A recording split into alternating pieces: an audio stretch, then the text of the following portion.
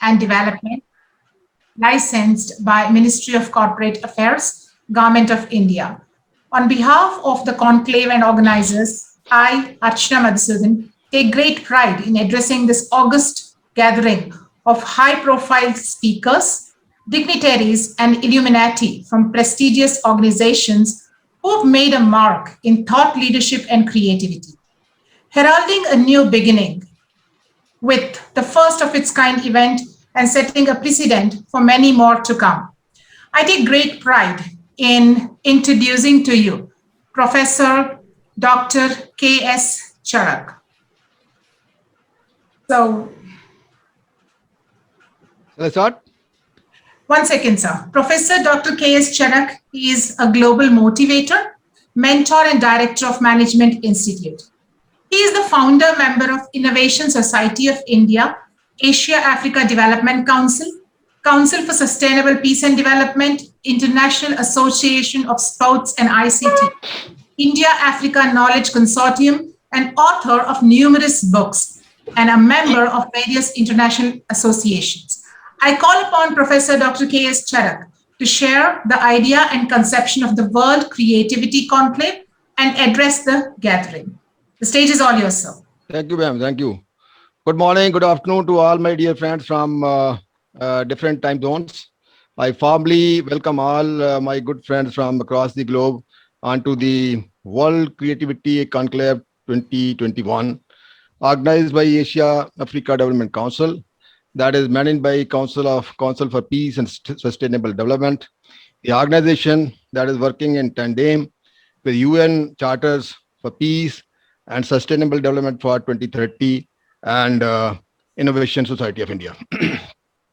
I take pride to declare that major credit for organizing this World Creativity Conclave 2021 goes to Dr. Winston Jacob from Bangalore, Karnataka, and Dr. Ripuranjan Sinha from Jaipur, Rajasthan. Though we created the Innovation Society of India during 2015, but it took more than 5 years to organize such a kind of conference on creativity and innovation. Creativity and innovation go hand in hand. Creativity is about unleashing the potential of the mind to conceive new and unique ideas. It improves the process of solving problems, thinking out of box, and exploring new horizons of thought processes. Innovation, on the other hand, is about the implementation of creativity, putting into practice the creative thoughts, engineering the output. Thus, creativity and innovation are two sides of the same coin. Friends, we have few objectives for this conference, conclave, and those are as under. The first goal like this: delve deep into various aspects of creativity, breaking away from the shackles of hackneyed cliche. Number two is creating conducive environment in thinking beyond the existing boundaries, break away from the existing rational, conventional, and formalized ideas and procedures, harp on imaginative and divergent, multiple and alternate solutions, and nonetheless, implementation of creativity in different walks of the life across the sectors. Having said so, therefore, I expect during this elongated World Creativity Conclave, I call it elongated because we are going to start at we started at 3:30. This will keep on going till 10 p.m. Today. So I expect during this elongated World Creativity Conclave 2021, where more than 90 delegates had offered to speak, but we are hard pressed to curtail this list down to around 20 speakers, where it will in-depth discuss and debate on the creativity in concepts and practice, thus helping the society to mitigate the inevitable difficulties and provide simple, smoother, and effective processes applicable in all walks of the life, from learning to practice to industrial solutions. That is what I want to say. But the rest of the things we have to listen, and then we'll go for the implementation. Thank you very much for patient listening. Thanks again. Thank you so much, Dr. Charak. That was very insightful, and all our viewers are geared up to have a wonderful evening with the thought leaders and the inspirational talks that we are going to receive. Now, I would like Dr. Ashish Chandraswamy to take on stage. A brief introduction about Dr. Swamy. He is a global motivator, a mentor, management guru, and Director Asia Africa Development Council, managed by the Council for Sustainable Peace and Development, licensed by Ministry of Corporate Affairs, Government of India. Registered with the Niti Aayog, Ministry of MSME, Government of India. He is also the co-founder member of Innovation Society of India, Vice President, International Association of Sports and ICT, International ICT Consultant, co-founder, India Africa Knowledge Consortium, promoter, Global Peace, Innovation and Sustainable Development, ADCO News, Panchatattva Worldwide Business Limited. He has authored 15 books related to ICT and global issues. He is a management committee member of Computer Society of India, Jaipur. Welcome, sir. Thank you for giving me this opportunity to give the brief description about the Asia Africa Development Council. This is the Creativity Council, first ever World Creativity Council being conducted at the 30th May 2021. Nature has given every living being a beautiful gift of creativity. We can find creativity all across our nature. Even the tiniest element in the nature has got the creativity in themselves. They give the creativity in the form of by creating the beautiful nest by birds, beautiful architects by human beings, and wonderful many other activities. So creativity cannot be limited just to the human beings. It is a gift of nature that has been provided all across living beings. So starting with this words, Council for Sustainable Peace and Development is I am giving you the brief glance about this. The basic purpose of the council is to achieve the international cooperation in solving the global regional problems of an economic, social, culture, humanitarian character, and in promoting, encouraging respect for the human rights and for the fundamental freedom for all without distinction as to race, sex, language, religion, uniting world as the Ek World, Shresth World. The council has got the EDCO, IASI, Ayushman Bhava, India Africa Knowledge Consortium, EDCO News, WIMS, ICRI, EDCO IT Services, Innovation Society, Council Publications, India Nigeria Trade Council. These are some of the activities conducted by the council. Council for Sustainable Peace and Development is licensed by Ministry of Corporate Affairs, Government of India to work for the betterment of human society. It is registered as an MSME, Government of India, to provide humanitarian services for upliftment of society in line with the sustainable peace and development. It has also been issued the unique ID by the Niti Aayog NGO portal for having the NGO Darpan registration.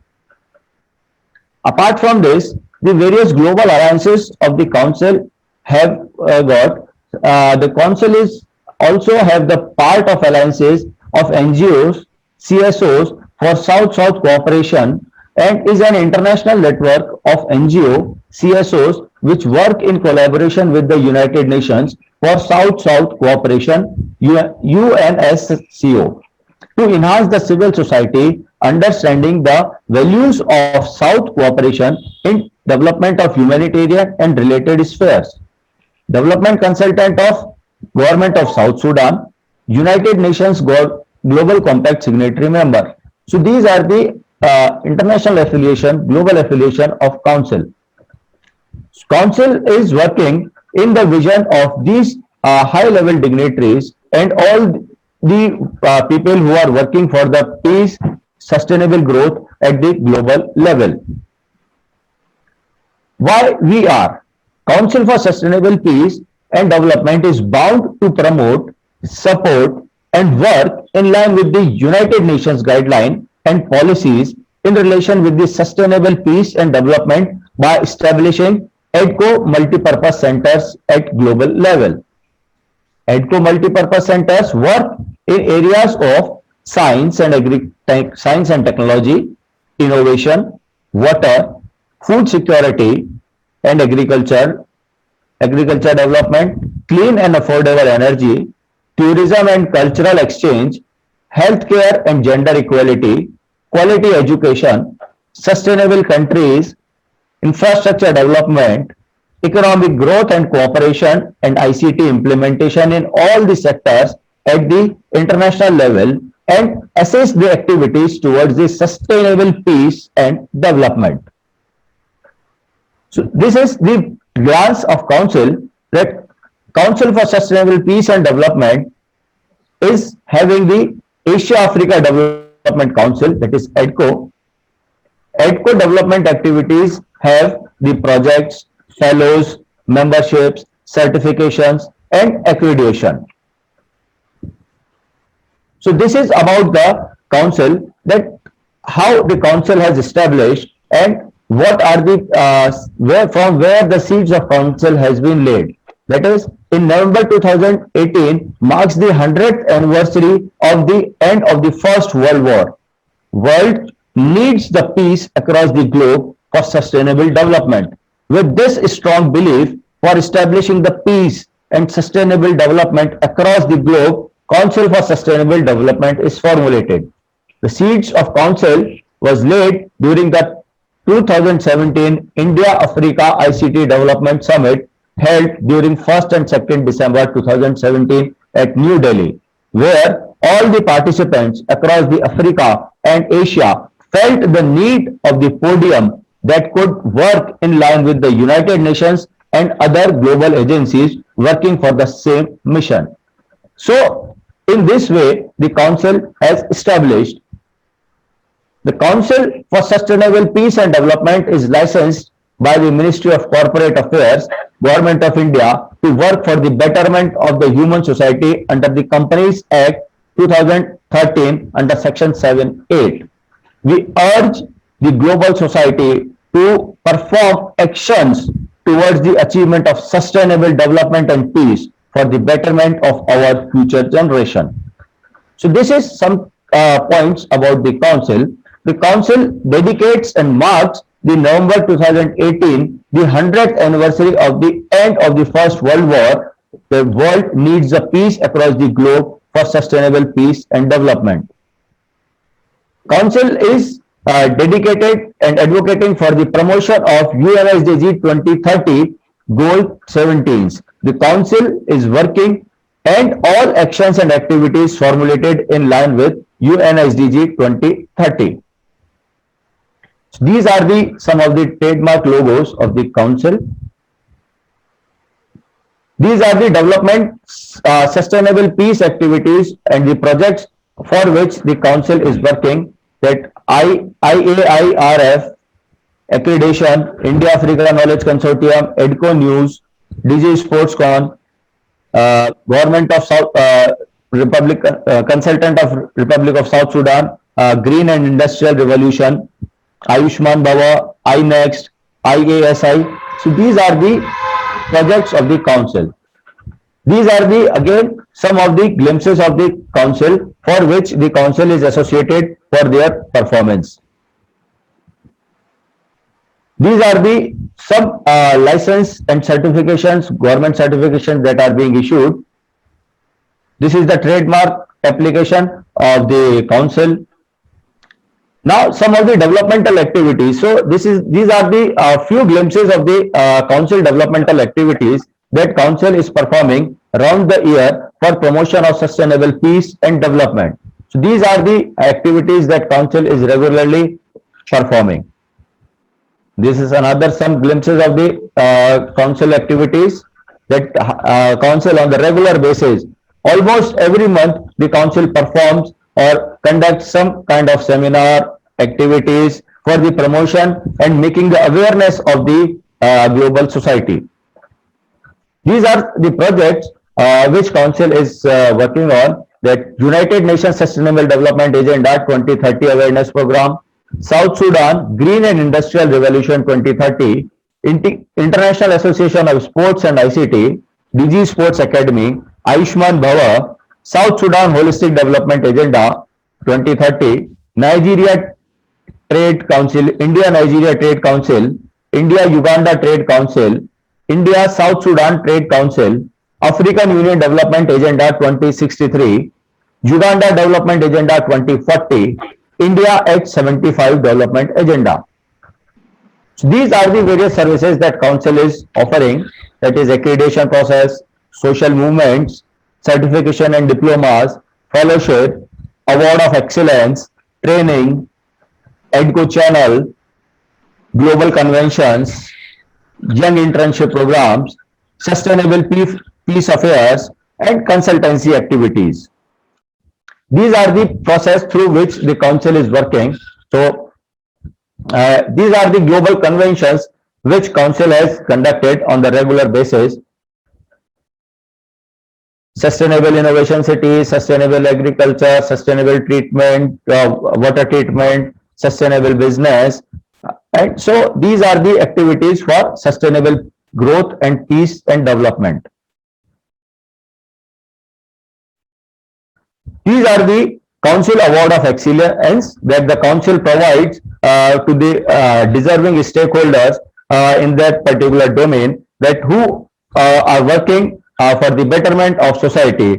ICT and Development Excellence Award, DG Sports Award, Law Award, Security and Services Award, Environmental Excellence Award, People, Peace and Security Award, Sustainable Peace and Development Award. So these are the some of the awards for which the council is dedicating and giving these recognition to the person who are working person or the societies or the organizations who are working for the betterment of this environment and society.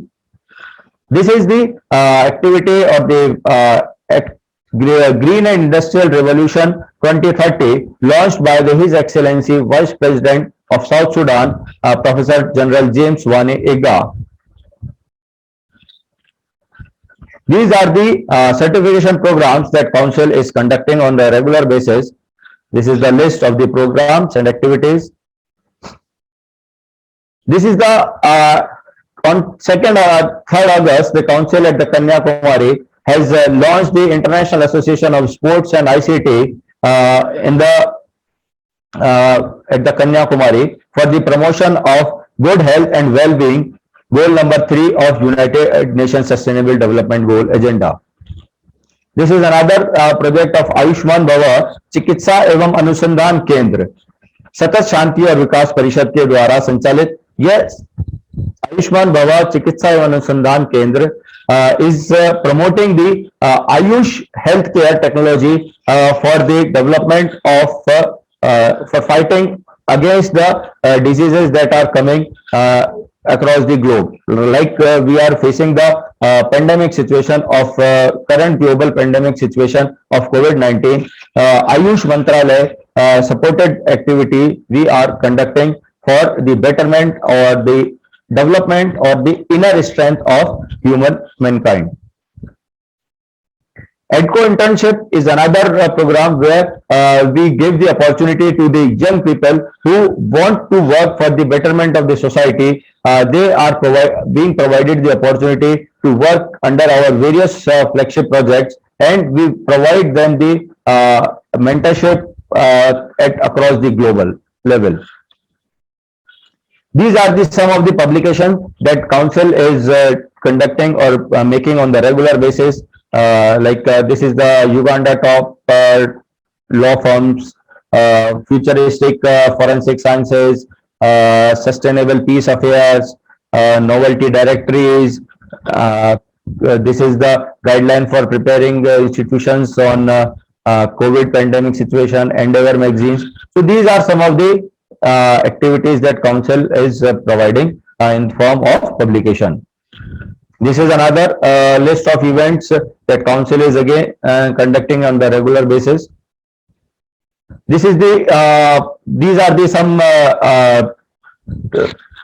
awareness drives that council is regularly on the regular basis are conducting. Like recently, the council has launched the Nishulk Oxygen Maha Abhiyan, जो कि this is for providing the oxygen level and reducing the carbon footprint of the country at the global level. Again, we also given the activities related to the COVID-19 situation, how to prevent ourselves and how to sustain in this pandemic situation. These are some another activities that awards and award of excellence that council is conducting on the regular basis. This is the activities that council will be conducting in the coming days and providing the various stakeholders to be on the platform and give the various support at the national and international level. These are the glimpses of the some of the past event that council has conducted on the regular basis. So this is about the some of the few activities that can be covered under this banner. Because of the shortage of time, I will be summarizing the activities. These are the activities that are being published in the media about the council. So some of the all not it is not possible to cover all the aspects and activities that council is conducting on the regular basis, but I tried to conduct the various activities on the very smaller format so that you can get awareness that how the council is working and dedicated for the betterment of the human society. These are the some of the recognitions that we got from the government and the other higher authorities.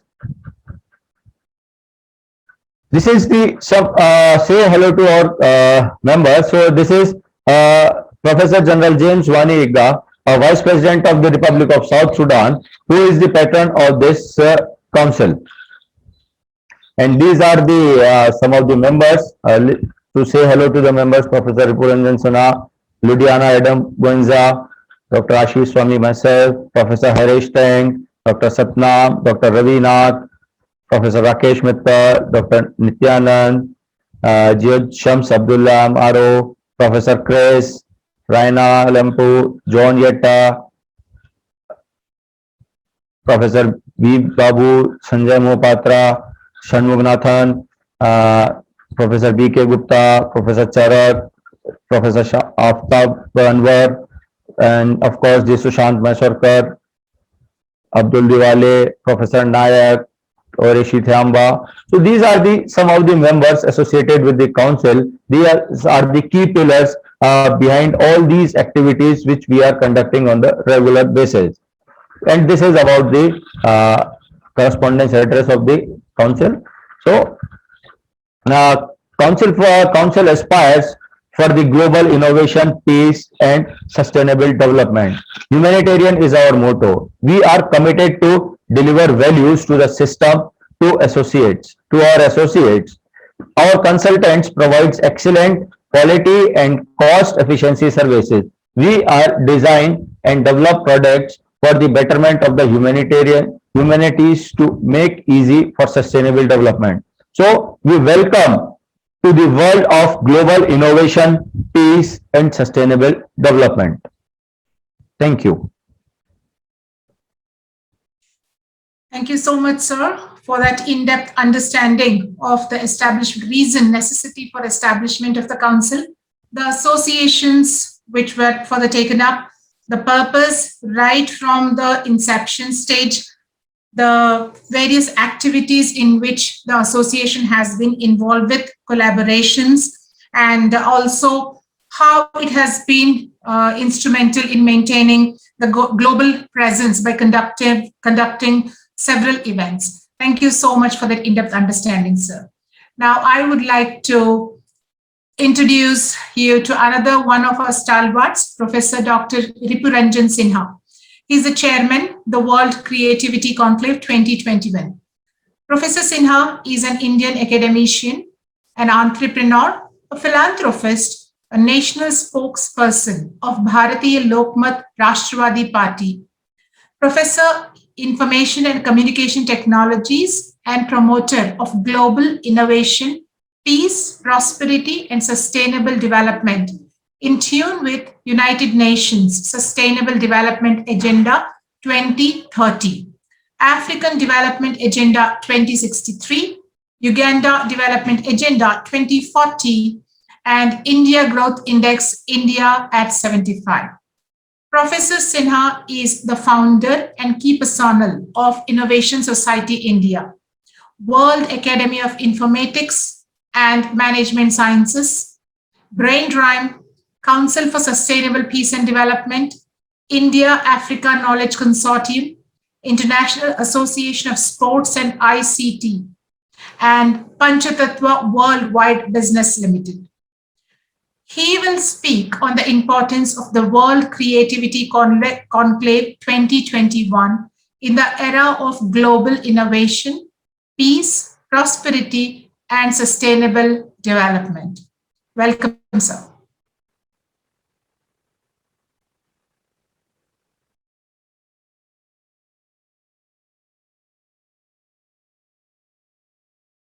So you're on mute. Please unmute yourself.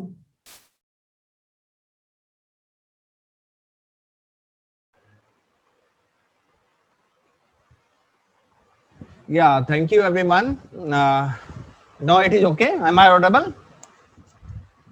Yes, sir. Hello. Yes, sir. You are audible, visible, both. Okay. Thank you. So thank you everyone. First of all, I would like to thanks to all delegate members who come with a very short notice and ready to share their view about the creativity and from the nationwide as well as the worldwide associations also there. I personally like to thank Professor Cherak, who is always with us for the promotion of the global innovation, peace, and sustainable development. And I also like to thank Mr. Jacob and Professor Dr. Ashish Swami, who is constantly working toward the betterment of the global innovation, peace, and sustainable development in tune with the United Nations Sustainable Agenda 2030, African Union Agenda 2063. So, as you all know, I'm a Professor Ripuranjan Sinha, Professor Information and Communication Technology and promoter of global innovation, peace, prosperity and sustainable development. In line with the Sustainable Development Agenda 2030 of the United Nations, African Development Agenda 2063, Uganda Development Agenda 2040, and India Growth Index India at 75. We work with a vision is to enrich our global intellectual and associates from through our skills, experience, knowledge, and alliances. All these can only be possible with the creativity-centric product and services, which is complete package of the maximization of nominal cost and strong performance.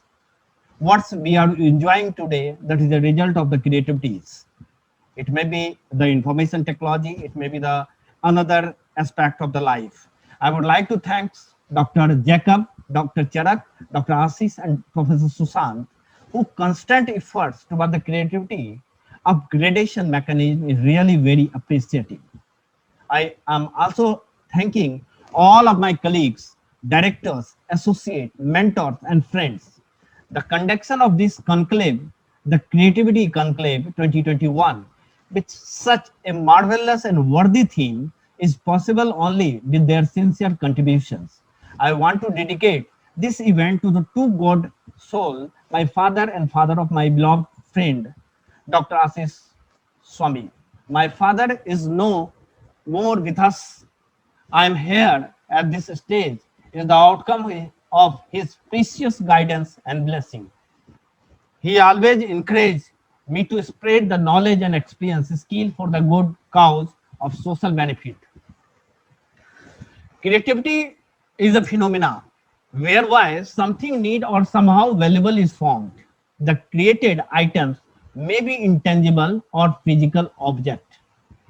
Creativity technique are methods that encourage creative actions, whether in the arts or science, that they focus on a variety of aspects of the creativity, include technique for the idea generation and diverse thinking, method of reframing problems, change in the affective environment, and so on.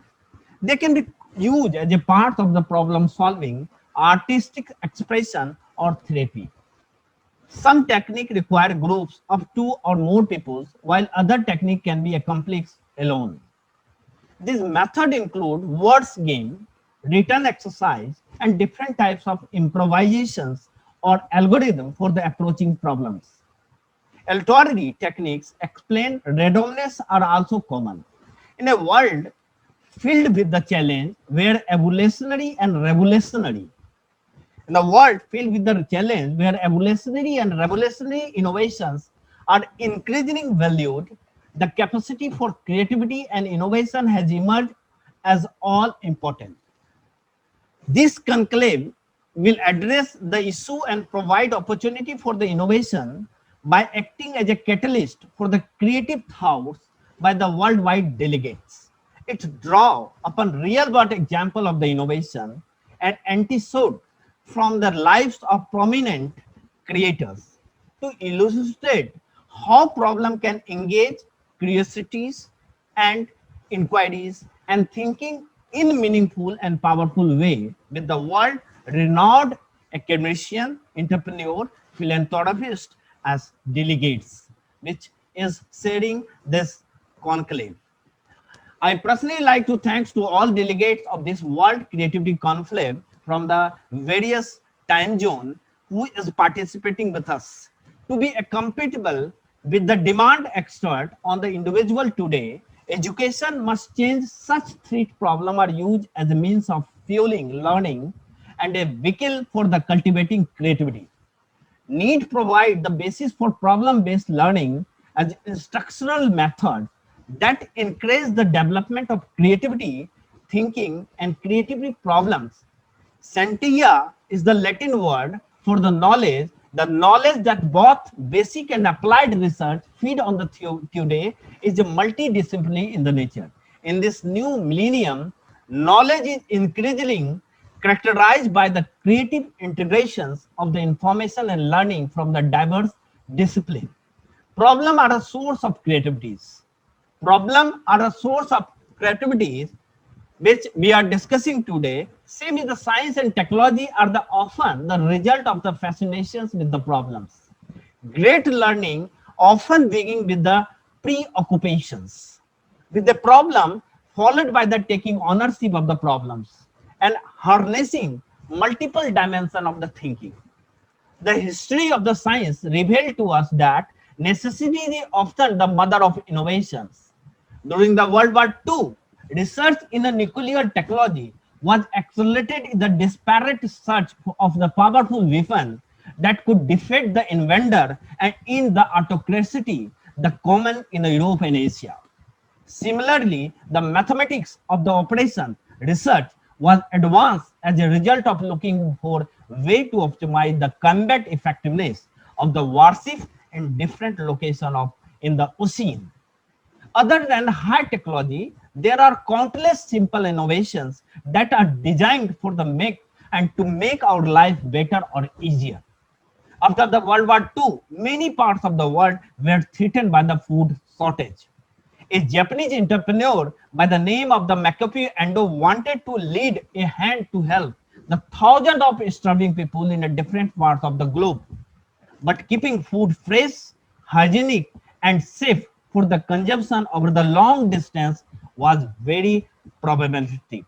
So noodle was a common staple, and Ando thought an economical way to bring it to people, something living in the remote places. The problem led him to the idea of the instant noodles that can be easily and quickly cooked, and invented the world first bag packet chicken ramen, and in 1948 founded Nissan Food Products. In 1971, he took it one step further and the cup that is a noodle was born. Today, Nissan registers annual sales of the sum 300 billion yen, problem can take various forms, such as failure to perform, situations in need of immediate answer, and just like I say, my brother, mistake to miracle, or improvement. Brother, in a way, I'm like to salute Dr. B.K. Gupta, who is also constantly say that mistake to miracle is a very powerful mantra for the development of any growth.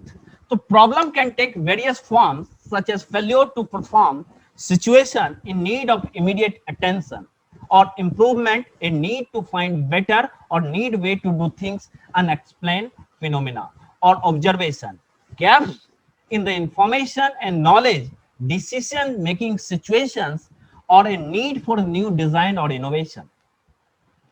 If we adopt a mindset of learning from the problem, there will be real improvement and advancement. The Defense Science Organization in the Singapore is known for its military innovation, such as lighter helmets and rifles, and field equipment designed for the greater dexterity and effectiveness. Problems, big or small, can be opportunity for the innovation. Especially in the Sri Lanka, village youth rely on the kerosene lamp that easily tapped over and rolled on the floor. Dr. Vijaya Gokubada, a surgeon, found that 40% of accidental burn injury were due to such lamps. But poverty did not permit villager to switch to other safer type of lightings. So Dr. Govikova come up with the simple solution and short and heavy lamp with the two flat side and screw on the metal lid. This way the lamp, it would not be topped easily, and even if I did it, it would not roll and spill kerosene. Today, more than 500,000 lamps of this design are used in Sri Lanka, and the International Red Cross has taken the design elsewhere, such as the Wanda Actions of in Indonesia. A problem trigger engagement in terms of emotional motivation and deep thinking. When we are solving a problem, we engage in the active search for the meaningful information, a proactive immersion in the task, a consciousness and subconscious investment of the time on the task, and a search for the meaning and explanation, along with the adoption of the goal and future orientation in real world problem solving. The context always appear unstructured in the first instances, and it take big picture thinking like the board overview or helicopter view of the things, analytical thinking, as well as generating and diversing thinking to produce effective solution. So especially in the case of education and creativity, education today in a many way need a new science or dealing with the knowledge and information together with a new art of the observation and learning. Even the past arts, Aristotle, Isolides, Galileo, Copernicus, Destress, Euler, Newton, Da Vinci, and Pascal made use of the way of knowing both the humanity and the science. Contrary to science, two culture viewpoint, the science and the humanity as we know them today are the complementary way of knowing, acknowledging the reality of cause and uncertainty, it implying the power of evidence and objectivity. A future ready education must change and use problem for learning and infuse creative way of the observation to construct, derive, and create knowledge in the learner. So articulate mostly apply that the intelligent person is a far more easily supported from his response to a new problem, not his knowledge of the old solution. Since time immortal, the intelligence of the individual has been gauged from the question they ask and the problem they are able to solve. If only school are able to nurture students who are curious and capable of solving new problems, we would have to cultivate more intelligent and creative adult for the future ready society. The thrust of education is to help students construct their own knowledge about world rather than passively receiving information. Education programs with the creative problem solving orientation appear to also simulate other creative process in a learner. The ability of the problem-based learning to enhance creative thinking in student and learner has been prepared and reported in various countries across the globe and disciplines. To solve real-world problem, we not only need logical thinking but also analogical thinking, the ability to creatively and literally transfer a whole set of idea across to the another situation. We must learn to be open to a new idea and approach and never box ourselves in with pretesting assumption and fixed way of doing things. Problem can trigger criticism, inquiry, and thinking in meaningful and powerful ways. Education need a new perspective of the searching for the problems and looking at the problem that will achieve the aim of helping students and learners construct their own knowledge. We are a witness of COVID era in one of the examples. Sometimes immersion in the problem lead to accidental discoveries. At the Stanford alumni gathering in Singapore, Professor Douglas Overser reveals on the how work led to Nobel Prize discovery. Offshore was a graduate student of David Lee and Robert of Richardson at the Cornell University, USA. At that time, they were looking for the phase transitions to a kind of magnetic orders in frozen helium-3 IC. But offshore immersion in the problem led him to observe a different phenomena, the survivability of the helium-3, the breakthrough in a low temperature. Physics won the team the 1996 Nobel Prize in Physics. Problem triggered in the context for the engagement, curiosity, inquiry, and a quest to address a real-world concern. This psychological event, in turn, set in the motion certain mental process that is also known as the cognitions in today's world and behavior change that is also known as the learning in today's world. So especially the creativity process deals with the creativity ability may be understood as a form of cognitive fluidity under prepping the capacity to operate on familiar symbolic representation that allow novel on to be the generated. After examining with creativity from the psychological or psychoanalytical, philosophic, business, and technological perspective, define the creativity process in terms of the 7 I's, that is inspirations, imagery, imagination, intuitions, insights, incubations, and improvisations. Here, the creative process is a view as a change in the perception or seeing new idea, combination, new relationship, new meaning, or new application that have not been perceived before. The creative act may be regarded either as a mental or intellectual phenomena known as creative thinking or divergent thinking, or as a process that generates social and cultural products such as music as well as works of the arts, science, and technology, a concept known as divergent productions. Their fingers describe the creative process as a sequence of the stage through which a problem is solved systematically. The term creative problem solving was coined in 1963, that is by Osborne, and defined as comprising just 3 stages. First, fact finding, including identifying a problem and generating facts. Second, idea finding. And third, solution finding, including evaluating and implementing idea. The stage of the creative process suggested by the Graham Wells in 1926 in The Art of Thought, cited in Davis and Ream in 2004. These are the preparation, incubation, illumination, and verification.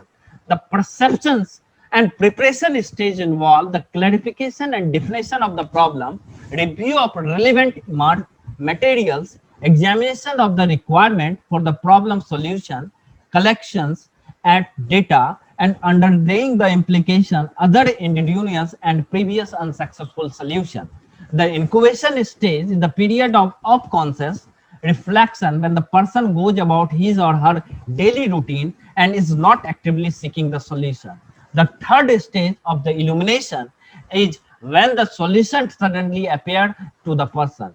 As in the eureka or aha experience, this may come only after many hours of the hard work, or it may not come at all. The last stage is the verification of the solution, during which the feasibility, workability, or acceptability of the proposed solution is checked. These stages are not necessarily sequential. Some may be skipped, or the person may break to an earlier stage. Another way of looking at the creative process is to apply a two-stage model devised by the Davis in 1998 that involve the big idea stage and elaboration stage. The big idea stage is a time of fantasy when one looks a new, exciting idea or the solution to the problem upon stimulating on the big idea. On then pursue to develop it is such that it can be elaborated, extended, and implemented. For instance, the artist will first sketch preliminary drawings and then make refinement. The novelist must first draft the story and then revise and revise it. The researcher or the entrepreneur need to organize the detail of the big idea before carrying out the work required for its implementation. Problem-based learning and creative problem solving is the basic idea. That is, a problem-based learning process essentially consists of the following stage: meeting the problems, problem analysis, and generating of learning issue. And third is the discovery and reporting.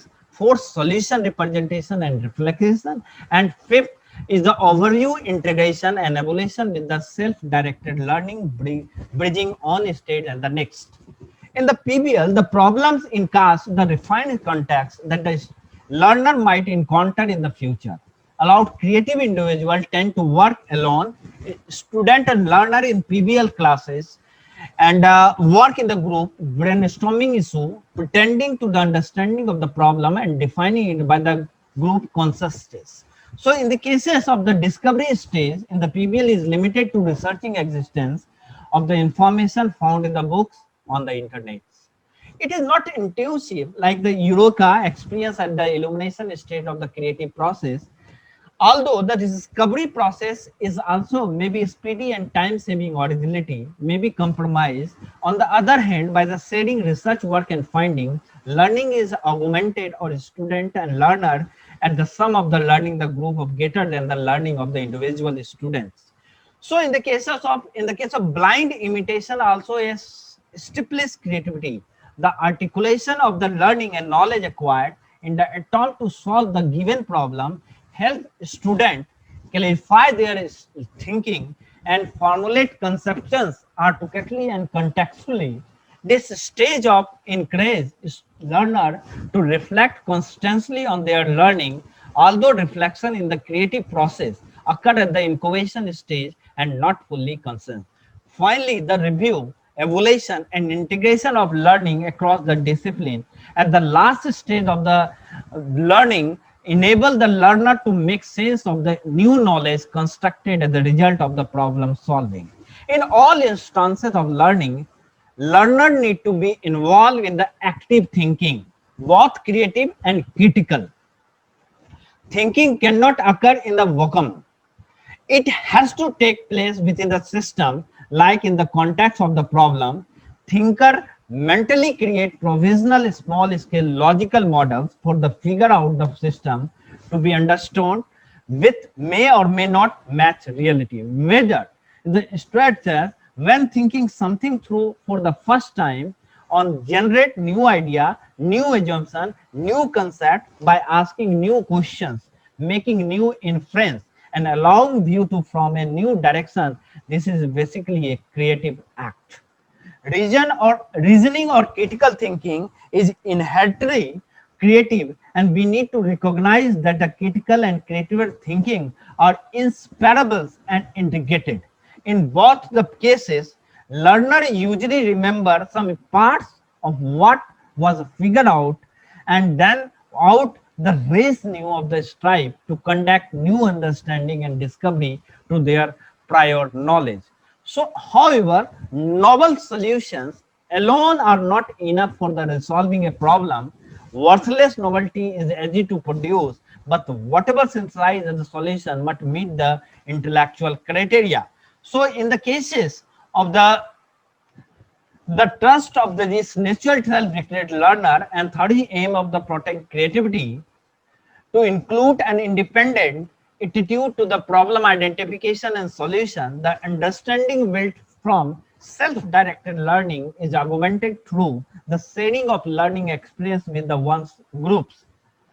So it is also designed to provide a realistic and practical setting for the collaboration learning and collaborative learning with all members of the group contributing to the problem solving.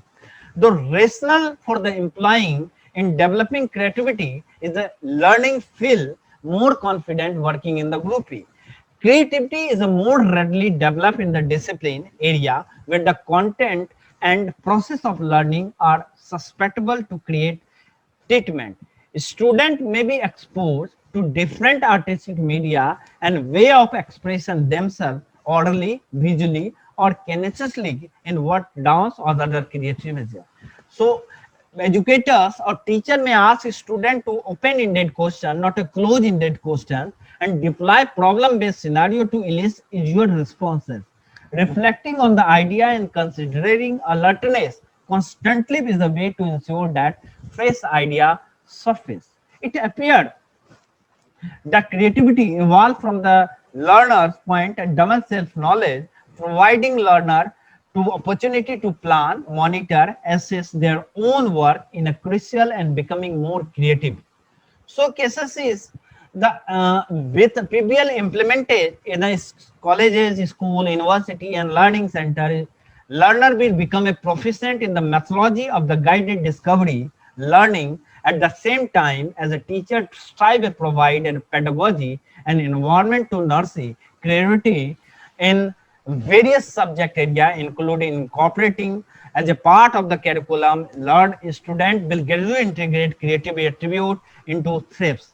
With the passage of the time and the maturity, highly creative learner will surprise their peers and may go on the produce original and true scientific discovery of great artistic Wonderful invention. thoughts. Wonderful thoughts, sir.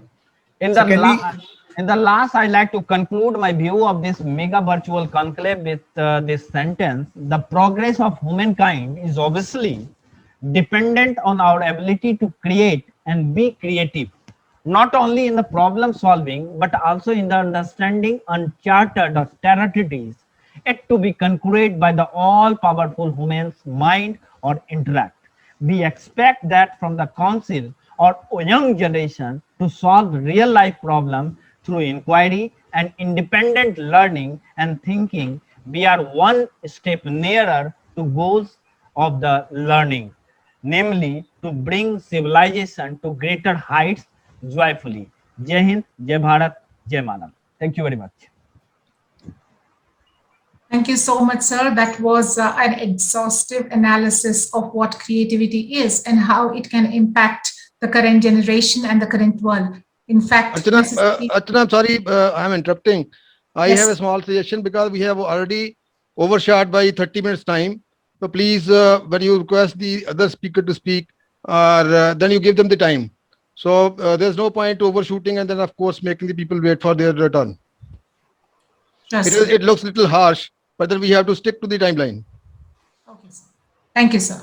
So, thank you, Sinha, sir, for that in-depth understanding. And yes, indeed, integration of subjects across platforms, helping creativity and foster the creativity in children is what we are all aiming for today. And conclaves like this are definitely a step forward in that. Now, I would like to introduce one and all to the effervescent Dr. Winston Jacob. He is a member of the British Empire and the ambassador of the Global University of Lifelong Learning, USA. He's a certified, chartered, and accredited professional mentor coach with a proven track record spanning 50 years. Having worked for Unilever and then moved to PNG as a consultant and revamped many organizations successfully globally. The stage is all yours, sir.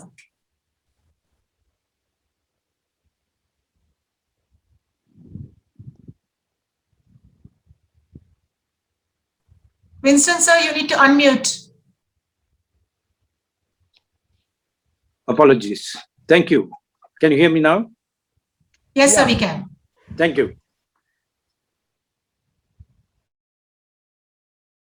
Gentlemen, thank you very much for the introduction. I'd like to take this opportunity to thank Dr. Ashish Chandra Swami, Dr. Kulip, and Dr. Sinha for your kind words, and would like to take also to thank the Asia-Africa Development Council for organizing this timely conclave 2021 and inviting me to be one of the participant speakers. I'm really humbled at this and would like to congratulate you all for having organized this conclave. To have so many participating at this time is a wonderful opportunity. I would like to also congratulate you on the logo that you have, which is very, very interesting. It speaks here of many, many things. When you look at that logo very carefully, you can see the emphasis on the brain. And opportunity of this creativity proves to us the wonderful creation that God has created each one of us to be in this world. Each one of us have a genius within, and we have to be thankful how we are going to use this brain capacity that each one of us have. Each one of us have to be conscious that we are in this world to provide a reasonable service to the community.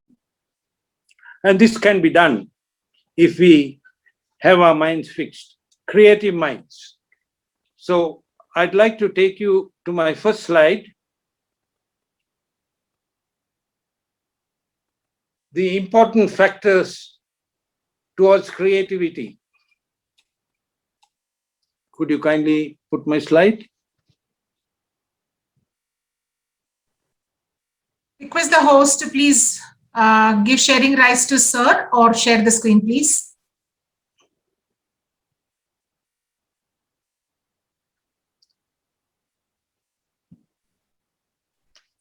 Could you share the slides, please? Yes, sir. Mr. Mysokar? Mr. Sir is now Yeah. co-host. No. The slides are. Archana, do you have the slides? Yeah, I do, but I don't have the sharing rights. Mr. Ashish, can you give the sharing rights to Archana, please? She has the presentation. Done, sir. Thank you, sir. Thank you, sir. I'm sharing. Give me just a Thank minute, you. sir. I'm sharing it.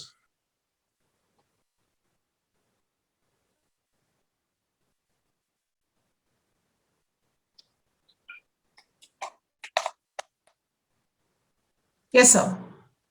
Thank you. So we've got here, there are important factors towards creativity. There are certain concerns. The next slide, please.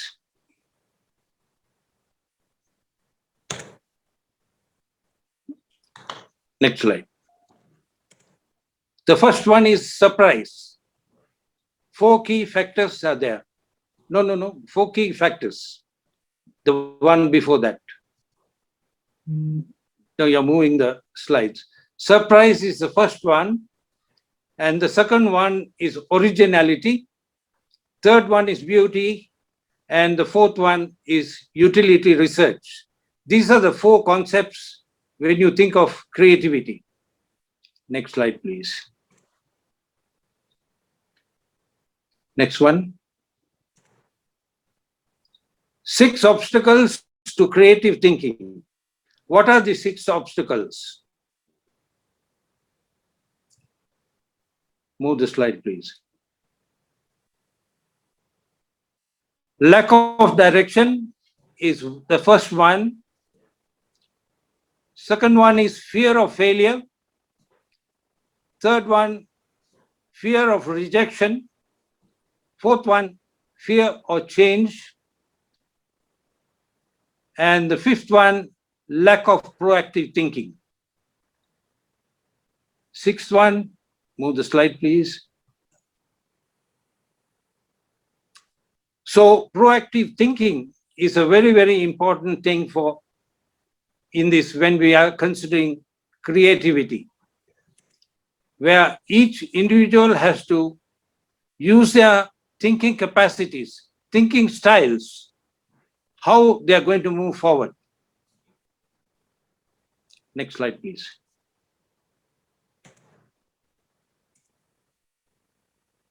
That's the last slide, sir. Thank you. Ladies and gentlemen, I think you have heard quite a lot about creativity from the two gentlemen, and for the sake of time, giving opportunity to other speakers, I think I don't have to say more. We've got two of my friends who are coming next, and they are going to really showcase live case studies where you can see action of creativity. Thank you, ladies and gentlemen. Thank you, Dr. Jacob, for putting in a nutshell what creativity is, the obstacles to creativity, and how to overcome the same. So, honored that Dr. you... Jacob. Many thanks, Dr. Jacob. You're welcome. I'd like to invite our next speaker, Mr. Peng Chu, Deputy Vice Chancellor, International Collaboration of Central University Institute of Bamenda in Cameroon. He's a founder of Stem Cell Foundation, Inc. Welcome, sir.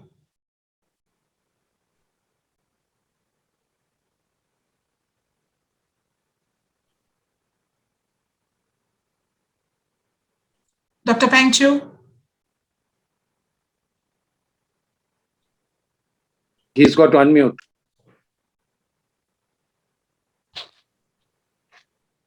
Yes, yes.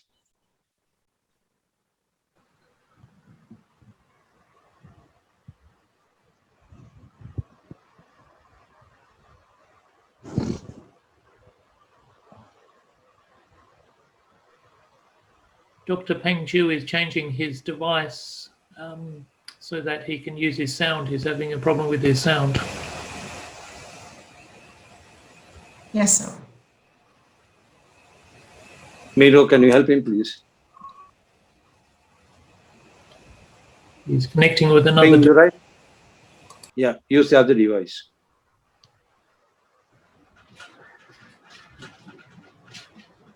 So please unmute. So please unmute. How about now? Can you hear me now? Yes. Yes, Yes. Yeah. Go Sorry ahead. about that. It was working fine until I wanted to speak. Must be. Okay. Stop the echo. Good day from Stem Cell Foundation in Adelaide, South Australia. And South Australia has a special relationship with one of the states in India. And it is Rajasthan, which is our sister state from South Australia. So it has been in place for quite a few years now. So we do have a lot of good relationship with India. Thank you very much for the introduction, Archana. And in my capacity as the Deputy VC of Central University Institute of Bamenda in Cameroon, in international collaboration. I have a young man here from Cameroon. I think I saw him there. His name is called Jackson. And so it's good to see one of my students all the way from Cameroon attending this conclave. So the interest that we have in terms of creativity is basically central on invention.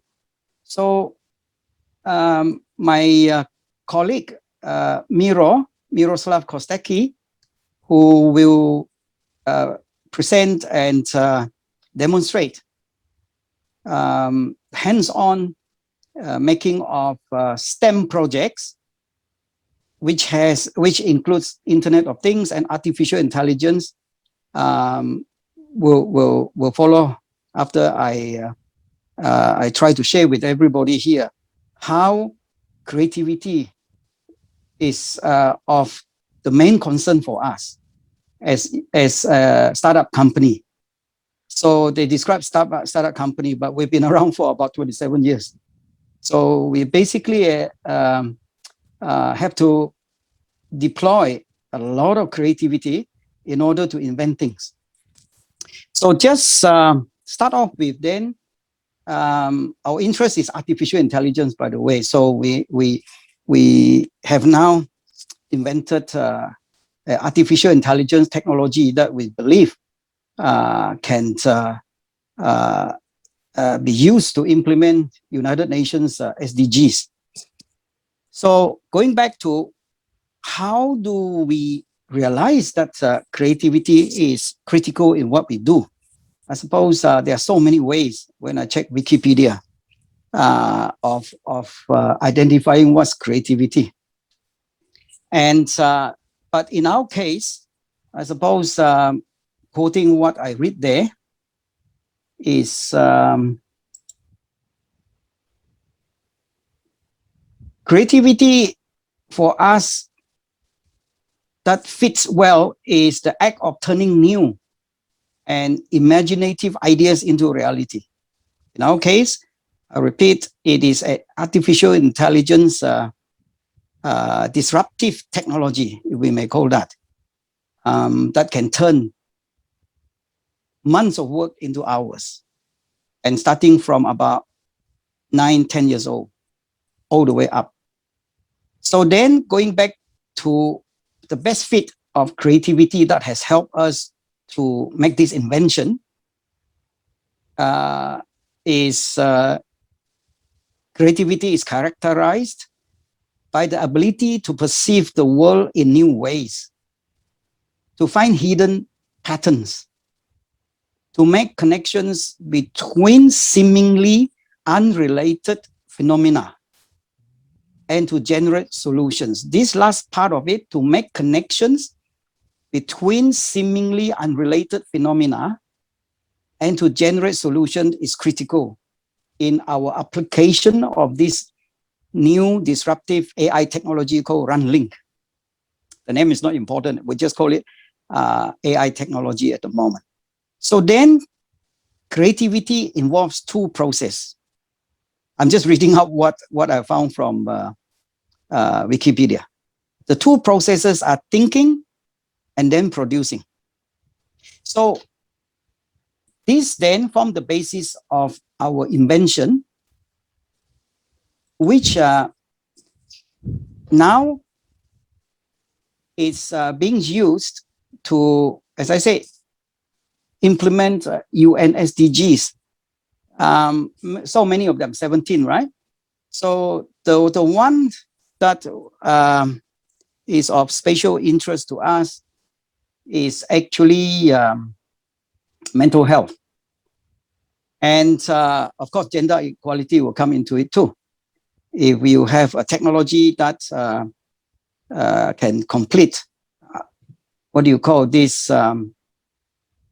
Internet of Things, STEM, artificial intelligence projects in hours instead of months, then we should be able to use it to connect to so many different target audience, from children to parents, to teachers, to professors, to industry, to associations. So this creativity part of it has, as I said, enabled us to develop this AI invention, which is now used by young children to develop projects rather than I focus on, as I said, mental health rather than on extremely addictive artificial intelligence games, which is in a way the secondary pandemic of COVID-19. Yeah, I think I can see a lot of smiles there because I think this is happening now right throughout the world and in every house. And it creates so much stress and unhappiness that we have many case studies from Bhutan to Malaysia to Australia, obviously. And maybe the best thing that I've heard just last week is from a Dr. Atif, a good friend of ours. He's based in Egypt. He's a medical doctor. He said, these games are so addictive. One young person played so much that the game asked him to jump off the building, and he did. I think it is in Germany. So I'm sure you read so many thousands of cases. I mean, in Australia, we have a very unfortunate incident 2 years, I think, ago, when an Australian went to New Zealand, Christchurch, and live stream his video game, a real life video game where he was shooting people in the mosque. 50 of them passed away. So between 1 to 100%, I suppose, happening in every homes that have access to this internet and AI games. How do we then try to counter this, if at all possible? So trying to make it simple to remember, we call AI addictive AI games as AI drug addiction. So this is the part where I want you to see whether it is correct that I'm trying to connect phenomena together using creativity of what we know as artificial intelligence games to AI drug addiction, ADA. Then I try then to connect the solution called artificial intelligence STEM addiction. STEM, I hope everybody have some idea that it is science, technology, engineering, mathematics. I think every country is writing the policy on STEM, quoting PricewaterhouseCoopers quickly. They have a STEM economy research or strategy that says if you shift 1% of Australia's working population, I guess, let's say 100,000 people out of 25 million population, say 10 million people work in Australia. PwC says if you shift 1% of that 10 million people, 100,000 people, our GDP will increase by about $57 billion. So if we are going to try to have the solution of AI drug addiction using AI STEM addiction, you have to make the project very addictive for the kids in order for them to maintain a balance of addictive games, and hopefully ours is even more addictive than the games. And Miro will show you how addictive it can be when you are able to program drones and do sensing, data logging, control, Internet of Things and AI on this invention, which is a web page inside a Wi-Fi chip. So let me just then, again, trying to go through these things that I'm reading on the chat box that I put earlier. So the part that I'm interested to share is how we use this technology to make connections between seemingly unrelated phenomena and to generate solutions. And so the Australian High Commission in Malaysia, who happened, the senior manager who happened to be one of our students many years ago, sent us a link that says that the Malaysian government is spending 150 million Malaysian dollars to buy 150,000 laptops for 150,000 children to bring it home to study because of the COVID-19 lockdown. And so to then connect what I say about ASA, AI, STEM addiction, make it more addictive than other AI drug addiction, then you got a case of seemingly unrelated events. From the High Commission sent a link, then we use creativity to connect that 150,000 houses that we now want to make it into 150,000 smart homes. That we can then provide quality education, which is hours instead of months, to make STEM projects that even include Internet of Things and artificial intelligence from about primary school, 9, 10 years old. So that in that smart home, we would have the young children trying to balance the addictive games with this tug of war with what we want to introduce as ASA, AI, STEM addiction, in order to win them over. And so in that smart home, then obviously, as I said earlier, you could also provide quality education to girls who have been cooking, cleaning, and washing. And because it's so effective, as proven by Bhutan's Royal University of Bhutan's professor and a Sri Lankan Professor Nalin from SLTC, Sri Lanka Technology Center, that this technology is far more effective than what they are using to teach at the moment. So to the point where the King of Bhutan now declare he want to make STEM a daily language. I never heard of the word STEM before 2018 when we brought it into the tech park. So those are along the way proof that this technology has the means to help to create the ASA in order to counterbalance other AI drug addiction.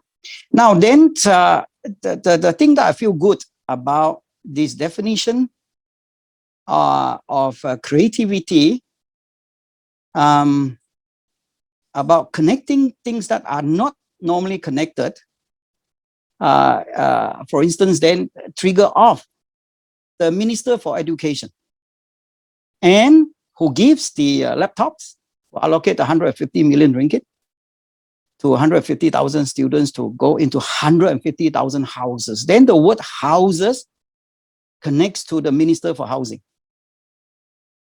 So then Minister of Housing should be now somehow be working with the Minister of Education to make sure that every house is a smart home in order to implement those two SDG. First one is quality education, SDG 11. SDG 4. Smart home itself is SDG 11. Then you have smart health, a good mental health inside the home, rather than, as I said, bring a lot of unhappiness to the home because of these AI games, is every parent's nightmare. That is SDG number 3, smart health inside the smart home. Then gender equality is SDG number 5, UN SDG 5. So I have named 4 SDG already. If you want a smart farm with one single tomato plant, hydroponic, I call it the smart farm. And you can use AI, our invention also, to use IoT to connect to all the good professors around the world, from India to America to Thailand, to teach these kids inside the smart home how to change the color of a tomato plant, a tomato from red to purple. Yeah, I think that is a lot of fun there too, with this sort of experimentation. So that is just trying to describe what I learned from Wikipedia about connecting events that are normally not connected together. And this doesn't stop there. Once you start the process, it doesn't stop there. What happened now, we have a case of a young 16-year-old Arifin, inspired by a real drug addict, Sonam from Bhutan, who call our technology, who say our technology changed his life because he felt that what he learned in uni using Arduino, I'll name the product that he say, he just simply couldn't teach the primary school kids and the secondary school students STEM projects, like intruder alarm that needs only 6 lines of code. And he was using 600 lines of coding. How can you teach primary school kids, he said. So with our disruptive artificial intelligence technology, he can create vision with 1 line of code between his camera and the laptop. So the young primary school students call him Harry Potter.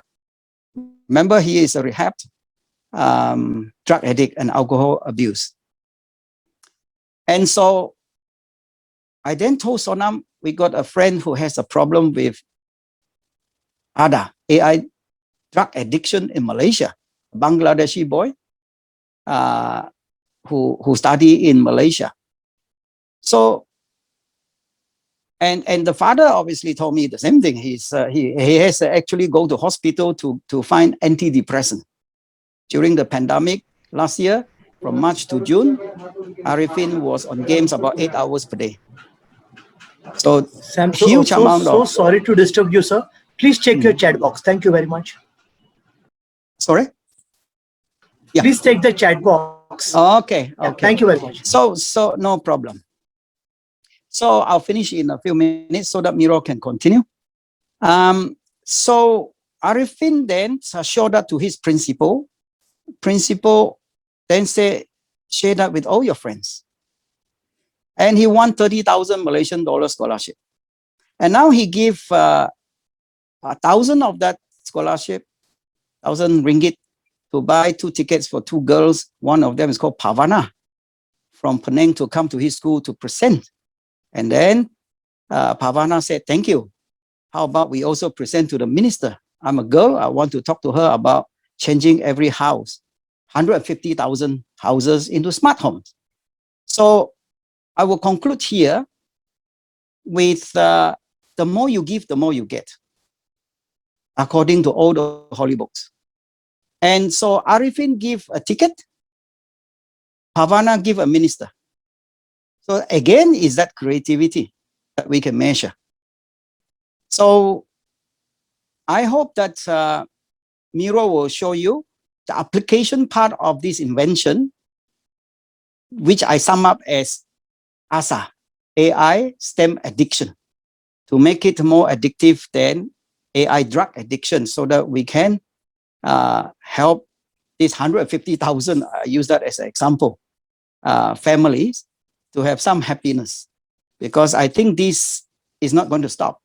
This COVID-19 secondary pandemic of AI drug addiction is here to stay. Thank you very much. And I'll hand it over to Archana, is it? Thank you. Thank you so much, sir. Yes, sir. It was a really insightful view of what AI is. Indeed, it is both a boon and a bane, and one needs to use it with proper discretion. Otherwise, we are creating our own Frankenstein monster. Like you said, yes, fatalities related to AI-related games have been a reality, not only in Australia or the places. India also has witnessed some of these.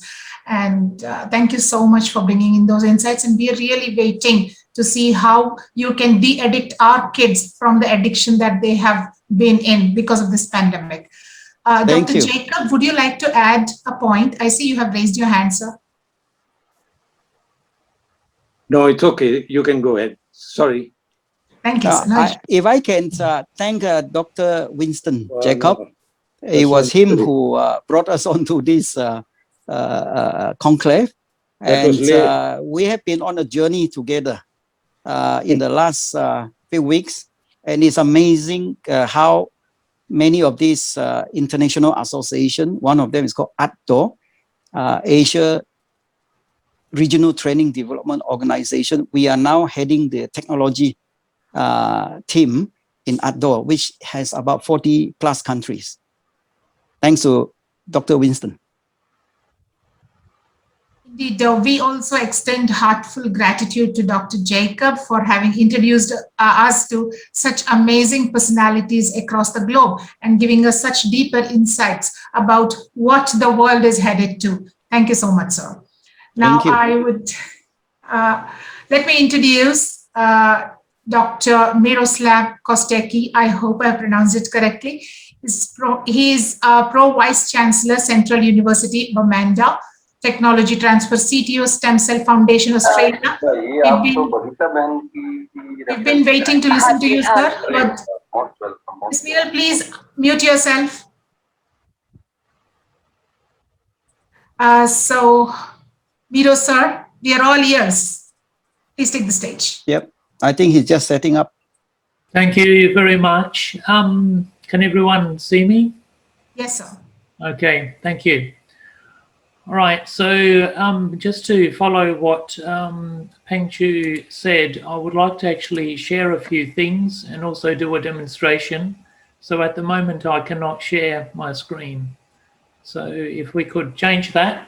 What I wish to share is actually a short video demonstrating an example of one young person who was able to use creativity to change from AI drug addiction and actually use creativity, imagination to actually creatively solve problems across the world. So he had a look at a problem and he wanted to actually solve that himself as well.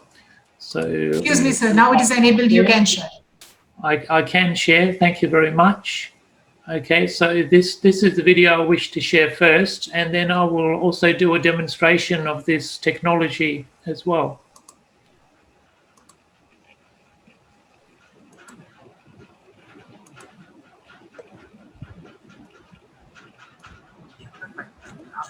Families that keep pig cocoa fruits for $2 a day. The children, not enough money for the children to go to school. So children just help them to pick cocoa fruits. And yet, what really touched everybody was the fact that these are the kids that pick cocoa fruits but never tasted chocolate. All thinking Kit Kats. Have you eaten chocolate before? No, no.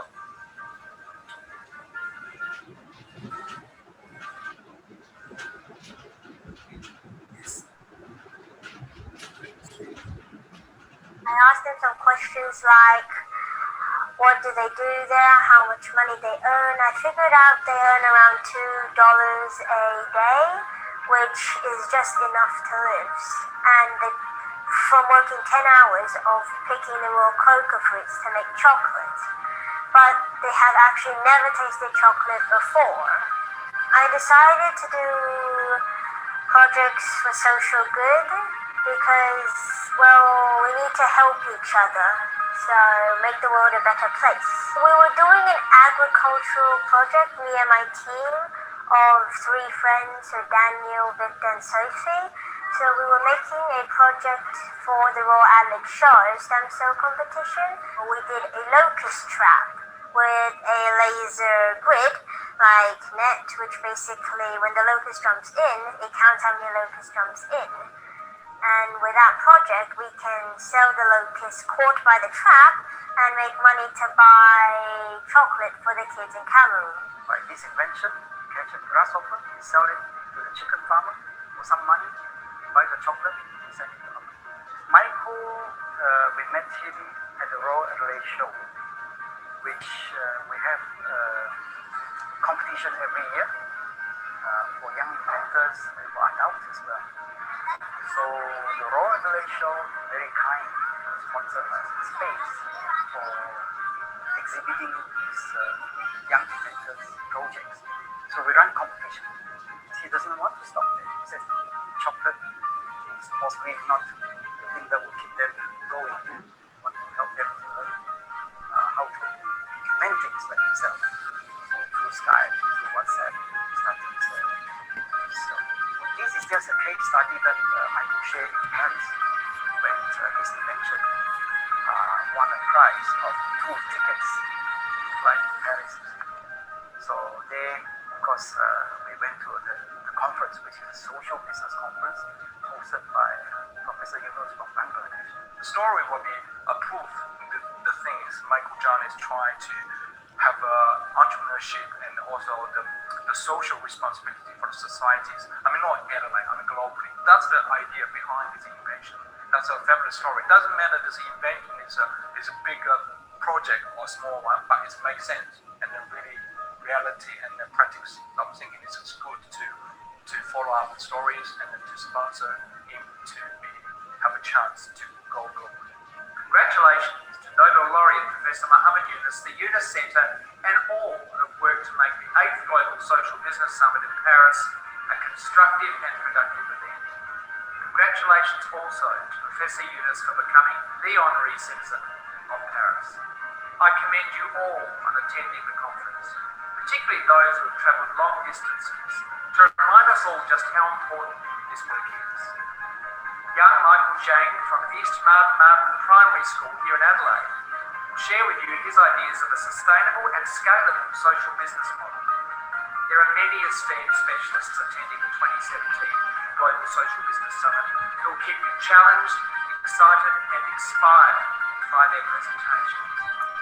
In supporting the Global Social Business Summit, we also invite delegates to join South Australia to share experiences on carbon neutrality. Would like to appreciate someone can bring Adelaide SA to globally, and they will sponsor and they will help the kids like Michael John to be explored SA more globally and more big, the way we really want to sponsor. And then it's not just for the commercial purpose, but it's more for the social responsibility as a business owner or business communities. That's our visions and our philosophy for business. Nothing is impossible. You can do anything if you really try.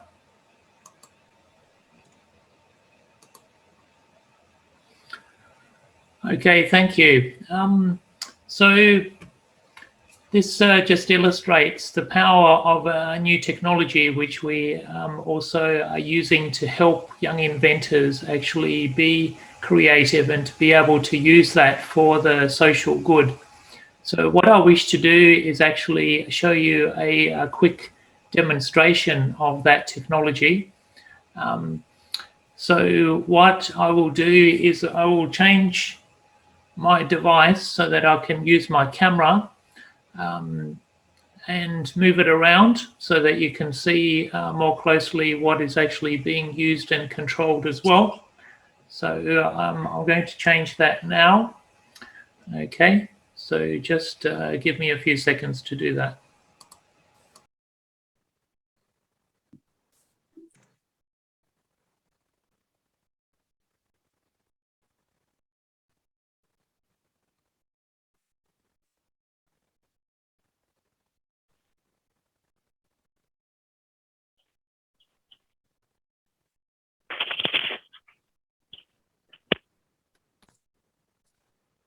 Okay, can everyone hear me clearly? Yes, sir. Yeah. Okay, very good. Okay, so you're not audible. Louder, Miro. Can you set your volume or? Louder? Okay.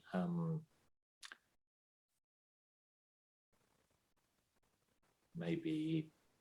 Okay, is that better? I'll just increase my volume on my voice. Is that better? Yeah. Yeah. Okay. You have to increase a bit more. Bit more? Still can't.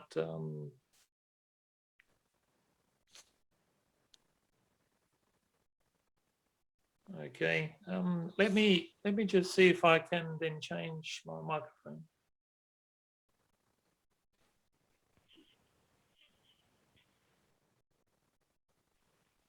Okay, is that better? Much better.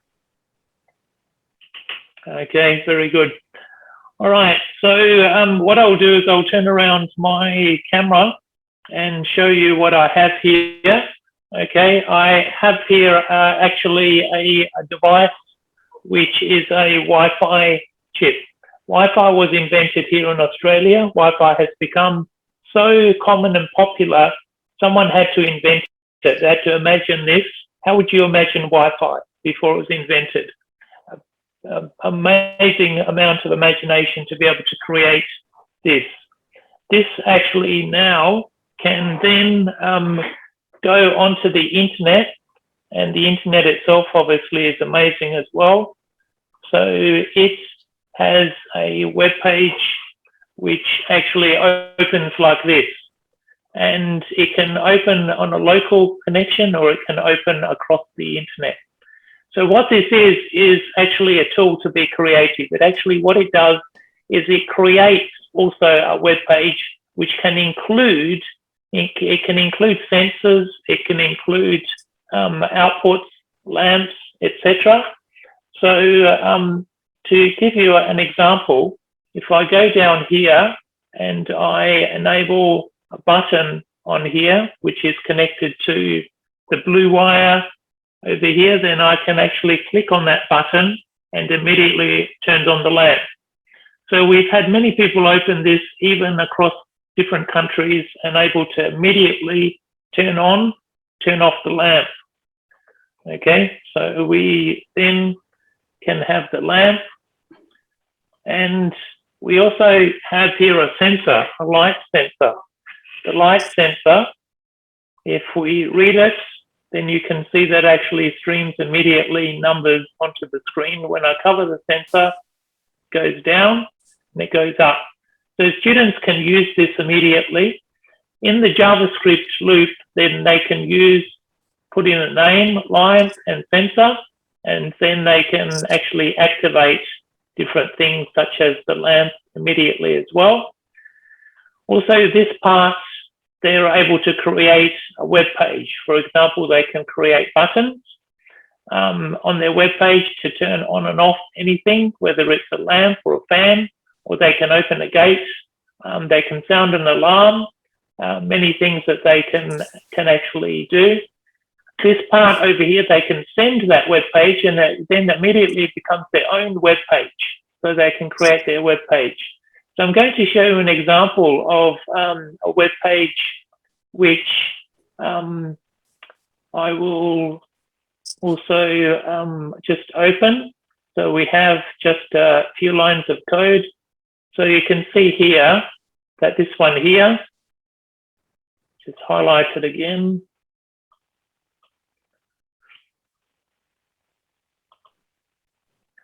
Okay, so each of these lines of code can create a button.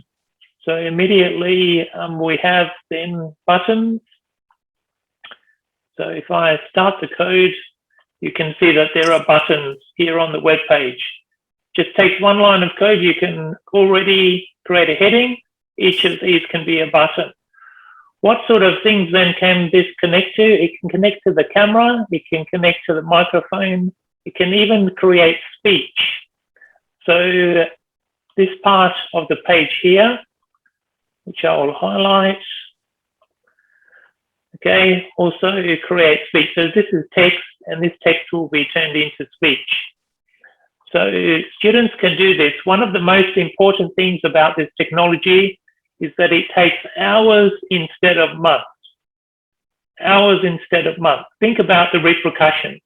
What would happen if someone went to the employer and said it would take months compared to hours to actually do something? What I will show you that we will this can connect to, for example, is also this drone here as well, because it is also connected to Wi-Fi. So what I will do is I will turn on the drone, and it creates its own Wi-Fi hotspot I'm going to put this drone then down here, okay, down here on the ground, and then we will open the hotspot for the drone. Okay, we're going to connect to it. So it's connecting. That's good.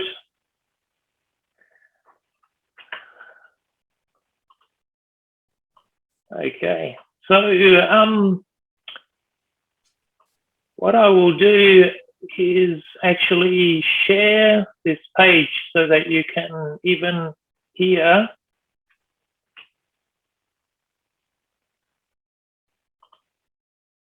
the sound, because the browser actually creates the sound. So I'm going to share this page. Okay, so this is the page that I have, and the voice will actually create a voice when I press the button. So I'll press the buttons now. Drone command. Okay, you can hear the voice. This means that it will send a command to the drone. If I then press this one. Drone takeoff. Okay, you probably also hear a sound here in the background. If you can see my other video, the drone is actually taken off. Drone up 20. Drone left 20. Okay, I'm going to stop the share so that you can actually see the drone. Okay, this is the drone. And if we continue then to use the button, for example, we can make it turn. Okay. Students can even program it to do this, so it can actually flip.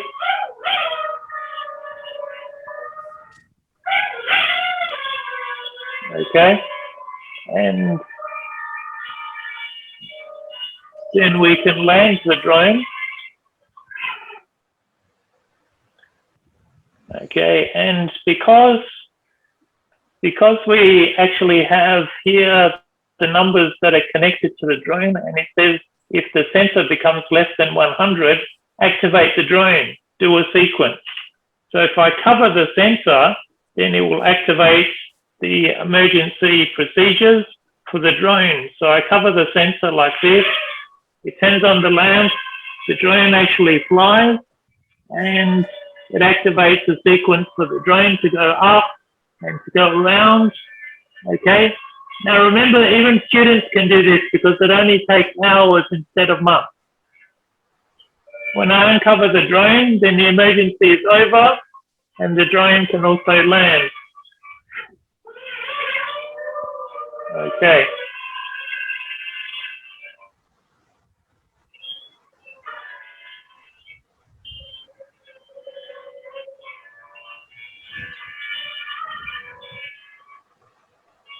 So Miro, you want me to explain the part about time saving for creativity? Yes, please go ahead. Yes, because I need to change my camera again. While Miro take a little bit of a break, I thought maybe to spark off some idea about creativity. So if Miro has demonstrated you can do, kids from primary school to high school to university can reduce their time of projects from months to hours. Do we have a lot of time now left for creativity? To recall, in fact, I ran out a bit of time just now. According to NASA, a 10-year-old person, the creativity is about 30%. And when you are about 20 years old going to uni, according to NASA, again, the research is about 2%. So then we identify why are we seeing this drop so exponentially? It's because maybe we go to school and learn how to regurgitate. I was one of them.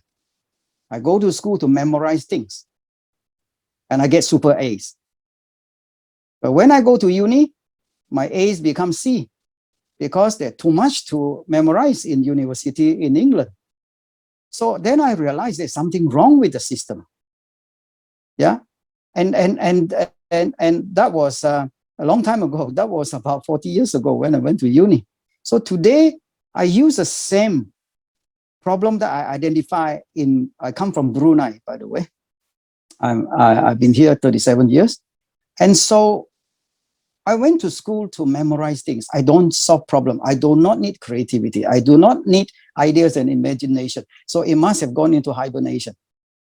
So then how can we recall the creativity from hibernation according to the law of conservation of energy?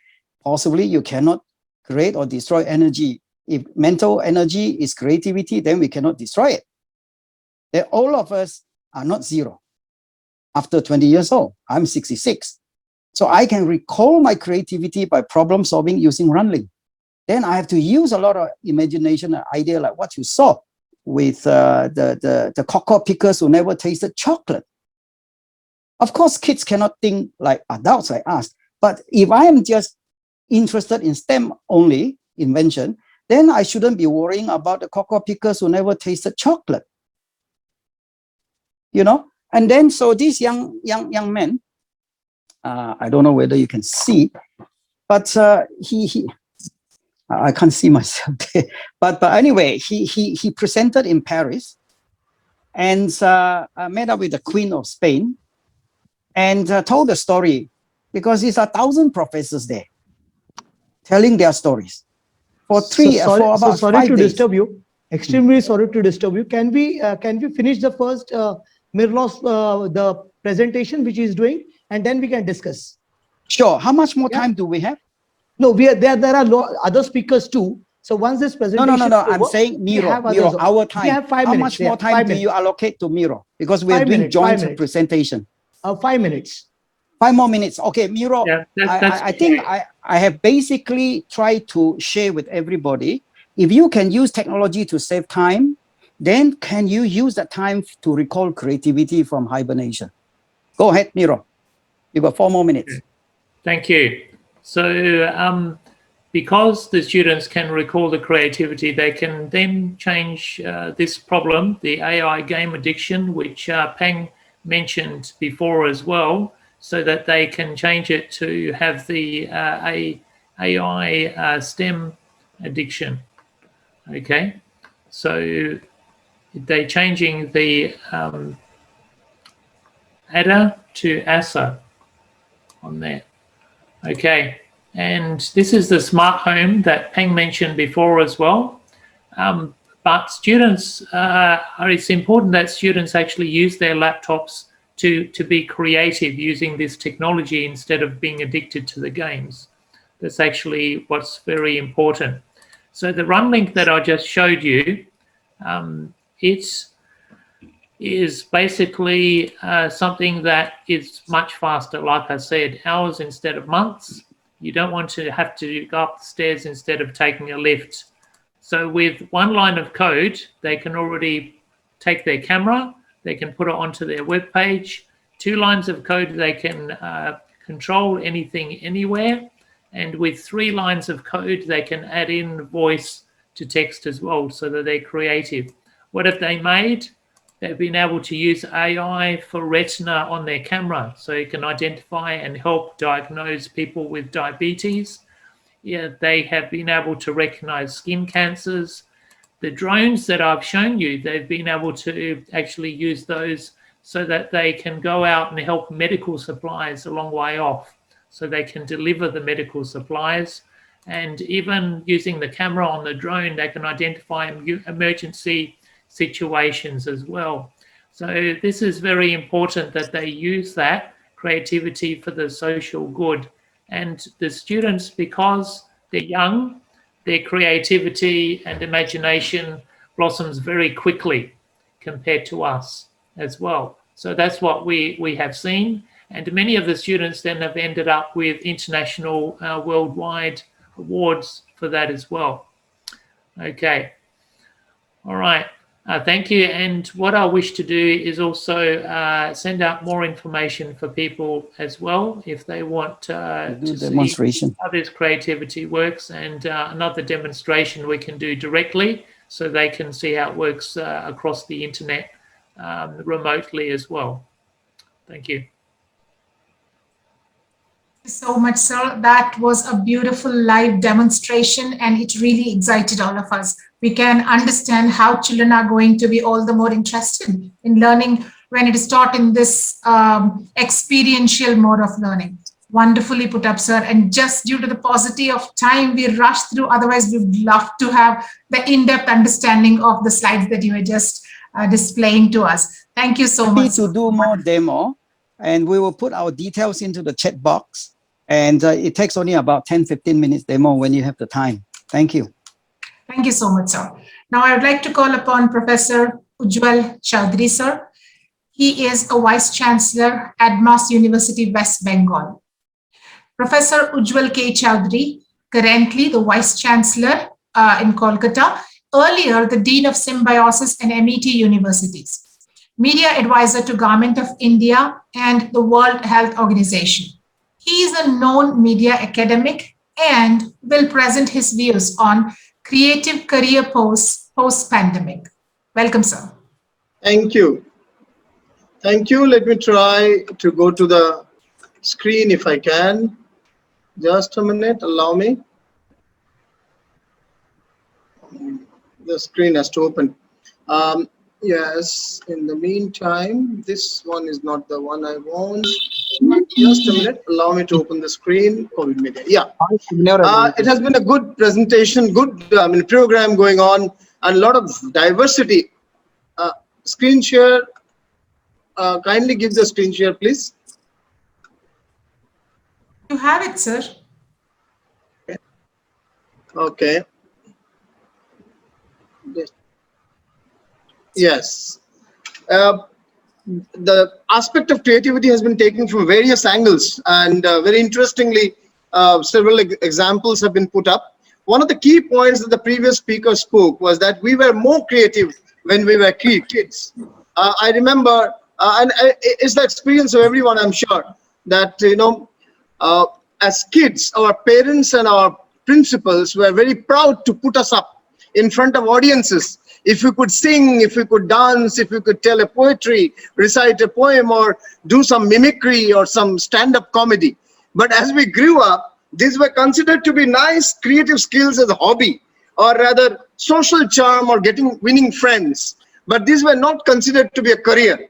And the entire creative areas were told to be like, okay, these are your right brain things.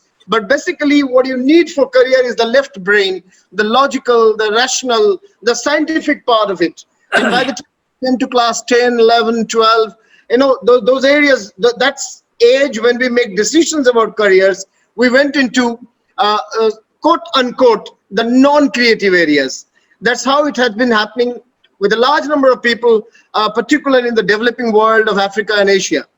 But actually, in today's time, we are here at a particular, what should I say, juncture of history, and more so post-pandemic, when the left and the right brains, the aesthetic, the creative, and the logical, the scientific, these two parts of the brain are converging much more than ever before. Much more than ever before. And we now have stories, success stories, from pure creative fields of communication, media, design, fashion, these areas as well. It's a very different times. Just before the onset of the pandemic in 2019, the Indian media and entertainment industry, which is one of the largest in the world, the Indian media and entertainment industry clocked 1.7 lakhs crores of revenue, which is 22 or 3 billion dollar. So more than 22 billion dollar. And that it had a 13% growth over 2018 to 19. Obviously, 20 and 21 have been set back. 20 had been a major setback, and now it's again coming up once again. Today, what we find that if the communication world had a print dominance in the 20th century, then had an electronic media dominance, TV and radio, in the 21st century, post 2021, we are moving to a situation where it is web dominant. Where it is web dominant, whether it's journalism going mobile, whether it's entertainment going OTT or web entertainment, whether it's publishing going e-publishing, whether it's news going through portal or web news, whether it's reputation and goodwill going online reputation, or events going e-events, or branding going e-branding or digital branding. At every level, the web-led storytelling is becoming tech-driven web-led storytelling, multimedia storytelling is becoming the crux of the communication, creative communication ahead. This is the basic point I wanted to tell at the beginning. Asia-Africa Development Council is doing a fabulous job of looking at creativity from 360 degrees.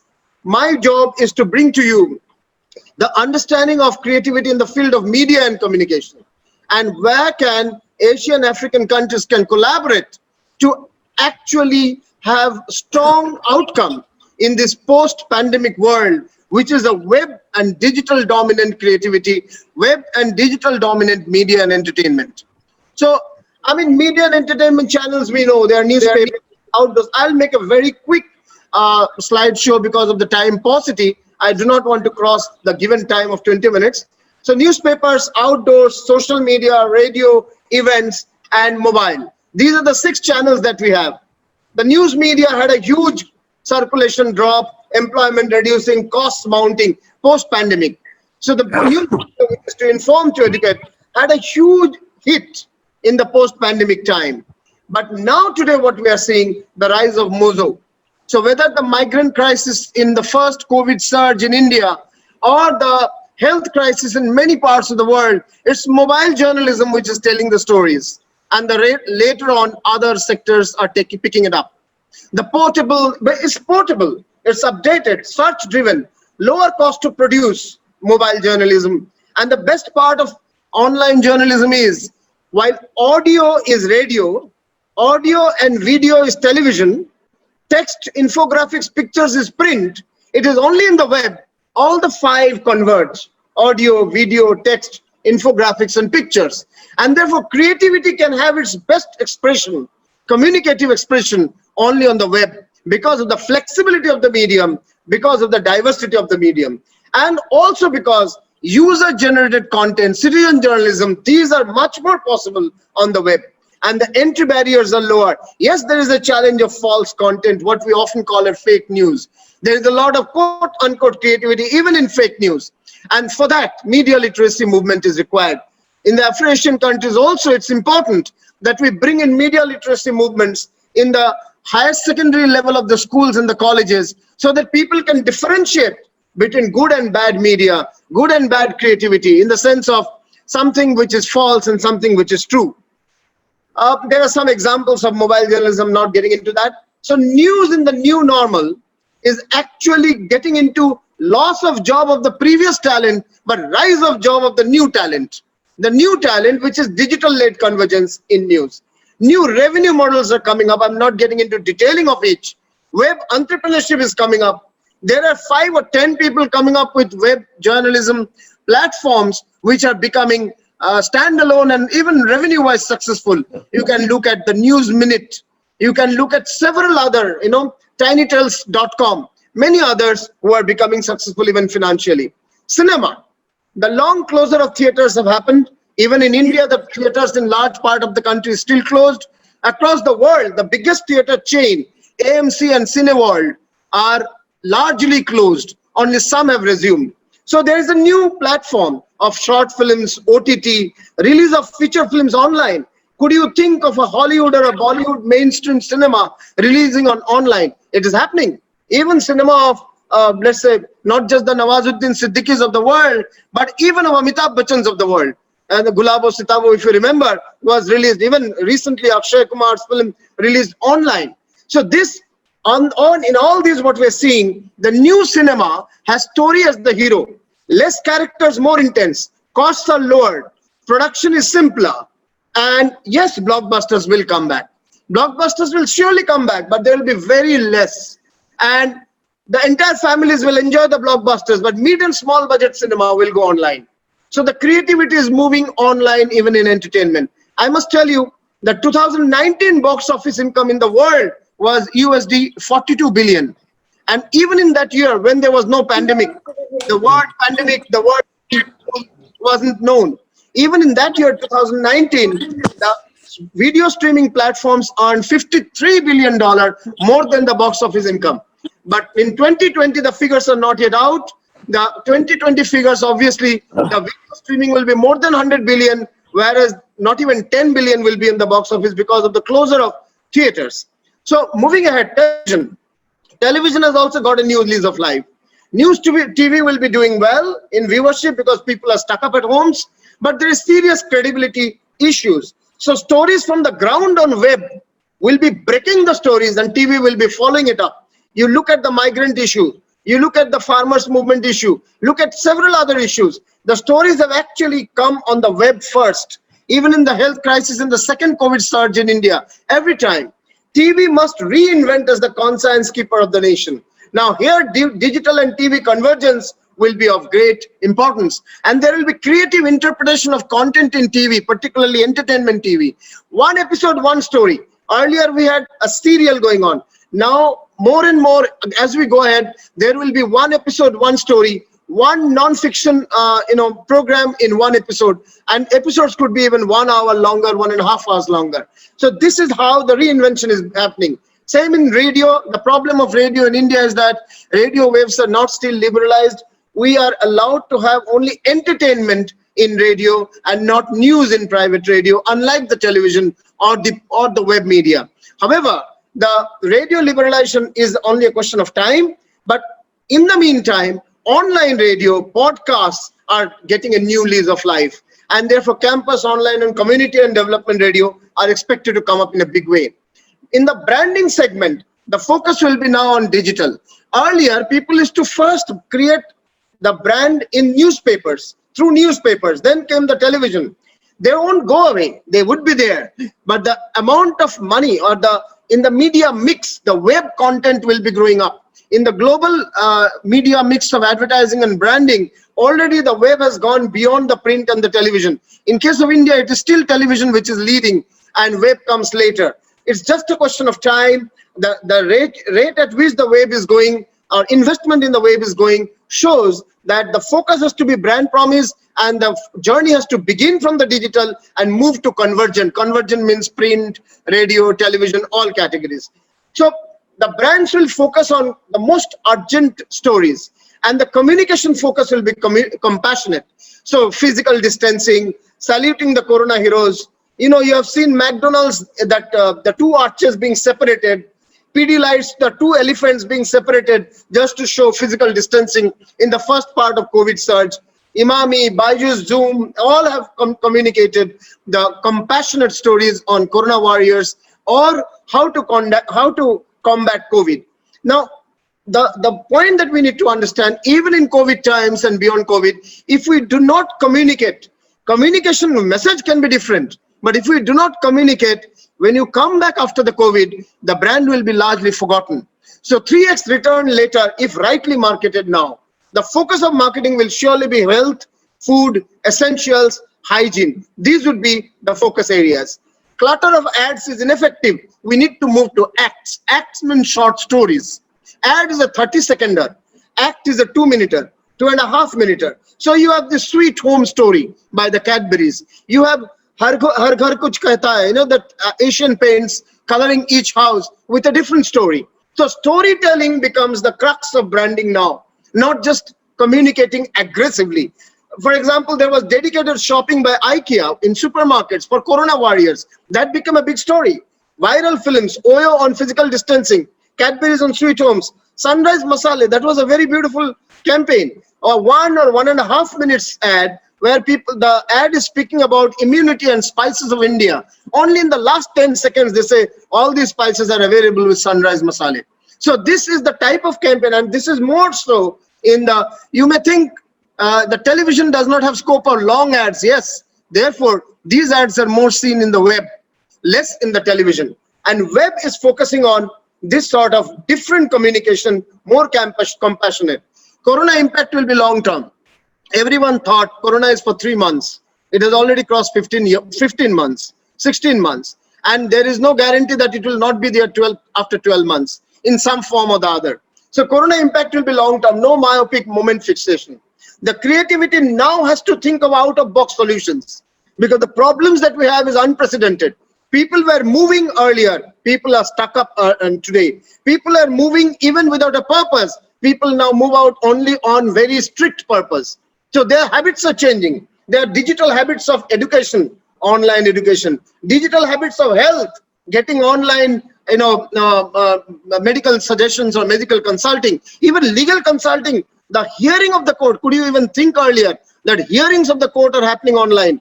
And entertainment surely is online. Under this situation, there is a short-term, there is a new consumer experience, restricted social interaction, and therefore the brands have to think of newer ways, creative ways to get connected. Short-term acquaintance to sustain loyalty, from communication to conversation. Earlier, it was enough to communicate because there was fast life. Today, people are restricted. It's important to converse. Even if the people are criticizing your brand, it's important to talk to them and even and respond to them. So conversation is more important than communication of today. In PR as well, e-press conference, our university did a press conference with 84 journalists, but they were in 84 homes in 5 or 6 cities. It was about the launch of a combat COVID document by the university. 84 journalists would not have come physically for a university program, but they came because it was an e-press conference, online press conference. Digital reputation. How are you viewed by the audiences, even those whom you don't know, digitally? Online dossier, cloud resources, digital personality of the brand and its leader, webinar speaking slot. I mean, some of the stalwarts are speaking here.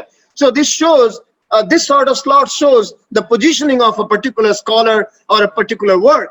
Research documents and policy papers in PR would be very significant because every aspect of life is going online and it requires a new research and a new policy. Therefore, government is coming out with a new education policy. The government is coming out with a new sports management policy and many other new policy for OTTs and news portals. So there would be requirement of such work as well. These are the focus areas of post-COVID, PR. Events. Most events are going e-events, as we know. Digital events of all brands. Concerts have gone on. You know, Arijit Singh had a concert of 1 lakh audience online. On this Hangout, Google Hangout. 1 lakh audience. Literature festivals like Jaipur Literature Festival had more than 40,000 public participants all across online this year, 2021. Fiki Frames in July 2020 online. CPH Docs, which is world's largest documentary film festival. It went online and 30% more audience because even sitting in India, you could participate in the CPH Docs Fest, which is in Germany. 28% more revenue because $5 had to be given if to enter there online. Cannes and Oscar have gone online, as we know, in 2020. Sports contest, Bundesliga. There was physical sports with face protection and gloves and no audience. Only media amplified it. IPL, cricket, our own IPL, online and amplified. Though, now it is moving to UAE for the next year, for the next, season. Webinars with entry fee have started because the webinars have high-end content which otherwise would not be available to the audience. Esports tournaments have come. Now, these are the new business opportunities. Could you manage? Once, someone to think of event manager was a physical event manager managing light, sound, and everything. Today, hosting an international webinar with 1,000 or 5,000 people participating with multiple breakout rooms is itself, that host job is a job now. That's a job which is a paid for job. This was unthinkable 2 years ago, 1.5 years ago.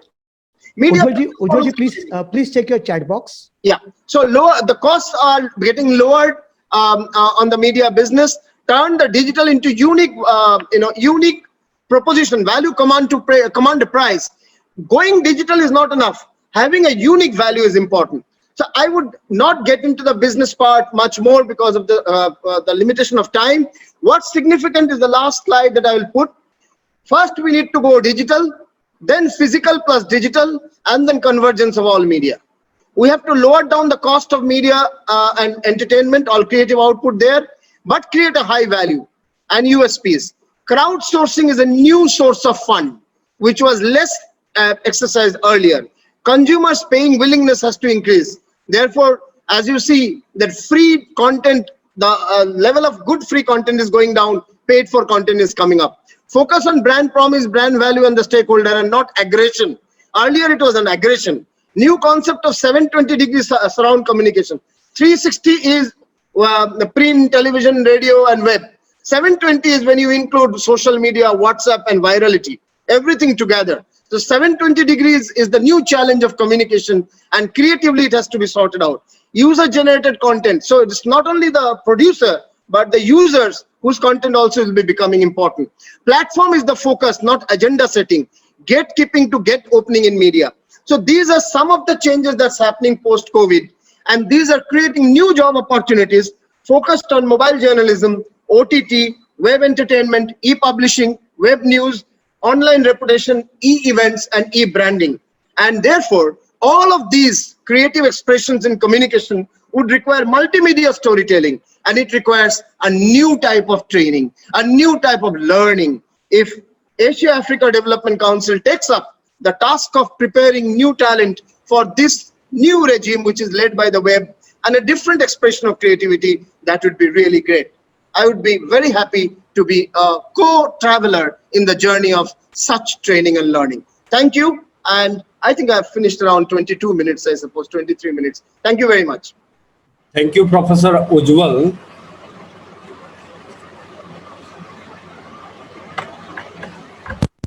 Thank you, Professor Ujjwal, for your marvelous presentations from the Asia Africa Development Council, Council for Sustainable Peace and Development. We will. You're not audible. No. Low, your volume is low. You can just speak a bit loud maybe, or come closer to the mic. Hello. Yeah, it's okay. Yeah, first of all, I would like to thank Professor Ujjwal K. Chaudhary. Thank you. Thank you. For his marvelous presentation toward the web presence and current generation of the media and broadcasting. We will very happy to work very happy to work together for the journey of the global innovation, peace, and sustainable development through the media promotion and branding. Very good. So, shortly, we will work together. We will plan together which way we can work for the new generation of media, new generations of media broadcastings, new generations of media telecastings. So I am personally inviting to be the parts of our journey.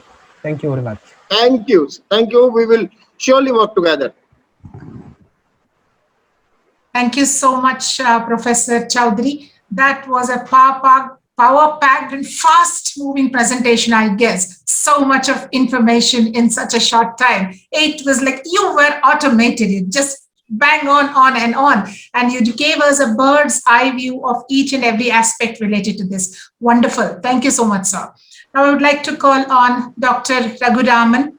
He's a global leader and management consultant supporting the mission of global innovation, peace, and sustainable development. Dr. Raman.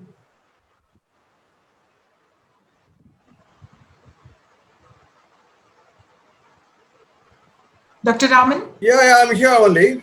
Thank you, sir. Respected dignitaries, great speakers, and then a lot of dignitaries who are all here. My predecessors have spoken very nicely. First, let me congratulate on behalf of me. In fact, first my topic is on entrepreneurship, also creativity.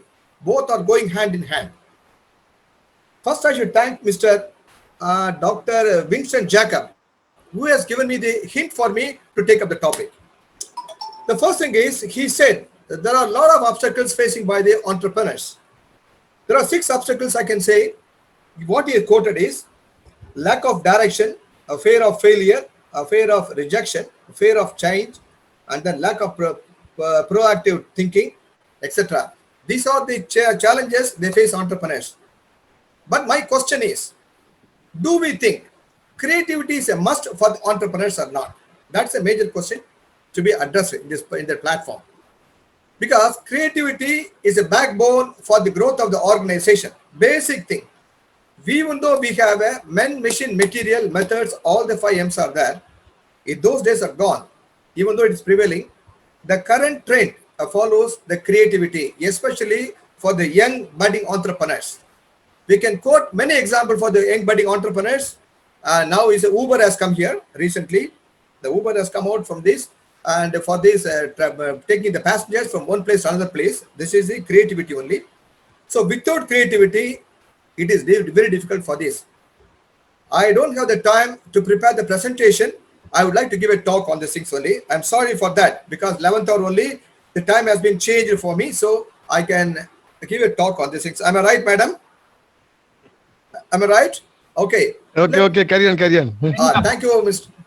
Okay, first thing is, I would like to start with the quotation. The presentation with the quotation is very important thing. The quotation, it goes, 1 minute. Okay, the first quotation says, entrepreneur, creativity is the ability to look at the ordinary and see the extraordinary. When you say a creative person, he is the person is not thinking from the two eyes. It is from the macroscopic eyes and thinking from the extraordinary level. This is one side. The second thing is, he is a person, creativity involves look at the things in a different way. Edward de Bono says like this. He says the creativity, it thinks in a different way. Creativity involves breaking out of the barriers, out of established patterns and barriers in order to look at the things in a different way. It is Edward de Bono said. Now, let me go to things. Individuals who are creative love to do things differently. Yes. They seldom blindly follow others. Anybody else, they don't follow others. They blindly follow, they don't follow others, especially the young budding entrepreneurs. Creativity and entrepreneurship go hand in hand. I can give you one case study for you. It's very interesting on this area. Mr. John was working in ABC Industries as a sales executive. His role was simply to call the potential clients from various offerings of the organization. He will explain to them. John is very creative and always aspired to create a niche on his own. He has got a high aspiration. So he started taking an active interest. When you have an aspiration, you take active interest. And the minutest details, you go very deep into the details, effectively formulating the marketing strategies. And it's a very big story. I condense everything else. With the help of these superiors, he came out with the excellent and unique way to brand promotion, and which impressed the clients because of his uniqueness in his approach. That created a brand promotion that impressed the clients and converted them to the loyal customer. That customer is a loyal customer. John thought out of the box. Now, when he has gone there, he is out of the box. He thought eventually, why not he do on his own way? Through his innovative concepts, he promoted his brand. After John, some few years after, he made a good profit for the ABC Industries. Within 3-4 years, he headed the marketing division. Fine, it's good, naturally. He gave a profit for the organization. But John is a very hungry man. Hunger for creativity encouraged him to start something on his own. He opened a new firm and employed like-minded people, like-minded creative people, not like-minded creative people, and thereby is one of the successful man. So, if you see John's career path, let us see one thing else. A sales executive on his own firm within a span of few years, 4 or 5 years, he made a huge impact through his creativity within a short span of time. I am not interested to go who is entrepreneurship, what is entrepreneurship. These are all very minor things are there. Let me understand a few things. My question is, why do you actually want to establish his own business? As an entrepreneur is a person who wants to establish his own business. There are options are there. Why he wants to do it there? First thing is monetary benefit. Yeah, naturally, everyone is A is a monetary benefit. B is a passion to do something different. Also, motivate others to express themselves and come up with their thoughts. First, he must have a passion to start a business. Not only starting a business, in his own business, during the course of time, he had to motivate others and express themselves, come out with a lot of ideas. This is the thing. If we ask a question to the audience, which one you prefer, A or B? If you say A, you are a business entrepreneur. If you say B, you are a creative entrepreneur. We want a creative entrepreneur, not the conventional entrepreneur. Everybody's doing that. A creative entrepreneur will be successful in the true sense. He's always been successful. He will never see the tired of the employee and himself. His approach is very ideal, and soon he will never lose his interest. And he's always thinking the business in a very macro level from his side. Okay, a successful entrepreneur, a creative entrepreneur, we can say he will not follow that. Do not blind follow others. These are the people. They don't simply copy the content from competitors' website and follow the practices. It is not there because of their uniqueness and thinking in the different approach, a different dimension, out of box thinking. The way they think is different. The structure may be different. The structure may be same. The main may be same, but he thinks from a different angle and come out with a different product. That is why his home is a role model for others. As an entrepreneur, what he wants, one needs to believe himself. First, he must believe himself. If he used to say YGB, you got to believe yourself. If you don't believe yourself, you cannot be a successful man. For not only entrepreneurs, for anybody else. Believe himself and believe herself is more important thing. If you want to come up in my life in a particular direction, in a particular focus, yes, I will, I can. These true words are very powerful words, especially for the entrepreneurs. The purpose of starting a business needs to be very clear. First thing is you must be very clear why you start the business.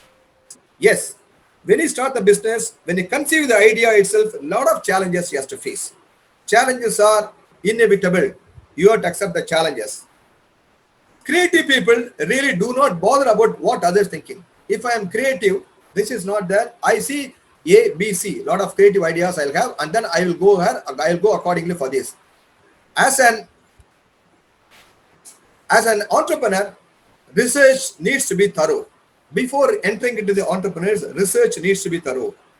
When you want to be doing the research, you should always be creative. You should open your antennas from different directions. And thereby, you will come out with a lot of ideas. All the ideas will be pooled there, and then come out with a new idea. It is nothing but a brainstorming session, we can say. So, opinion of employees, you will seek the opinion of employees, you see the opinion of friends, everybody else, all pooling the ideas, brainstorming the ideas, and never complacent in his approach, never complacent with only one idea. That is the specialty of the creative entrepreneur. Ego has no place in the professional world. You know what is the ego? EGO. Ego means nothing but edging God out. I am superior compared to God. So nobody is superior compared to any. You can say God or anything superior power. No one. Ego has no place in the professional world because now the current trend is the current pandemic situation. Give and take policy. Win-win approach is the most important business model nowadays going to take place. He also encouraged the people to inculcate creativity, which is more important thing in their approach. He always asked them to creative with a lot of new products. When the business grows, one stage, another stage, second stage, when you say product life cycle stage, when it comes to before the maturity stage, he will come out with the new ideas, new products. That's what the Tata is very successful. A Tata Nano product, Nano car, it was very successful because he has been put in the efforts of 10 to 15 years of creativity, 10 to 15 years creativity in his model. He come out with a brilliant new model of the car. Classic example, the current example I can say. Then, if you say he will not come out with the attempt in oneself, gradually he will be surprised to see tremendous output. Encouragement, motivation is very essential for the employees to come out with the brilliant ideas. When they're brilliant, everyone has got ideas. God's creation, everyone has got ideas. We, the people in the higher level, I'm sorry to say like this, we, the people in the higher level, they shun their ideas, they don't listen to their ideas. I can quote an example of one of the companies, Southern-based company. He is a person, the chairman of the company. He will always seek the ideas. The best ideas will be given a reward, even maybe sweeper level to the chairman level. Everyone has got creative ideas, but we are the people not allow them to speak because of our ego. Listen to your employees and do not forget to take the feedback. Most important thing is feedback means open feedback. As an entrepreneur, you may have only a few employees with you, around 100 employees with you there. Take the feedback from them. Don't ask their name. If you get the feedback from them, the feedback gives a lot of energy for you, a lot of potential to grow the business. Because many people conceive the feedback because it's something affects for their growth. Don't ask the names of anybody else. If you ask them to give the feedback openly from their side, you will get plenty of ideas. That is the creativity of the individual. The team members, but each and everyone associated in the organization. Let me see the creativity. There are three phases of creativity in the entrepreneurship. One is a creative phase, a second is a product phase, and third is the organization phases. Three phases are there in the entrepreneurship.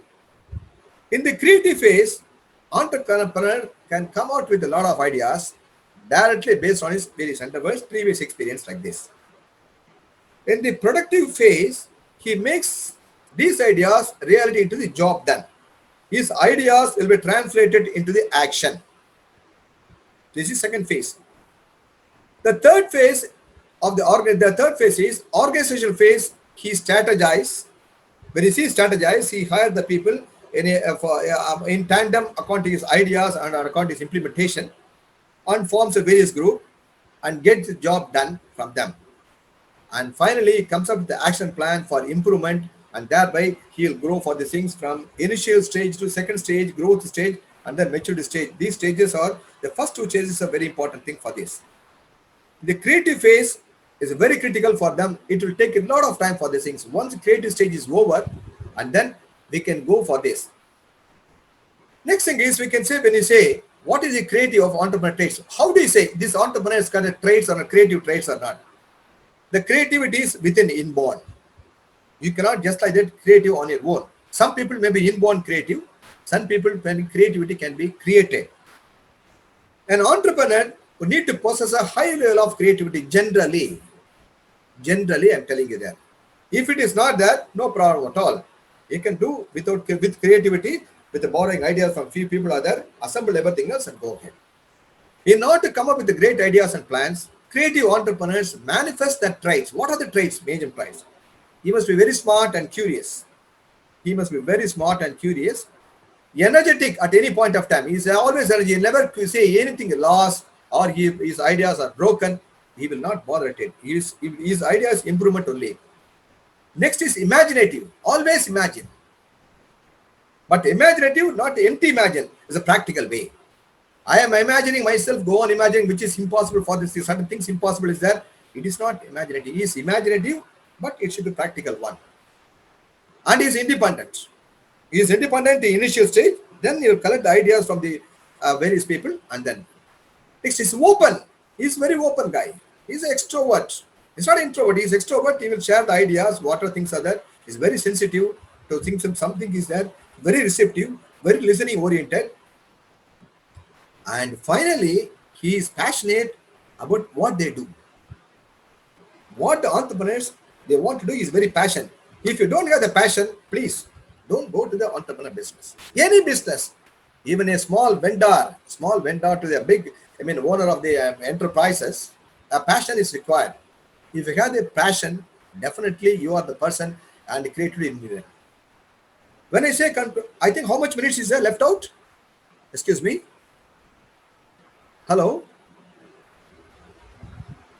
We need to wind up, sir. We'll wind up? Okay. Okay, I will come to a conclusion for this. And the role of creativity of entrepreneurship is, first thing is, high level of success. High overall success is a creative thinker. He will increase the productivity, and followed by, he will always be exploit the employee potential. He will cross the boundaries. He doesn't have any boundaries at all for them to cross. And then is a very critical thinking, encourage critical thinking from not only from his side, from the other people also. So in total, I would like to sum up. In fact, all the entrepreneurs begin to realize how innovation and invention differs. We know we don't want to explain too much of things about innovation and invention. Both differs for this. Invention refers to a new, unique concept, while innovation is an idea which is unique as its original one. If you want to be successful, you need to be creative and a new idea differently from to be innovative. That way it is easier to run the concept into reality. And thank you very much for the opportunity given. for the AADC, and they will also be very successful in future. If anything from my side is helpful for this organization, I will be here. And thank you very much. And I must be special thanks to Dr. Kuldeep Charak, and he is the person who introduced me. Special thanks to him there. All the best for the success of the ensuing events also. Good luck. Thank you very much. Thank you, Dr. Raman, for that lovely presentation and a clear-cut description of what makes a successful entrepreneur. A creative bent of mind, in addition to having self-confidence, being receptive of the views and ideas given by his peers and also his subordinates. And last but not the least, accepting critical acclaim. That is, one has to be in a position to accept constructive criticism. Otherwise, one doesn't go. Thank you so much, sir. Thank you very much. Namaskar. Would like to call upon Dr. Satnam Ditchkar. I hope I have pronounced it correctly. A keynote speaker and founder of Diochakar Group of Institutions, United Kingdom and United Arab Emirates. Dr. Satnam is a global leader and international acclaimed business leader, constantly working for updation of humanities. She is a passionate lady, a hotelier, entrepreneur, and a philanthropist. Welcome, ma'am. Thank you, Archana. Thank you. It's such a wonderful opportunity to actually not think who you are, but to just sit down and listen to these eminent speakers, these dignitaries, these remarkable people in the world. I mean, we know who we are and we know how we actually do it every day and what is it that inspires us, motivates us. But sometimes I think it pays so much to just sit back and just take in all that is coming up, because this is all the wealth that springs out from the enormous experiences. This is something we cannot learn in schools, we cannot learn in courses, we cannot learn in any kind of, whatever academic we go through or whatever. This is precious knowledge coming from the right up that we're talking about creativity, isn't it? What is it? The human mind is actually a birthplace of creativity, isn't it? It is the best form of AI, it's the best form of any intelligence, any robotics, any kind of technology, because where does it all spring from? It's all here, isn't it? So it is such a fortunate thing that Asia Africa Development Council have gathered here today, bringing up all these remarkable people like jewels, putting them together into this beautiful garland and witnessing the changes that are happening in business and happening in the world, and still trying to bring this hope up together. So I've been listening to everyone. Like I said, I understand. I would just like to share very few experiences, and very few opportunities that I know about, because we understand most of the things that are already been spoken about. So I would just change the stream. And as I was speaking to entrepreneurs, and they're talking about how you become an entrepreneur, I will talk about the limitation, but the hopes. Okay, we do have limitations, as we understand. COVID's pushed on to a very different zone, something that I don't think any of us sitting here had experienced in their lifetimes, because this is one of those phases that comes after, God knows, years and years. So fortunately, even amidst all those problems, I think we still have some hope. Think about it. Today I had a convocation for honorary doctorate, and that happened online. So in our times, where would we think that was possible? When we went to colleges and universities, we never thought that there would be a time when you could actually do your whole education online. Forget just doing the online, getting the honorary doctorate online. That was not possible. But think about it.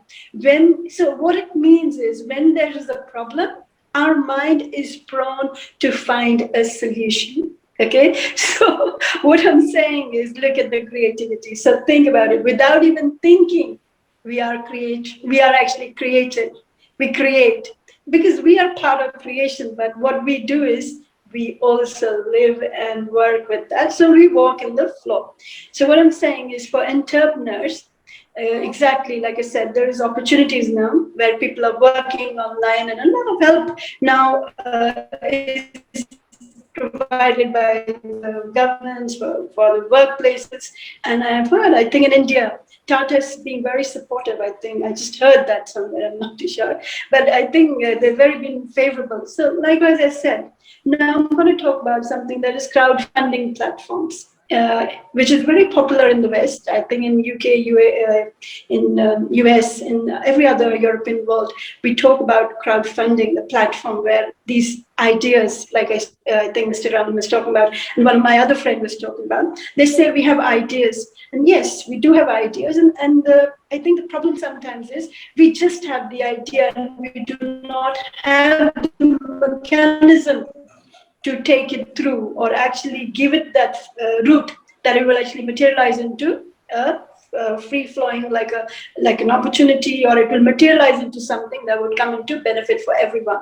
So we, I think in the last week, UAE, I am from UK, but at the moment I'm setting up a second base in UAE. This UAE has actually given us the permission now. It's actually legalized the crowdfunding platform in UAE. So which means that when people have ideas, they can pitch it into a business plan and take it to the investors. And this is not even like going into a rigid investors. I think most of us know about it. Why I'm talking about it is because this gives a layman opportunity, with very little resources to get onto a platform and see his idea becoming a reality. So I'm not too sure whether or not this has been implemented in India. But like I said, these opportunities are very, very viable. They're very, very, I think, accessible to wherever people are. And if people who have not been aware of it, I think they should get on about these and talk more about it. I think people should learn more about these things now and try to create as much awareness, because whatever crisis we are facing, I think we're facing all together. And opportunities, like I said, already are limited in the world. So if we, like in India, trying to, I'm actually kind of requesting my friends in India or wherever, they could look into these kind of platforms and see if they could start some kind of, startup help for people. So we here are trying to collaborate with some of the Royal House private offices who are going to take this initiative further. And I think UAE is being very favorable to India, specifically after very problematic situation that we've gone through, and the business is suffering at a very alarming rate. UAE has been very lenient to set up businesses or help in some kind of business, even online businesses, and even I think free zone businesses. So if there is any kind of help anyone requires, then yes, Asia Africa Development Council already is working in collaboration with the Ochaka groups, already working with the International Chambers of Commerce in UAE and UK. So there are opportunities, and I would request people to see if they can actually take some advantage from there. So that's one thing. And also another thing, like I said, e-learning, that another concept, which is e-learning, which is something very popular these days, which avoids a lot of traditional costs that people were exerting. So these e-learning platforms, that some of the platforms that we're involved with, they even I think availing free education to people who are not capable or at the moment not able to incur for that cost. So there are platforms, and I would again request Asia Africa Development Council, the kind of work they're doing, to please expand that awareness and give that information away for people who might be in need and take that advantage. So again, like I said, most of us, I'll go just back to a very basic thing before I close. I understand. I heard these remarks, in one of the global summit in UAE in the last couple of days.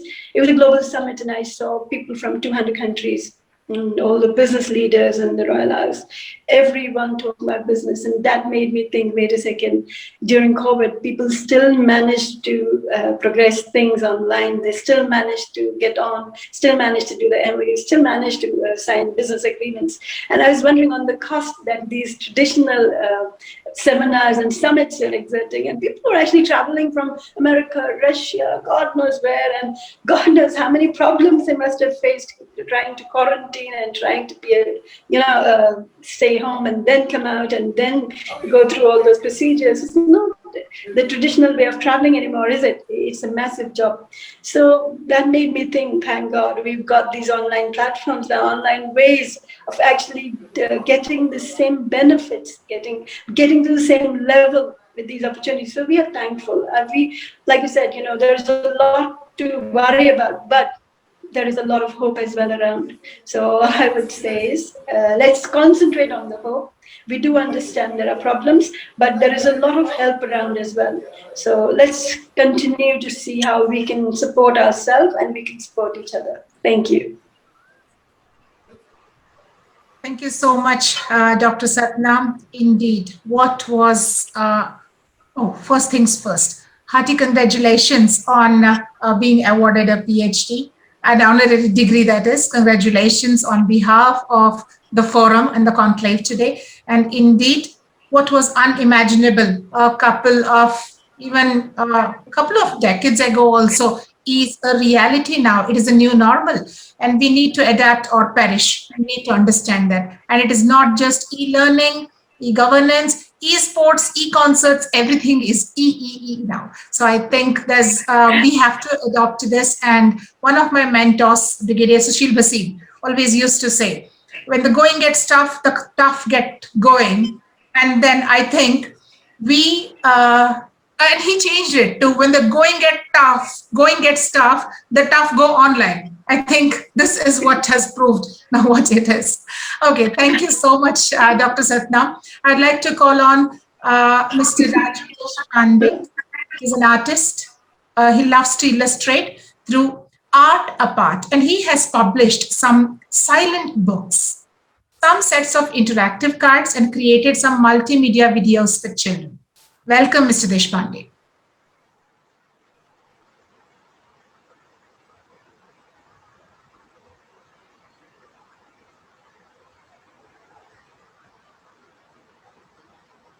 Mr. Deshpande?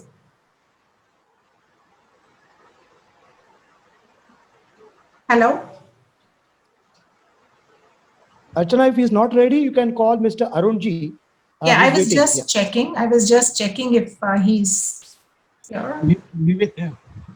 You may call. You can take over. Take over. Shaluji can take over, and she can introduce Arunji.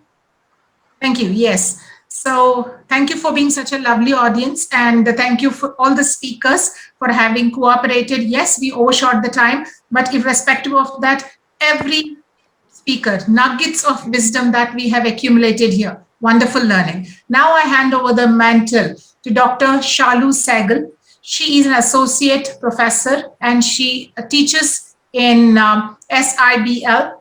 She handles finance and technology. She is an amazing personality. Shalu, the stage is yours.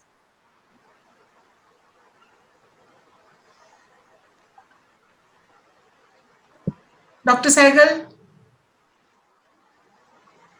Is she in? Yeah, hello, Archana. Thank you so much. Thank you so much for introducing me and also for managing the program so flawlessly. Thank you, Archana. And I hope I live up to the mark too. So let us all continue the program, and I welcome our next speaker. So before announcing his name, I would like to tell about this personality. He is a multifaceted individual with over 43 years of corporate and 30 years of experience as a business leader and entrepreneur. And he is a member of senior management team at several leading companies. He is a member of, and he's built and managed organization in the face of significant regulatory, technological, and industrial change. These experiences have given him a ringside view of shifting paradigms in business and the strategies that need to be employed to effectively address them. So now I invite Mr. Arun Subramaniam to throw a light on the creative mindset. Please, Mr. Arun, mic is yours now. Thank you, Shaluji. Thanks a lot for a wonderful introduction. Let me start by thanking the chairperson of this conclave, and Dr. Ripu Ranjan, Dr. Charak, Dr. Ashish Chandra. I think somebody is sharing the screen, if I'm not mistaken. Ms. Pushpa, can you please stop sharing?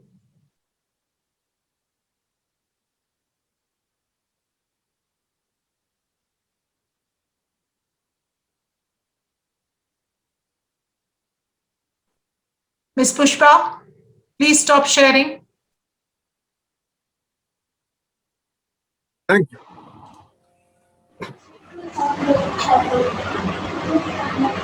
Let me start by thanking the chairman of this conclave, Dr. Ripu Ranjan, Dr. Charak, Dr. Ashish Chandra, the esteemed members of the organizing committee, the personalities who have been working day and night from behind the screen to make it all possible, Sushant Mysurkar, my dear friend, who is so passionate about everything concerning creativity, the esteemed speakers who spoke before me, and my dear friends. It's not just an honor to share my thoughts with you. It's also an excellent opportunity to be heard by the assembled change agents and initiate a process of change. You know, I am reminded of what Brutus delivers in his speech to Cassius in Act 4, Scene 3 of Julius Caesar, where he says, there is a tide in the affairs of men, which, taken at the flood, leads on to fortune. Omitted, all the voyage of their life is bound in shallows and in miseries. On such a full sea are we now afloat. It is such a time, turbulent and engulfed in uncertainty, but pregnant with possibilities. What is it that we are going to do will decide whether we are going to move forward towards a life of fortune and excellence or languish in the shallows of misery. Something very similar was said by Charles Dickens. Perhaps you recognize the opening paragraph of The Tale of Two Cities by the immortal Charles Dickens.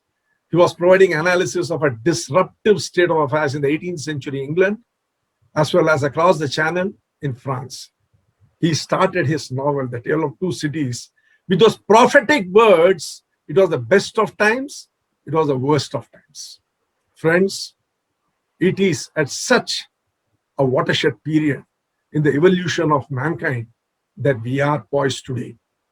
The world has changed profoundly since the pandemic. The economy the world over is in shambles. The pandemic has exposed the inadequacies of the current way of thinking and the living. Every day we are bombarded with new data, new technologies, and new challenges. Realities shift faster than we can deal with them.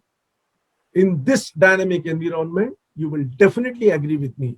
The traditional methods of thinking, the systematic, analytical, linear approach, the approach which was made so famous and so relevant during the industrial age, will not work.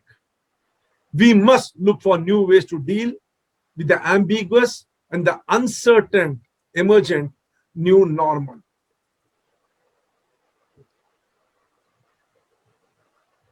We must look for new ways of doing things.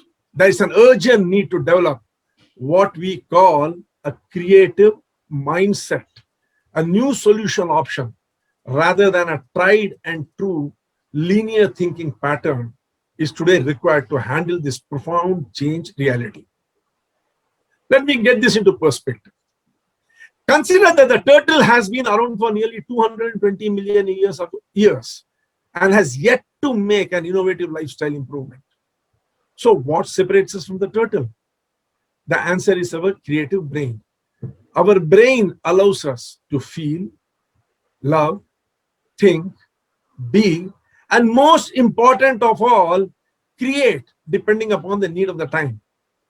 If an organism's behavior is to be understood properly, it is to become better tuned to its environment. There is a need for plasticity in those systems interacting with the environment.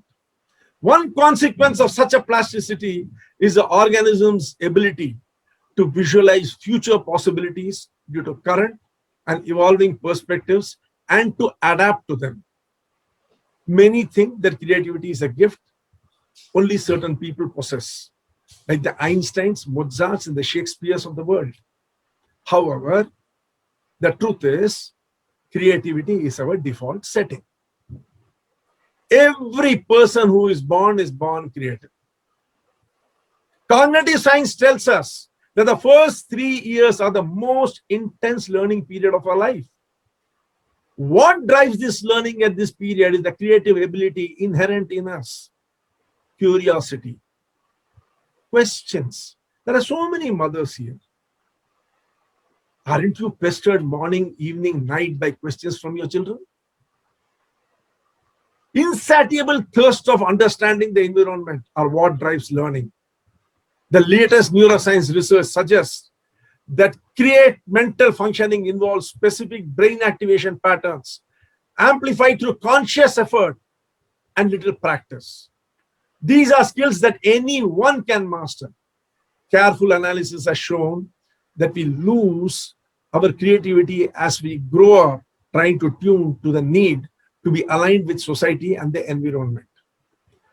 The pandemic is fast redefining social and environmental norms. Would it also act as a catalyst to change our view on how we learn to interact with each other, do business, and raise families? Many speakers before me have spoken about creativity in various fields. I would like to say only one thing. When you water the roots, the tree takes care of itself. Most leaders agree on one thing, however. The long-term health of our economy and full economic recovery is dependent upon creating far more innovation. We were slowly moving into an innovation economy, and now the process has been hastened by the pandemic. These two C are going to define what the future is going to be. C for COVID, C for creativity. Innovation calls for a combination of thinking, and is not possible without a mindset, creative mindset. Understanding the creative mindset is understanding how you and I experience the world. It enhances the experience one has of the world and is a vital resource for meeting the challenges, dangers, and opportunities of the accelerated change climate of the 21st century and the post-pandemic normal. Your brain is a unique information store of repository. It contains autobiographical, factual, and procedural knowledge. When you combine these pieces of knowledge in novel ways and original ways, and then take the resulting combination and find applications for them, you are using your creative brain as it was built and meant to be. I'm reminded of what William James said in 1890. He defined genius in a beautiful way. He said, genius in truth means little more than the faculty of perceiving in an unhabitual way the information. Creative mindset is a collection of 7 distinct mental processes. It starts with the fact that 11 million bits of information are entering into our head, our subconscious, every second from the moment that we are born. While we are aware of only 40 bits per second. This can be called the absorb mindset. It is reflective of your ability to absorb and understand your surrounding. The information absorbed helps us see the consequences, possibilities, opportunities, and avenues which open up. This is often called the envision mindset. As we envision, we trigger what can be called a divergent thinking. The ability to connect the various elements of the environment and the concepts in motion is the connect mindset. So very essential to create a roadmap to navigate into the future in safety. This can be called associative thinking. Collapsing options, opportunities, exploring avenues to arrive through telescopic thinking to a solution appropriate to the current need can be termed the reason mindset. You can also call it convergent thinking. Recent findings of neuroscience confirm that man is an emotional animal who also happens to think. The ability to convert emotional energy to intellectual energy and to harness it towards action is a transformed mindset. The decision is then needed to be evaluated for its appropriateness for action through the evaluation mindset. Putting it into action and proceeding with total one-mindedness and getting into the flow is one other and possibly the final stage of the process of creative thinking. Benjamin Bloom has condensed all these beautifully. Who here doesn't know about Bloom's taxonomy? When Benjamin Bloom identified what he called the taxonomy of the cognitive domain, he ranked synthesis, creativity, as the most challenging skill to master. A person has to use all other cognitive skills in the creative process. Since according to Bloom, creating is the highest order of thinking, it should be at the forefront of all learning environment and an end goal. My dear friends, this is what I meant when I said, when you water the roots, the trees take care of itself. Mere lip service of wanting creativity in society will not help. We need to inculcate creativity in our schools. When designing learning experiences, education institutions need to plan and frame curriculum and provide tools that give students options, voice, and choice to be creative. It's a massive task in front of us. Through history, we have been only giving lip service to creativity. I hope this conclave will kickstart a process wherein creativity will enter into the school. For too long, creative thinking has been neglected in the school. The dependence on rote learning and the lip service to creativity is why corporations and business leaders encourage creativity and learning but penalize employees when things go wrong. What is the use of penalizing your employee when they try a creative method and things go wrong, as they will sometimes? We advocate and eulogize creativity, but practice rigidity and inflexibility in every aspect of our life. Automaticity and fatalistic thinking has taken over our life and times. I am reminded of that song, Ke Sara Sara. How many of you remember it? Those who are born during our period will remember a song written by the team of J. Livingston and Ray Evans that was first published in 1955. Doris Day introduced it in the Alfred Hitchcock film, The Man Who Knew Too Much. It goes something like this. Que sera, sera, whatever will be, the future not ours to see. Que sera, sera. Such fatalism beautifully sums up the belief of our times. We need to urgently teach our children that the future is in your hands and not out of it. The future is ours to create. The world needs to realize that creative thinking is the panacea of all evil surrounding us and the one-stop shop for all solutions to emerging problems. It is time for creativity to become an integral and essential part of life. If we start now, in a couple of decades, we would have raised a citizenry of creative geniuses and in the process served generations to come. I close by wishing the organizers of the conclave the very best and promise to take forward the message of creativity to all those associated with me. Thank you, friends, for this opportunity of expressing something which I have held very deep within my heart. Thank you so much, sir, for giving us insights about creativity and learning, like new normal. Yes, sir, we have to see new ways of working, new processes, new results, new creativity, telescopic thinking, convergent thinking. So, wow. Thank you so much, sir, for putting bright light on this creative mindset. Thank you, sir, again. Thank you, Sonali. Yes. Thank you. Now, let us welcome our next speaker, Raju Deshpande. He is an artist. He loves to illustrate through art. Apart from, he has published some silent books. He has set of interactive cards and created some multimedia videos for children. So let us welcome Sir Raju Deshpande. Sir, mic is yours. Hello, everybody. Thank you very much for giving me this opportunity. Um, Before sharing something, I was listening to all the speakers, and of course, we all agree on one thing, uh, that creativity is very important.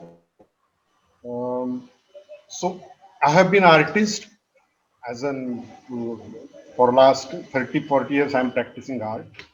So, I have created some tools, and by with those tools we can enhance, we can try to do different things, we can be creative. So let me show you some five of these products. There are 13, 14 products, but I will just introduce you. These are very good tools to start thinking creatively, to see things in a different way. Let me start my presentation.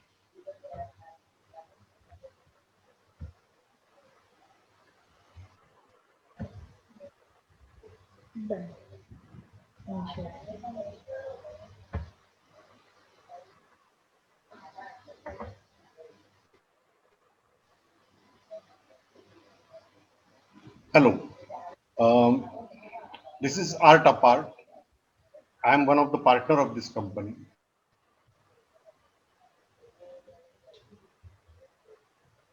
You don't say that?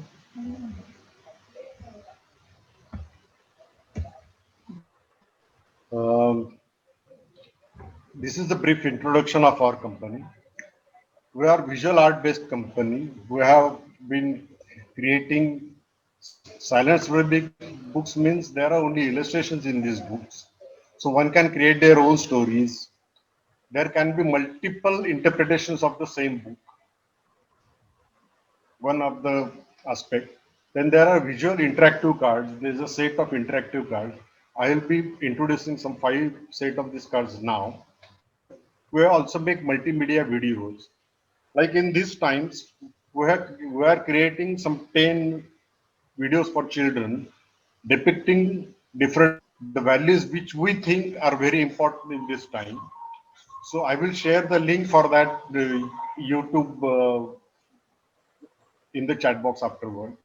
In our team, I'm an artist. My niece is a writer and filmmaker. We are 4 5 people who are working closely with each other. And one of our strong belief is art is a very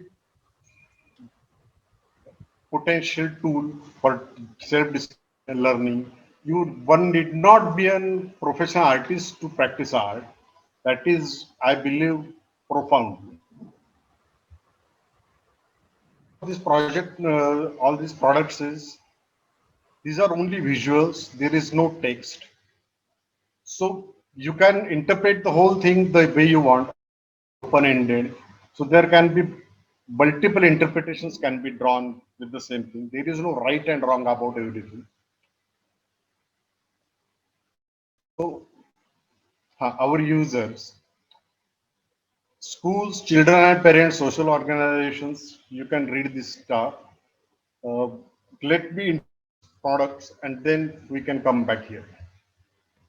So one of the product is So Many Ways. It is a set of interactive cards of 32 cards. It is called So Many Ways uh, because many a times we use this term uh, that there are so many ways to do things. There are so many bad things. There are so many ways to interpret things. So one day I asked myself the question: is it true or is it just a sentence we use randomly? So I have done this exercise for myself. Like I made this one simple drawing, and every day painted the same drawing again and again for 30 days. And you can see how many ways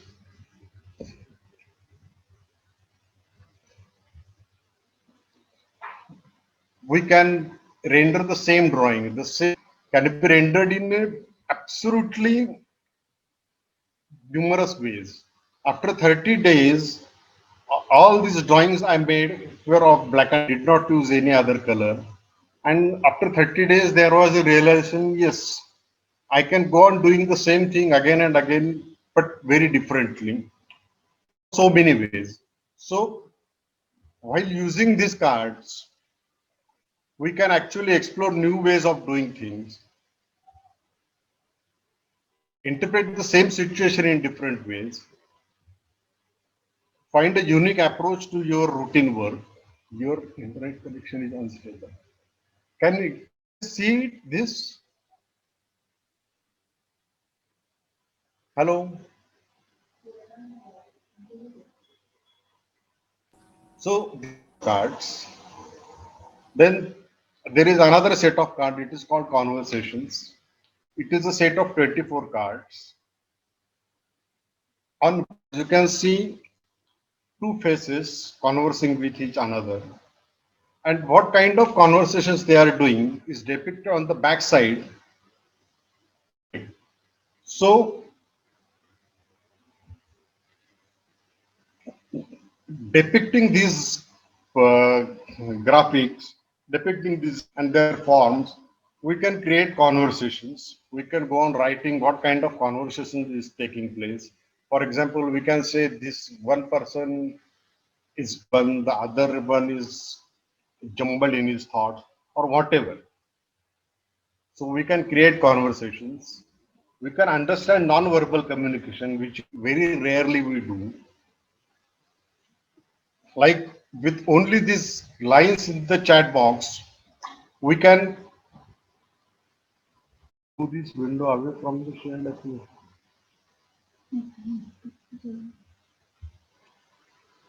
Like this, we can try to decipher non-verbal communication.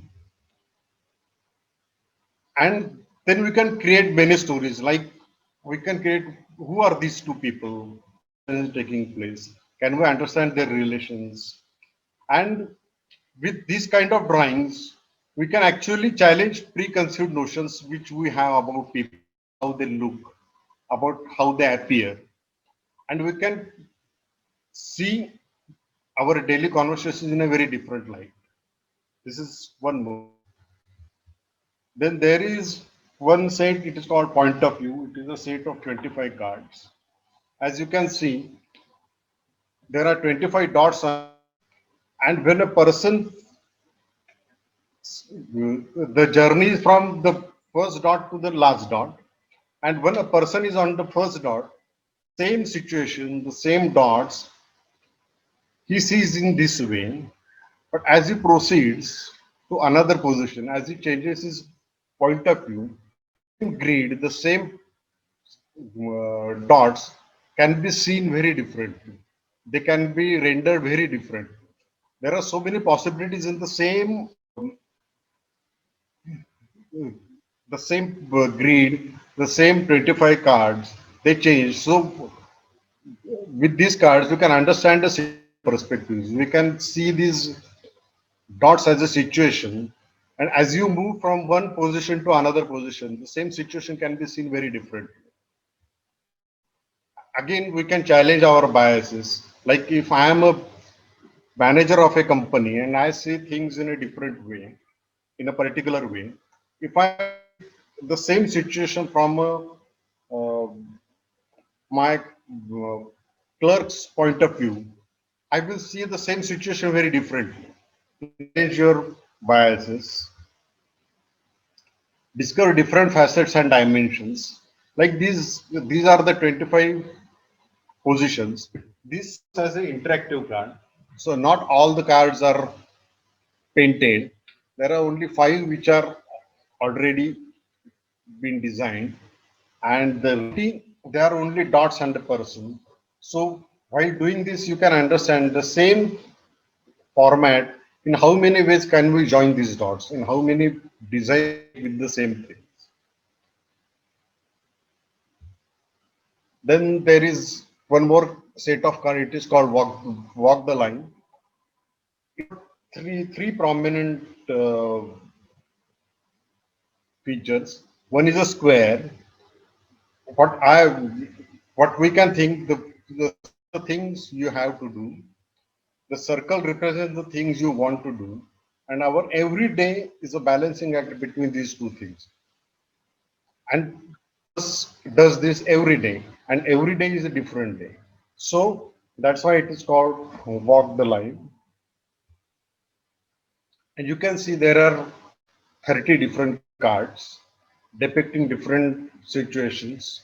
Like at some point, the square is important, the prominent, at some circle is a prominent. So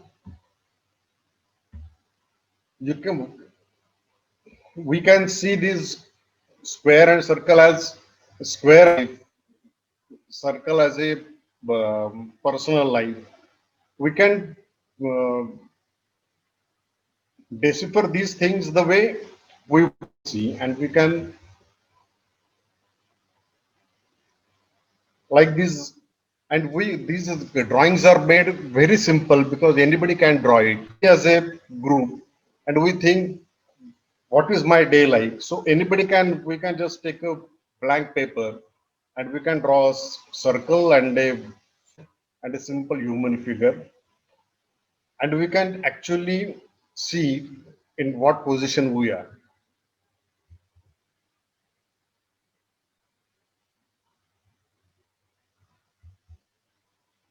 And then there is this card, it is called trying to make sense. So the first card, it is a chaos. We see it is a meaningless rendering of the lines. It is the same chaotic lines, and you can see how many patterns can be in this. In the what we see as a chaos, it has got so much potential. We can see it like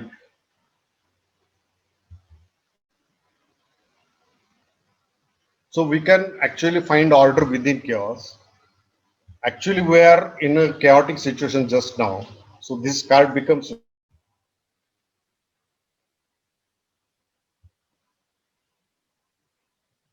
so again. This set of card comes as a set. There are only 5 cards which are already painted and 20 cards which are only a jumble of lines. And we can actually decipher. We can actually we want. Actually, you can. Everybody can come with different figures with different ideas in these cards. And again, in this pandemic situation, work from home arrangement, many organizations are looking at different products where we can individually do something which is meaningful. So for this set of card is very important.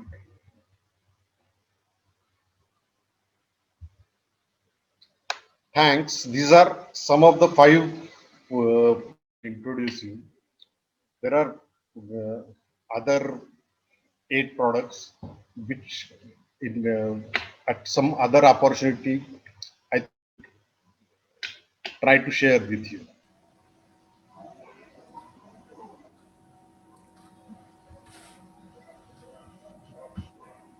Yeah. And thanks for Sushant for giving me this opportunity. Thank you so much, sir. Thank you for sharing different tools to see the things in creative and unique way. And especially thanks for those conversation cards. And I'm sure the creation of those conversation cards must be very creative. Thank you, sir. Yes, Thank you thank so you. much. Thank you. Now let us welcome our another speaker, Ma'am Raina Lampu. She is a multi-award winning STEM instructor, a global educator, an ICT teacher, trainer, and a neuroeducation researcher in Greece. Presently, she is STEM instructor at Greek Astronomy and Space Company.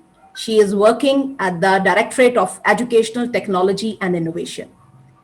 She is the founder of 8 humanitarian STEM projects based on SDGs. Today, ma'am will speak on creativity in STEM education. So I welcome ma'am. Please, ma'am. Greetings from Greece to all participants. I'm very honored. Thank you very much for your kind invitation to be a part today of this so significant, resourceful, and enriching event. My name is Rania Lamba. I'm a STEM instructor. Currently, I'm working at the Greek Ministry of Education, at the Directorate of Education and Technology, where I'm writing STEM projects for Greek schools. And today we're going to explore the crucial role of STEM education in the curriculum of the fourth industrial revolution, because STEM is the future of education. And in the second part, I'm going to present you some of my multi-award winning projects. So may I share my presentation?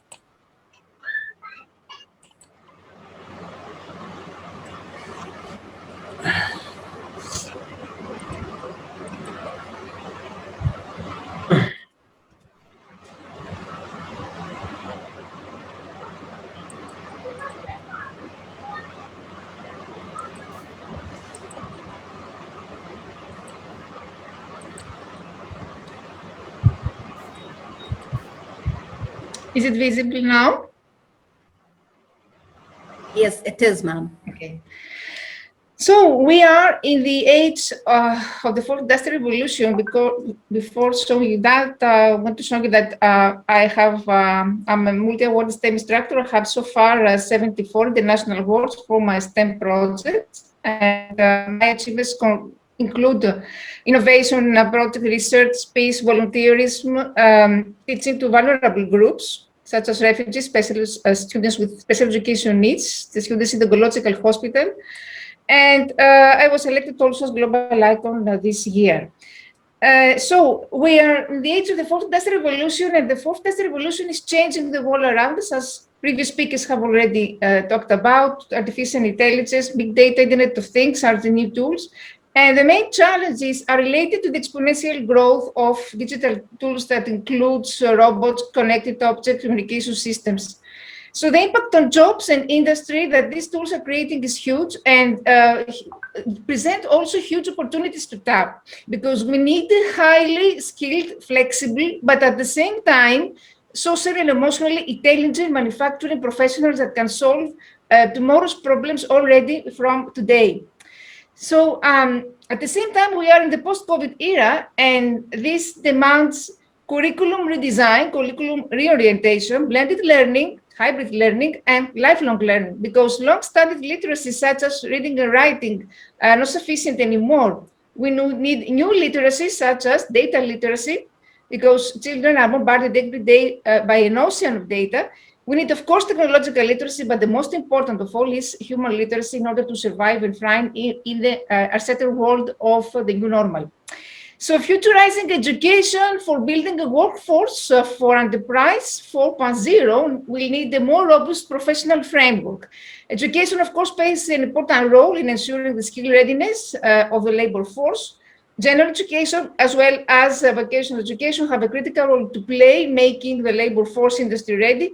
And to take advantage of the opportunity created by advanced technology, we need to make a similar revolution in education. So we talk about curriculum 4 or education 4.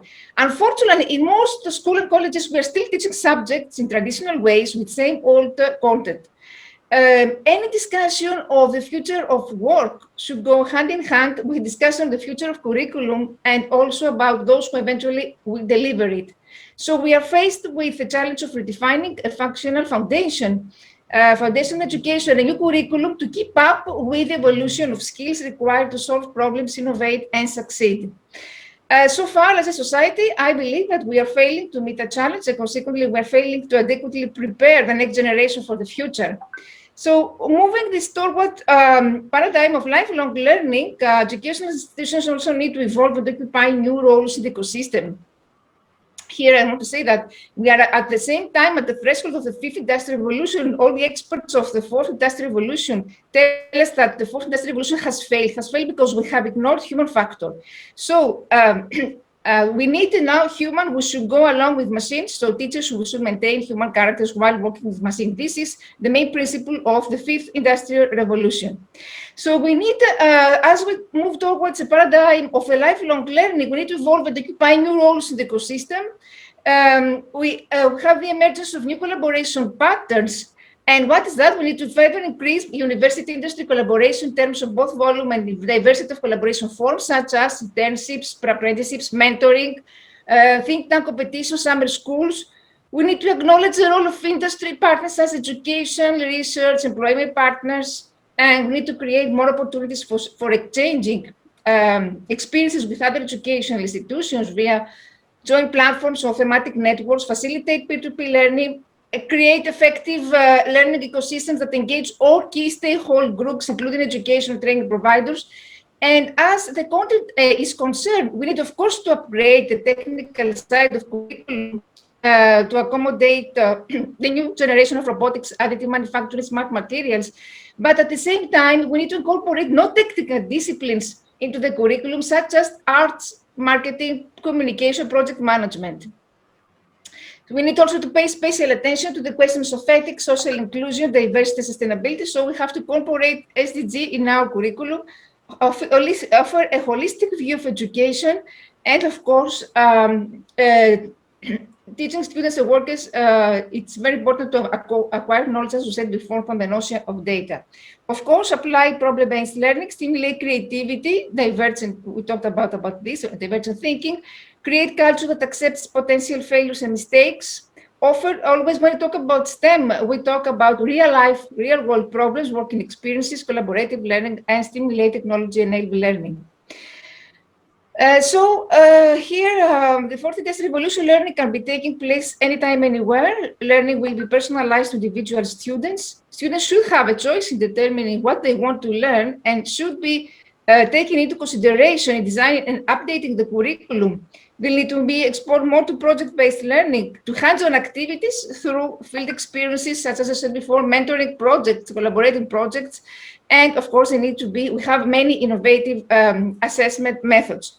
So as the economy shifts to a new model, to what we call knowledge-intensive industry, we must meet existing demand for skills and develop the skills of those who drive future technological change and productivity.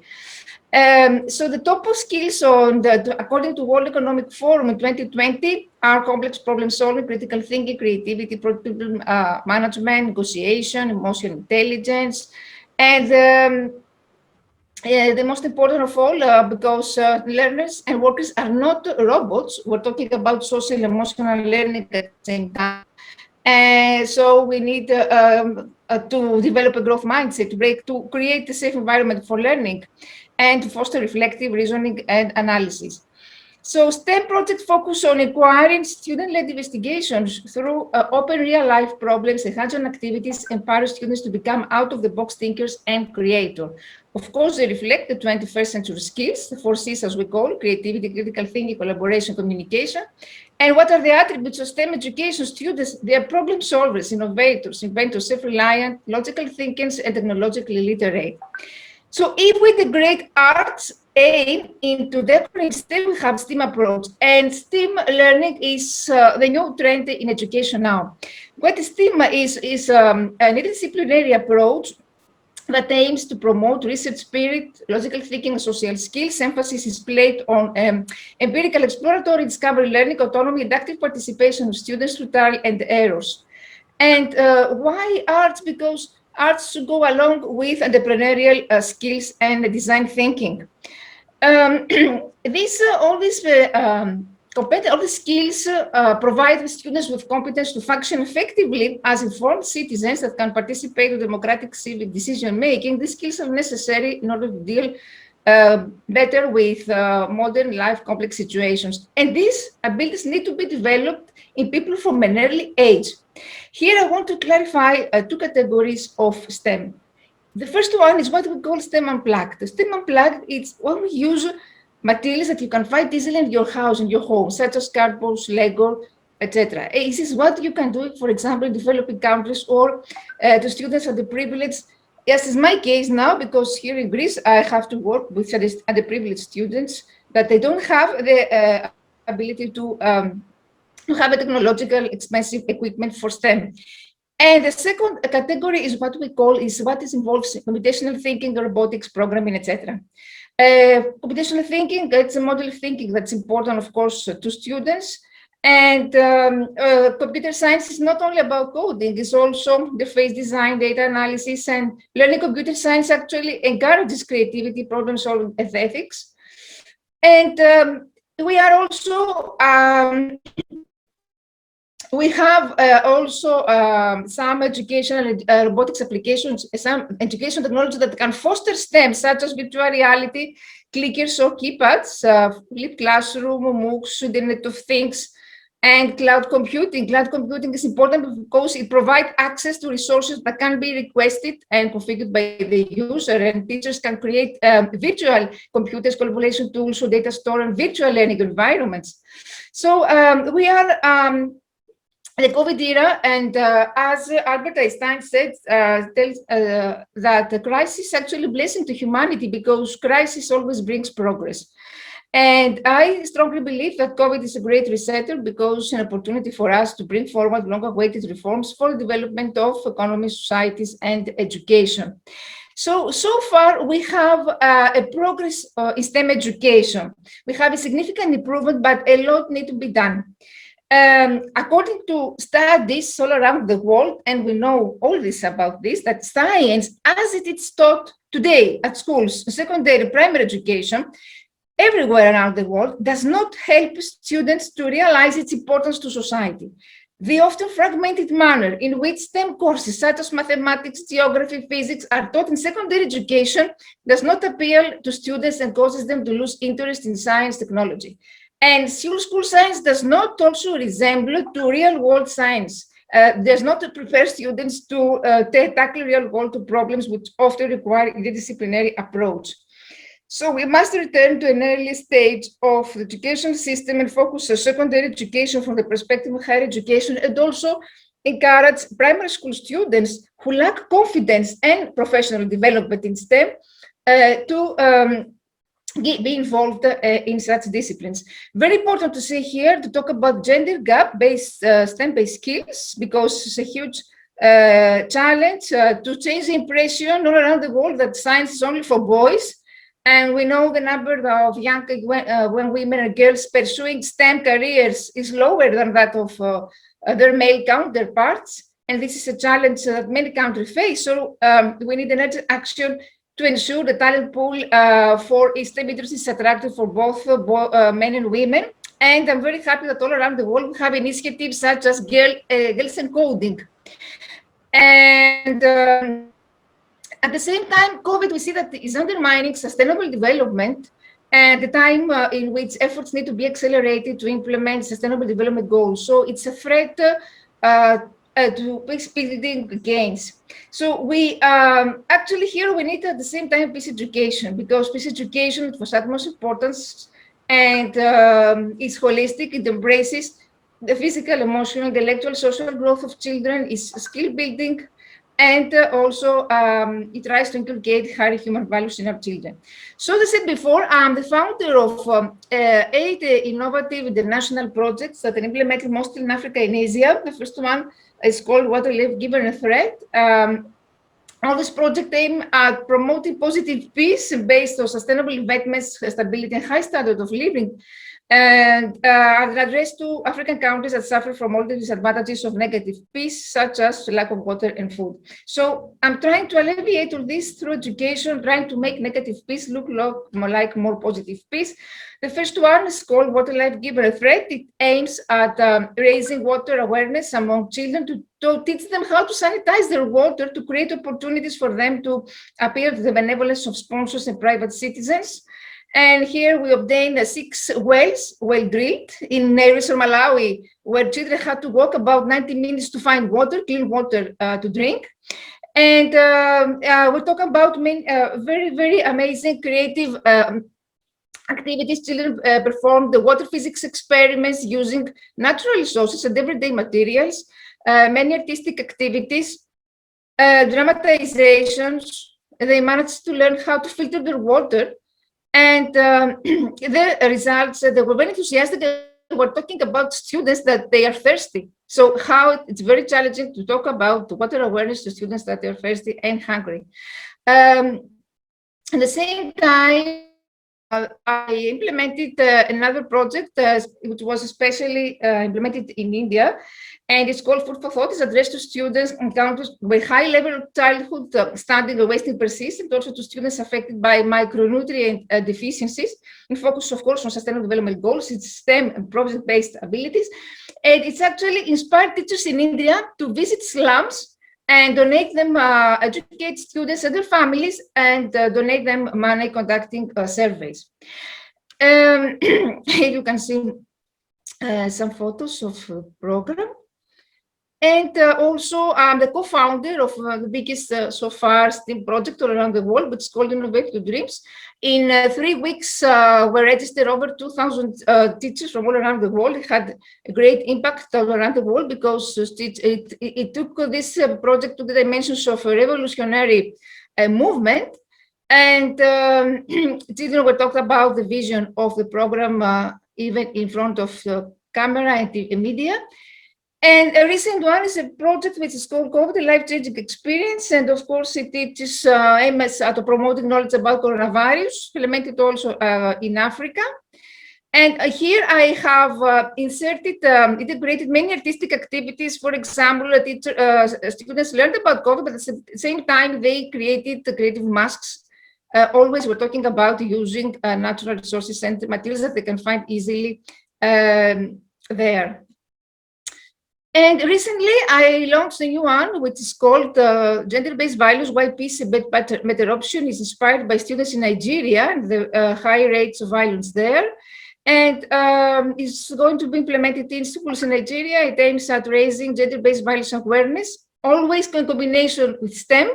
So I have integrated activities of sociology, neurobiology of fear, arts, as I said before, all the challenging activities that could be attractive to children.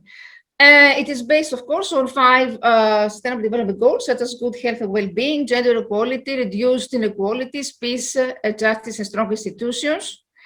And of course, also a new project which is going to be launched in Greek schools about it's original because it combines environmental education, STEM education, and arts, and it's called SOS, We're Changing the Earth's Climate. It's going to be launched in Greek schools, so this academic year in primary education. I have created many astronomy and STEM projects for universities and also other organizations. At the same time, STEM instructor at the Greek Aerospace Company, where we organize many STEM workshops, lectures, especially for the layperson, but especially for the privileged children. And here you can see some examples so far for adults and children. With Hellenic Physics Societies, you can see how you can use simple material.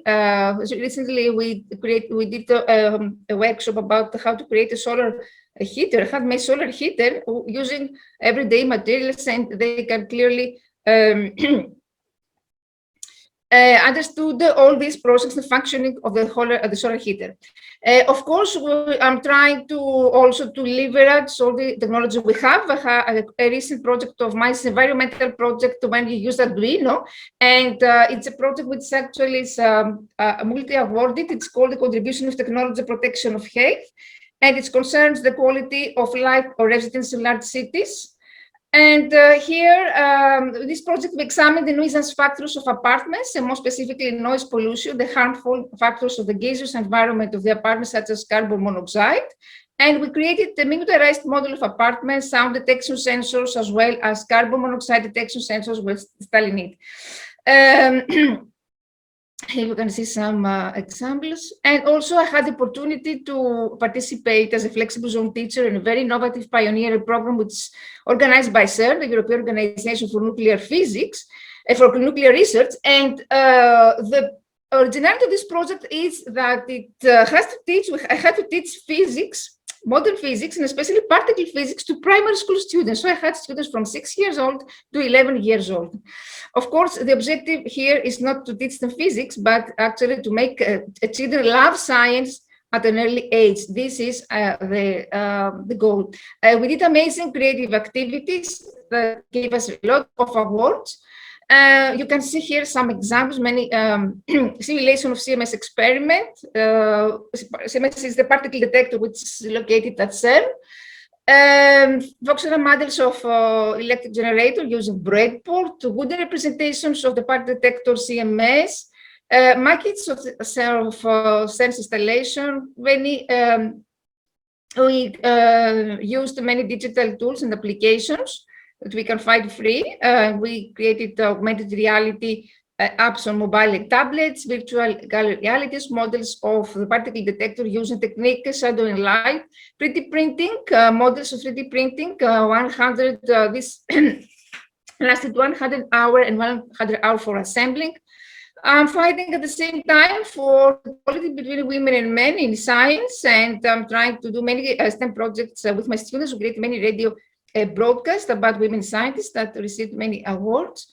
Here you can see how the children made the portraits of the women scientists from Marie Curie till today. And this all will be presented in the European School Radio. And also I am among the first educators on a global level that introduced them in foreign language teaching. I organized last year an innovative lesson plan addressed to English language teachers that combine physics experiment, battery with English grammar, sociology, phenomenon of bullying, and arts of theater at the end. Last year, I had the opportunity also to participate in a continuous professional development in Zambia, in London, where I had to create activities, STEM, mathematics, including, but they told me that here they have no children, they have no school supplies. So imagine and write STEM activities for these students that they don't have blackboard, they don't have chalk, they don't have anything. So we have to be realistic. Of course, we're talking about technology and artificial intelligence, but we need to take into consideration all these students and the privileged students in developing countries and elsewhere that do not have this possibility. Here I can show you some workshops with children in oncological hospital, how they light up when they involve children who suffer from severe depression. They light up when they get engaged with these activities. To refugees, any online courses with students elsewhere, in a mentorship classes for students in Africa, and here I can see received many peace awards. I'm also author of scientific books for kids. Second, my recent book is astronomy, is called Planetary Interviews. Thank you very much for your attention. And if you have any question, I'm on your disposal. Developing countries, STEM education is very important also. Thank you very much, ma'am. Thank you so much for letting us know about the STEM future education. Exponential growth of digital tools, we call it as Industry 4. And also, thank you very much for letting us know the importance of learning ecosystem, digital technology, cloud computing. So thank you, ma'am. Thank you. Now let us call upon Mr. Biraj Kishore Gupta. He is the chief mentor at Giant Step. He is a social scientist and global keynote speaker. He is called a motivational guru. He is presently in news for his book, The COVID-19 Pause, Uncommon Tales of Common Folks. Biraj Gupta's vision in the present trouble-torn world is to ignite, inspire, and integrate society towards global synergy. Please welcome, sir. Thank you. Thank you very much. At the outset, my greetings to all the distinguished speakers. And I must not hesitate in saying that this is one of the best international and global conference or conclave that I'm attending. And I must appreciate the efforts made by Asia Africa Development Council and Dr. Ripu Ranjan Sinha, Dr. Ashish Swami, Dr. Charak, and my beloved friend, Dr. Winston Jacob. Deserve special thanks for this. My friends, I have been listening to all learned speakers. They all have justified that they are no theoreticians. They are practitioners of creativity.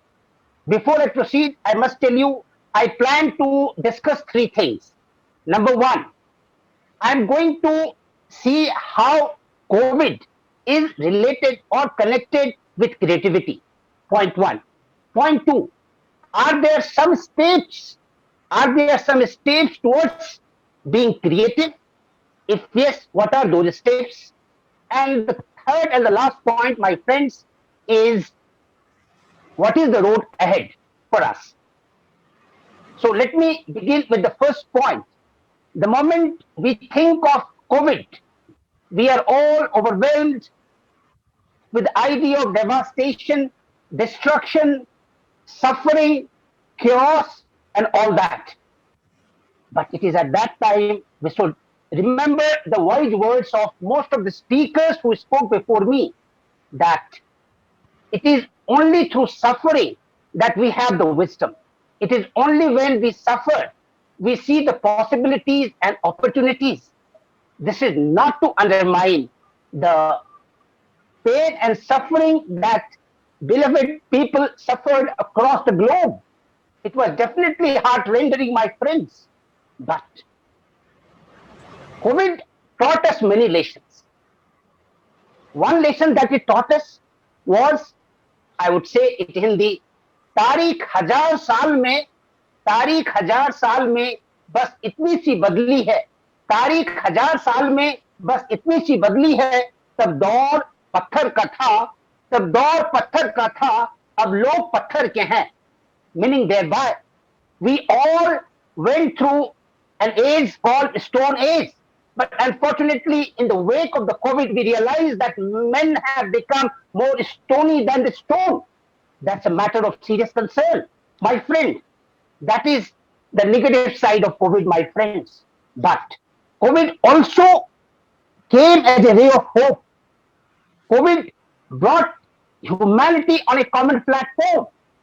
It transcended all geographical boundaries. We had been discriminating people on different bases, be that caste, be that class, be that creed, be the race, all that, my friend. Only recently I was reading the autobiography of Nelson Mandela.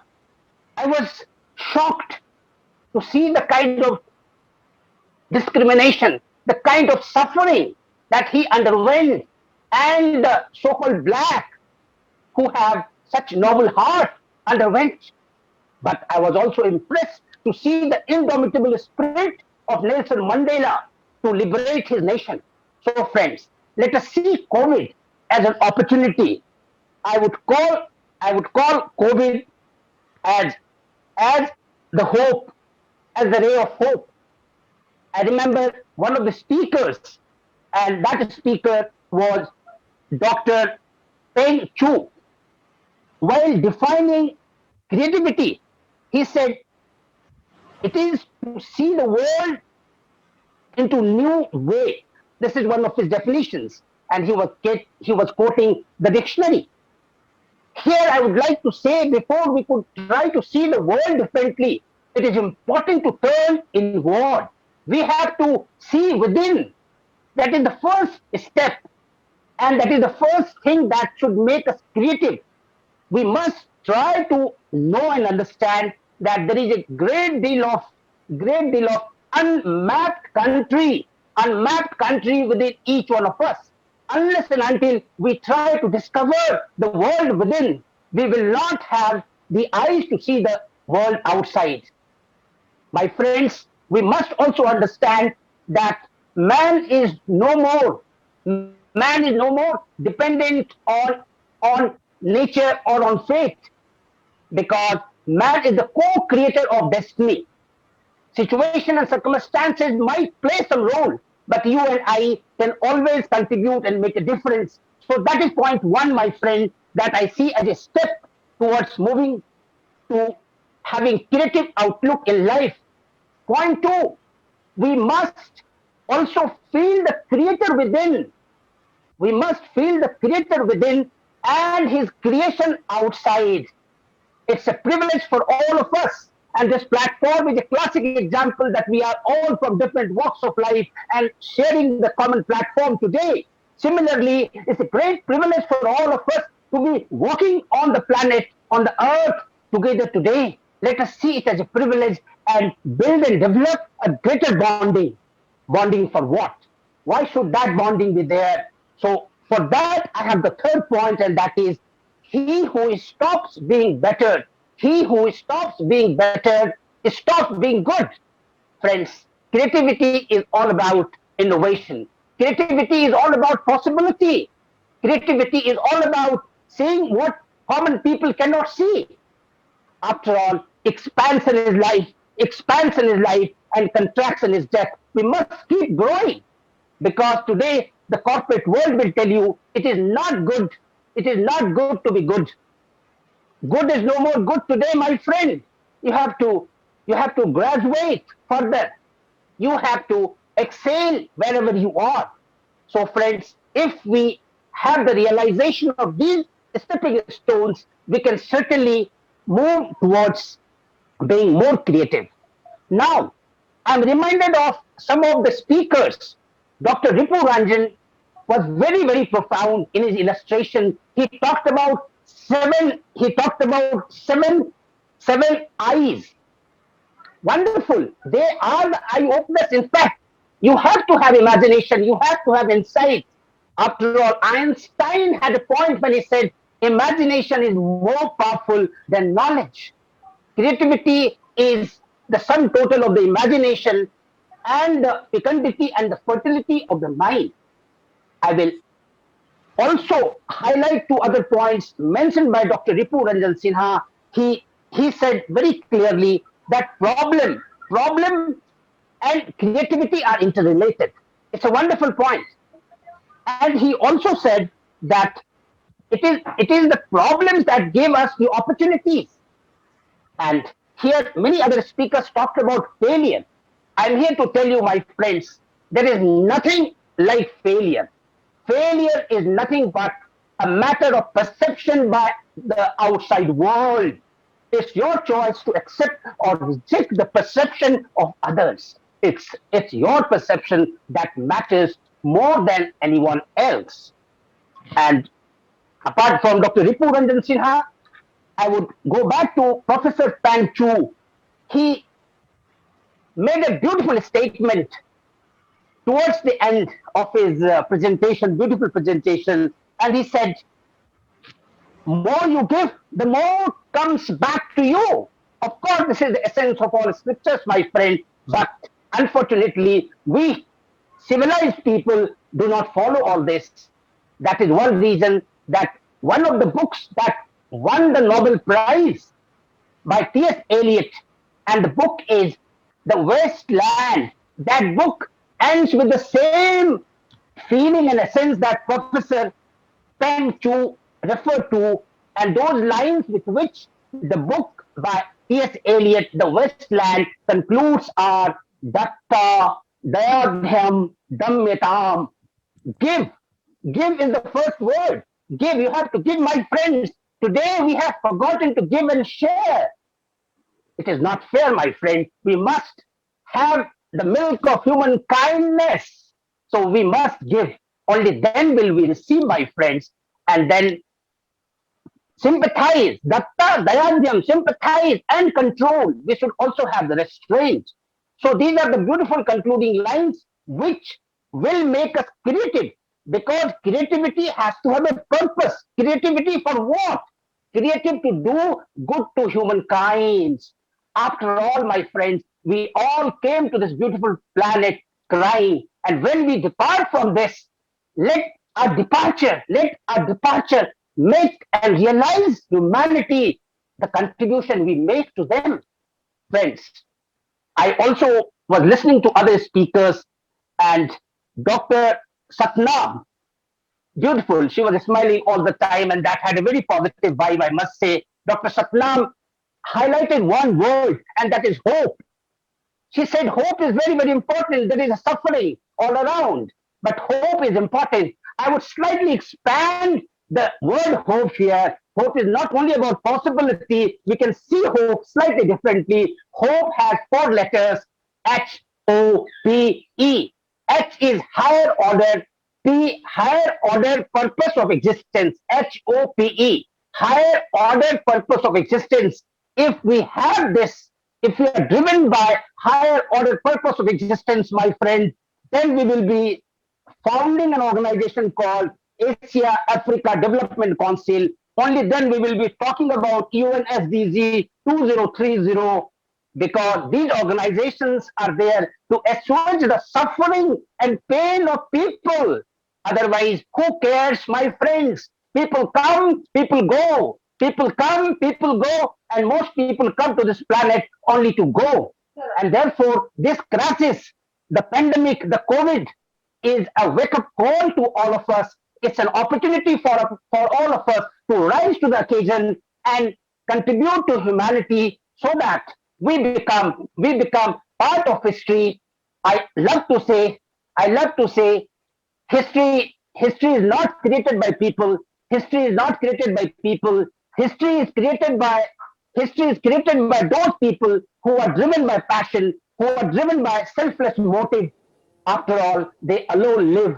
They alone live who live for others. They alone live who live for others. The rest are more dead than alive, my friends. And therefore, the mission and the purpose of this World Creative Conclave is to unite like-minded people from different parts of the world so that we all can join hands towards achieving a goal which has a direct bearing on the suffering, on the well-being of humanity. And we are all one. We are all one, walking on the common planet Earth. Let us do something meaningful. Let us do something creative. And creative is all about transcending possibilities, transcending all man-made boundaries, my friends. The purpose and the goal and the objective of this kind of conclave will be fulfilled only when we really understand the value and significance of sustainable development, something which will have large large consequence and repercussions in the interest of humanity. Thank you very much. I don't want to exceed the time. Thank you very much once again for giving me the opportunity to share my views on the topic. Thank you. Thank you so much. Thank you. Thank you so much, sir, for showing or putting light upon how we should look at COVID from creativity viewpoint. Thank you, sir. And where do we stand vis-a-vis COVID and what is the road ahead? Thank you, Motivational Guru. And I would like to say, yes, Ripu Rajan, sir, rightly said problems create opportunities. It is on us how we will grab it. Thank you, sir. Yes, now let us invite our another next speaker, Saloni Sinha. She is Global Goodwill Ambassador from Turkey, economics facilitator. She is educational and motivational influencer and speaker. She has received many awards at national and international levels. She is also running a YouTube channel with name Sonali S. Roy, where we all can see few glimpses of our creativity. So welcome, ma'am. Good afternoon, everyone. It's a long day, and I don't know. That's the reason I decided not to speak. But then listening to you all, I was so motivated that I thought I should also speak something, and I should also share something with you all. So let me share my screen to show how I try to bring about. Just give me a second, just a second, and I'm there.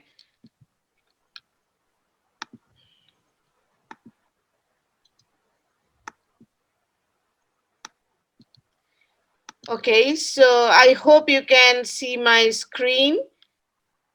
And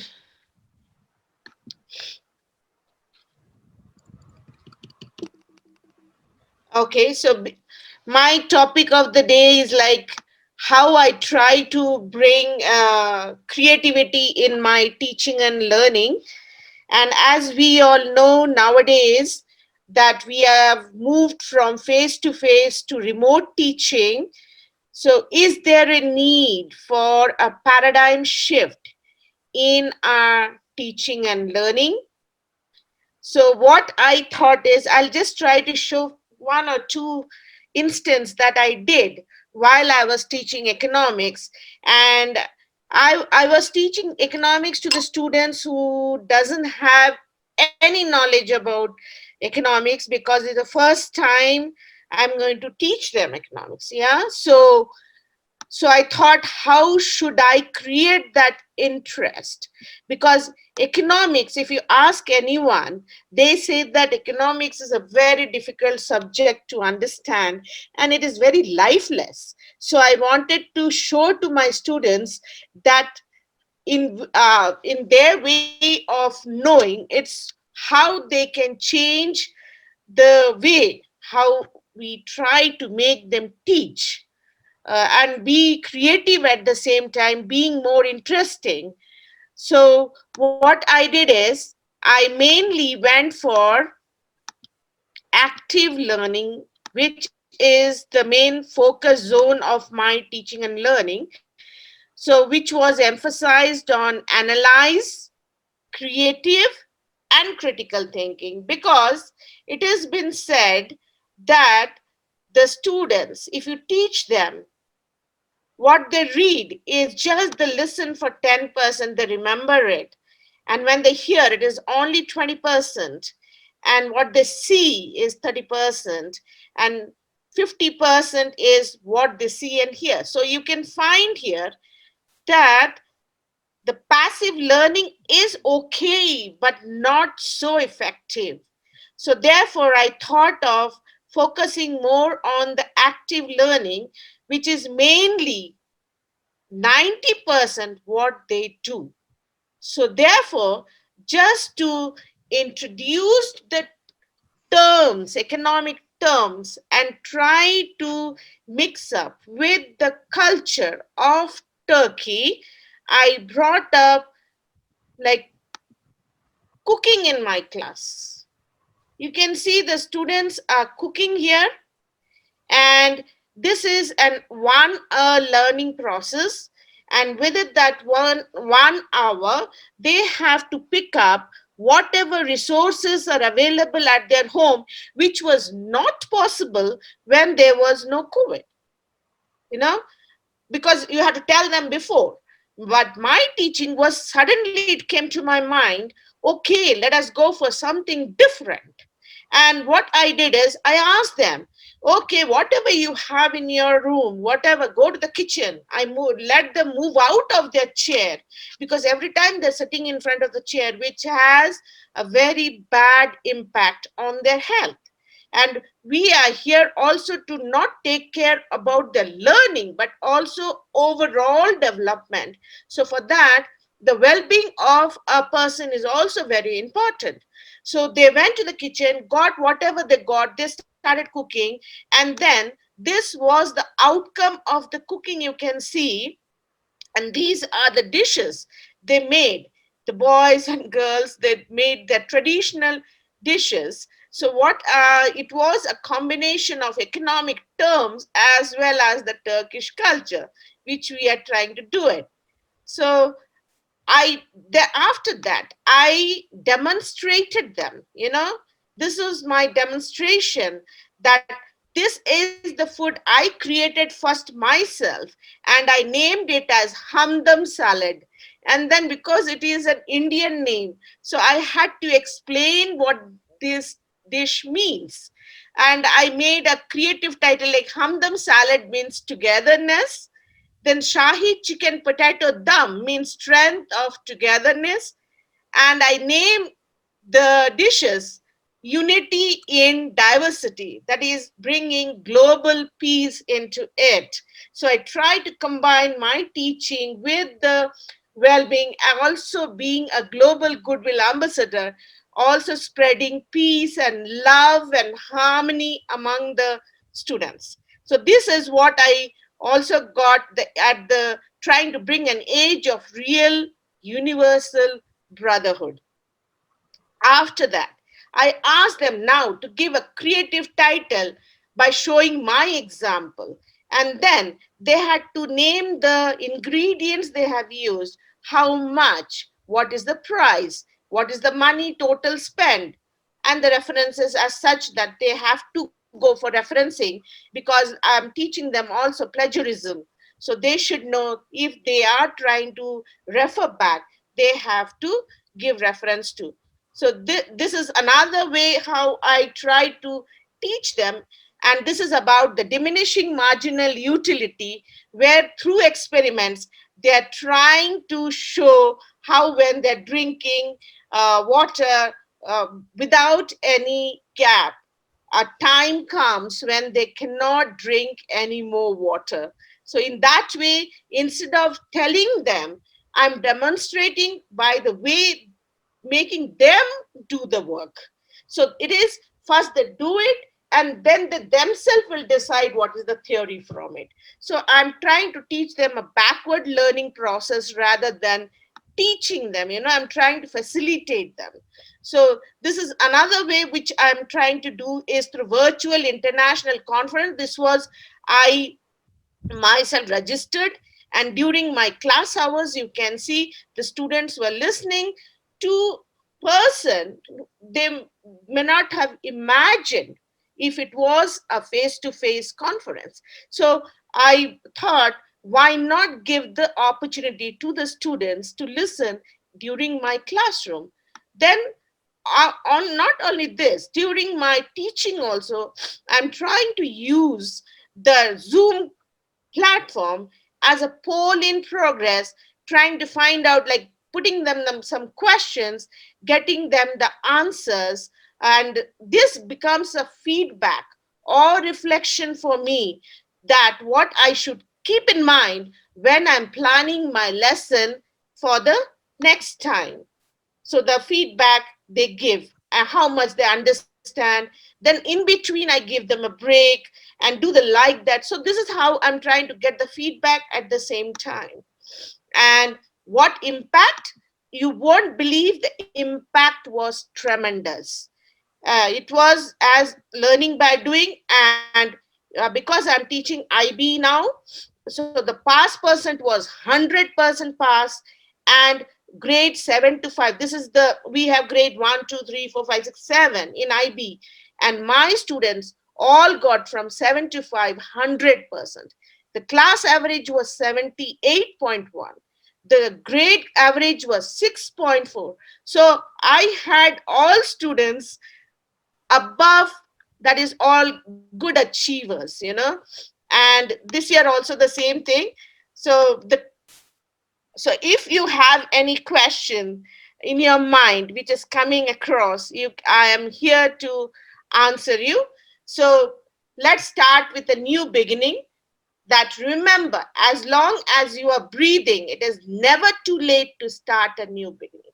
And I would like to take this opportunity to thank all my listeners, because I will conclude by saying listening skills leads to a creative and critical thinker. And why? Because they start questioning. And 4S I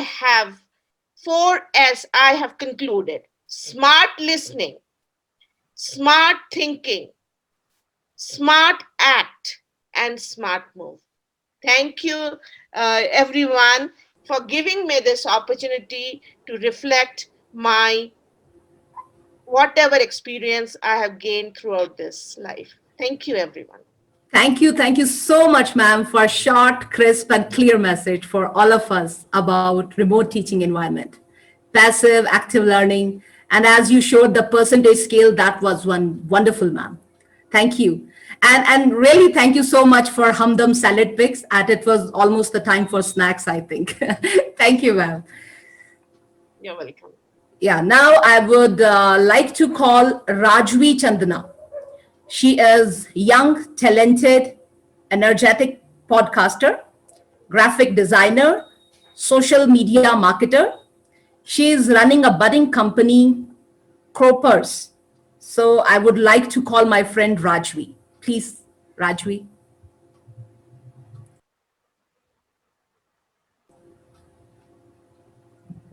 Good evening, ladies and gentlemen. Can you all hear me well? Perfect. Firstly, thank you so much, Sushant sir, and this platform for having me here.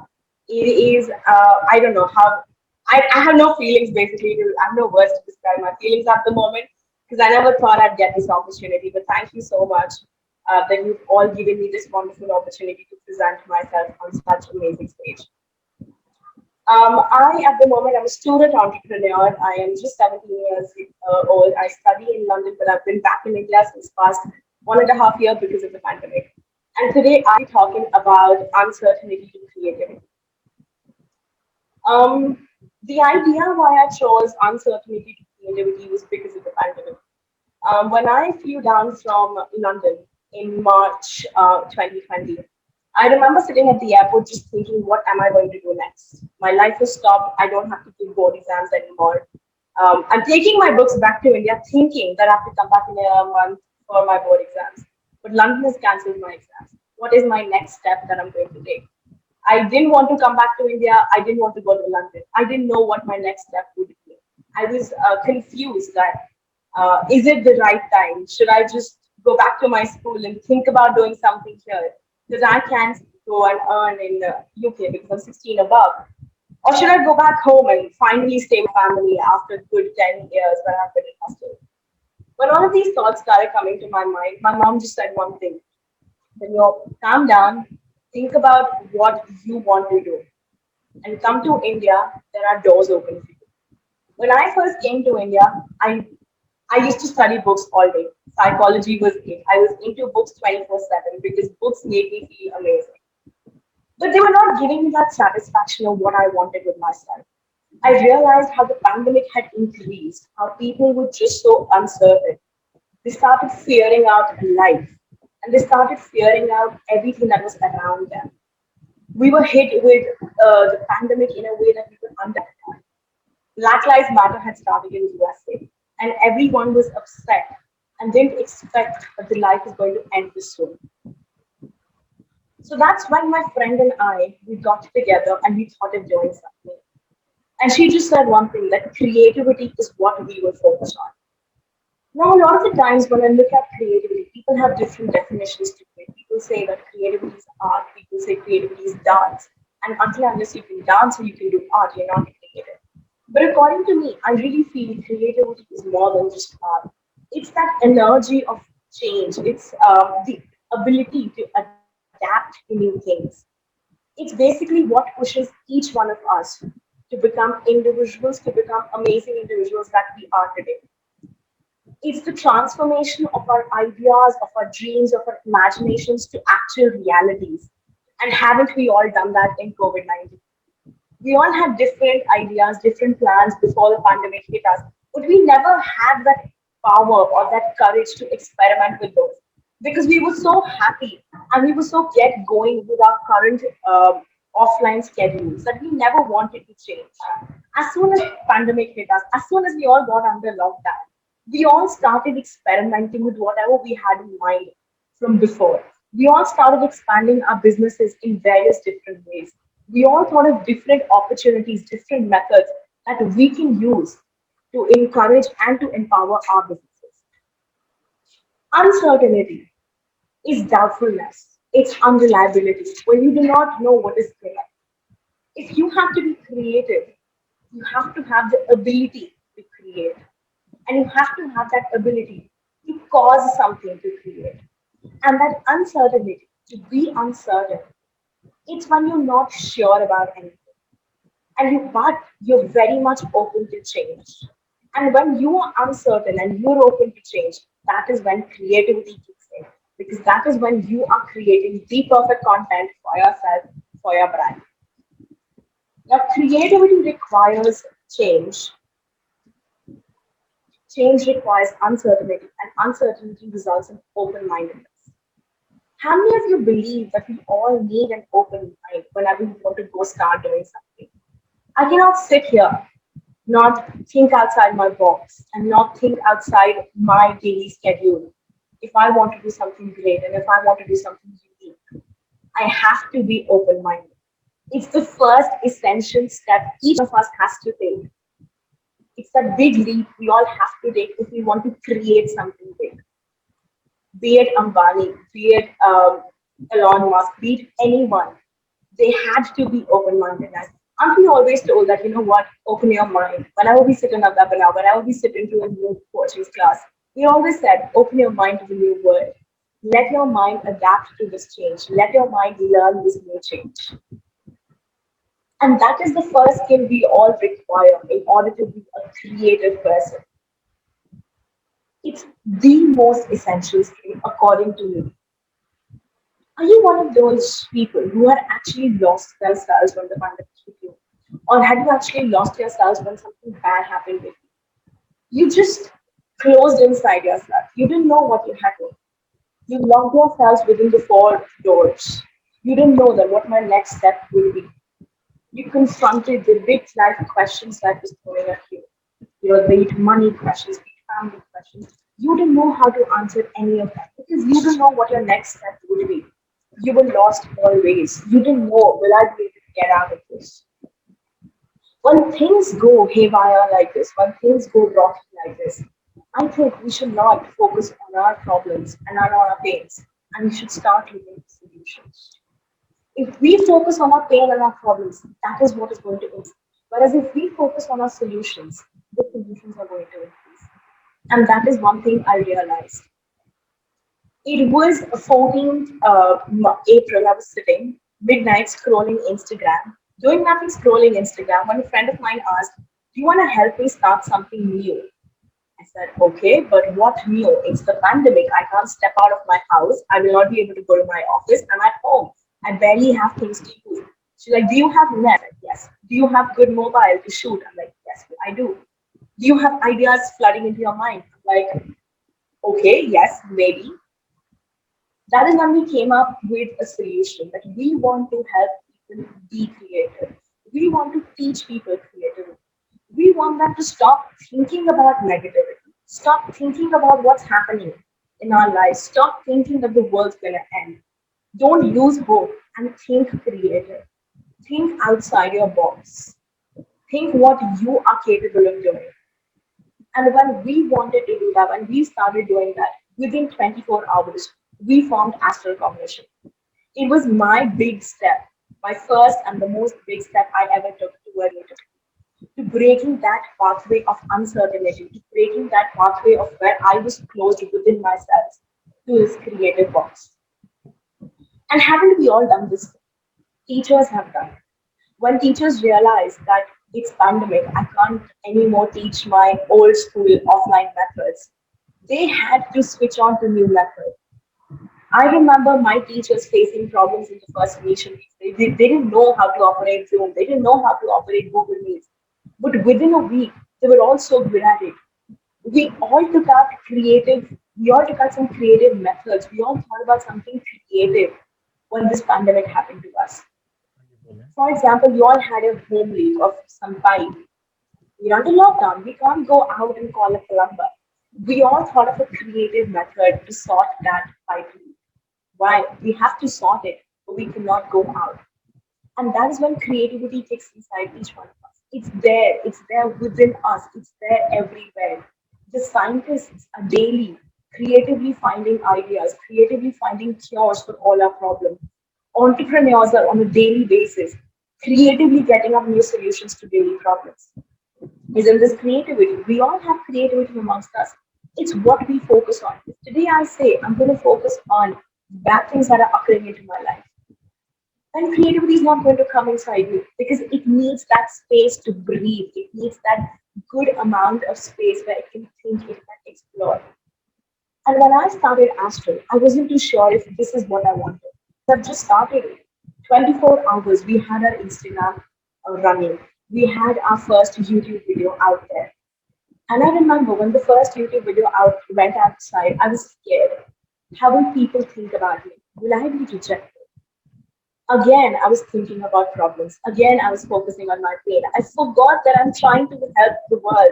I forgot that I was trying to help people heal by teaching them creativity.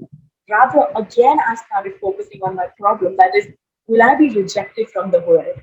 And when that kicks in, again, you flow into that, you go into that box when you stop thinking. And I think that once we go inside that box, it is tough for an individual to come out of it. The best thing to go ahead always would be do not think about the negativity coming around you. Do not think what the world is telling you. Just think about what you can do. And that is what I focused on. I focused upon my skill. I focused upon my power. And that is when I realized I could help people. Astral was the position. It gave me some different life of different confidence inside me that I can do it. I remember bunking my classes because I wanted to create for my astral cognition. And within a month, we had a blog running. We told people that, okay, you're creative, you're scared of showing your work, come submit to our blog. Be it art, be it drawing, be it music, be it dance, be it anything. Just come and show it and put it on our blog. When you put it out there, people are going to get encouraged by your creative work. It is social media at the end of the day. You are going to become a diverse and an influential creator. And when we did that, within a month, we had people follow us. We had people requesting us to do things that I never imagined myself to do. It was some next level of confidence that I got within myself. And I think the major important thing that has helped all of it is social media. We've all social media has actually changed the way creativity has been for us.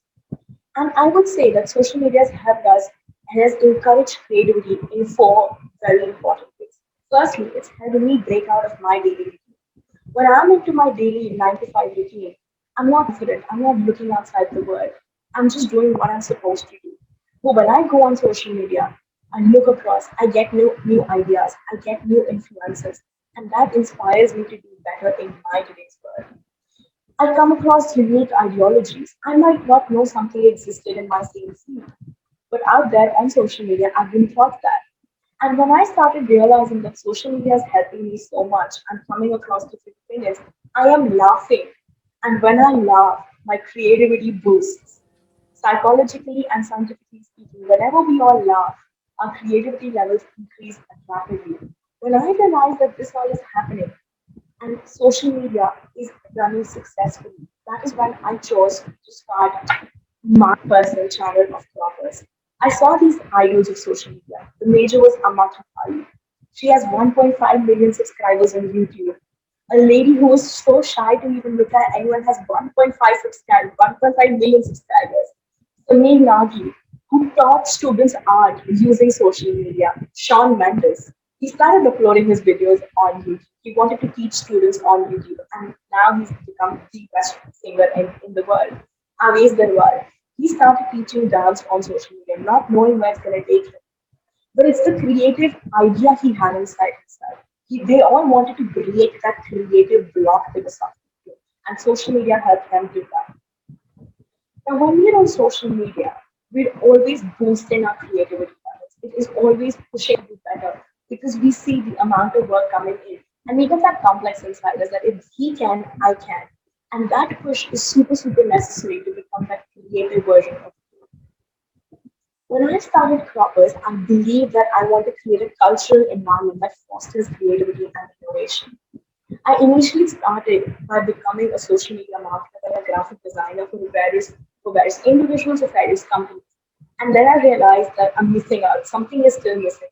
So I started conducting low-cost webinars for all students around me. I started telling them to be creative. I started teaching them their creativity styles. And then I told them, explore it yourself. Because if I force things upon you, if I just tell you that you have to do this, I'm again blocking creativity levels. I don't want to do that. I want you to become diverse. I want you to become unique. And how are you going to do that? When you understand it yourself, when you explore the world yourself. And that is what I do with my webs. I let the people explore. I push people rather, explore the world of social media, explore the world of graphic design. It is going to boost you with creativity day and night. You will not imagine, and you'll be actually flooding with creative ideas.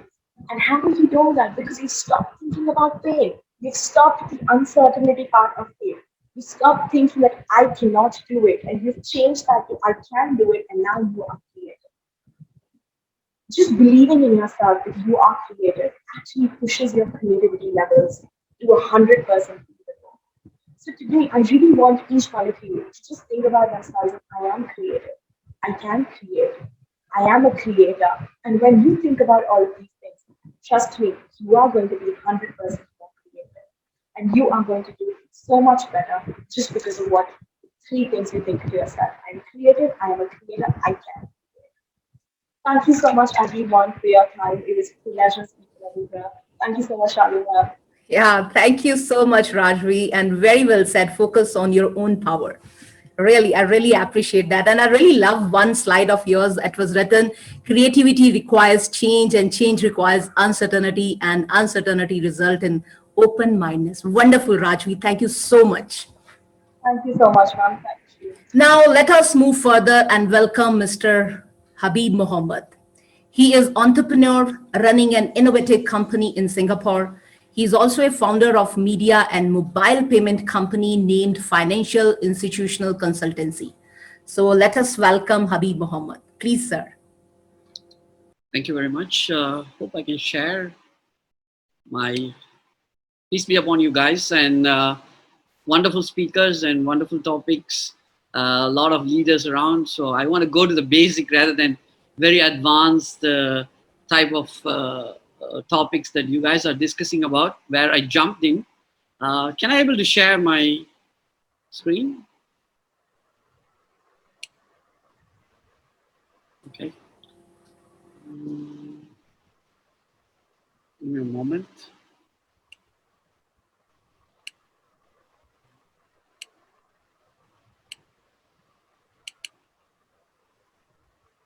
You guys can see it? Okay. Yes, sir. Visible. Just about ideas. I just want to go to some of the basic, even though a lot of people talk about the advanced stuffs about. So let's have some ideas about idea. Okay. So usually people say good, bad, and ugly. So let's change that to mine and yours. You know. So what you guys thought about? Because I want to make it like interactive, but the time constraint that has been given to me is very short. So I will just quickly go through. Okay.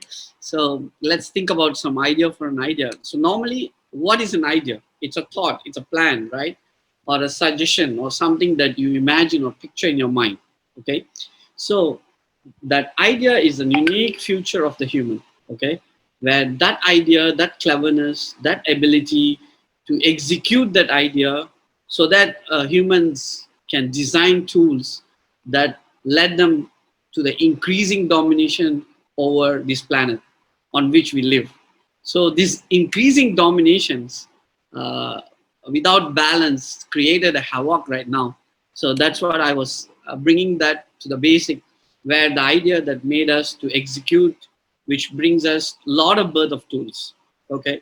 So first of all, the idea we have to think about whether it's a good or bad. So the idea which supposed to be good or bad based on their intention. Okay. I just want to quote some of the things from the Prophet Muhammad says in Arabic called Innamal Aman bin Niyat, which is indeed all actions are based on the intentions. So intentions is very important to decide that idea is good or bad. Okay. So ideas is the one that made the human to create tools. So where the tool has bring it to the next value to it, to bring that that tool brings goodness or badness based on the intention of the creation of the tool. So basically what I thought, each of the ideas has an intrinsic value, whether it's an internal or external, but it has an intrinsic value in both sides, internal.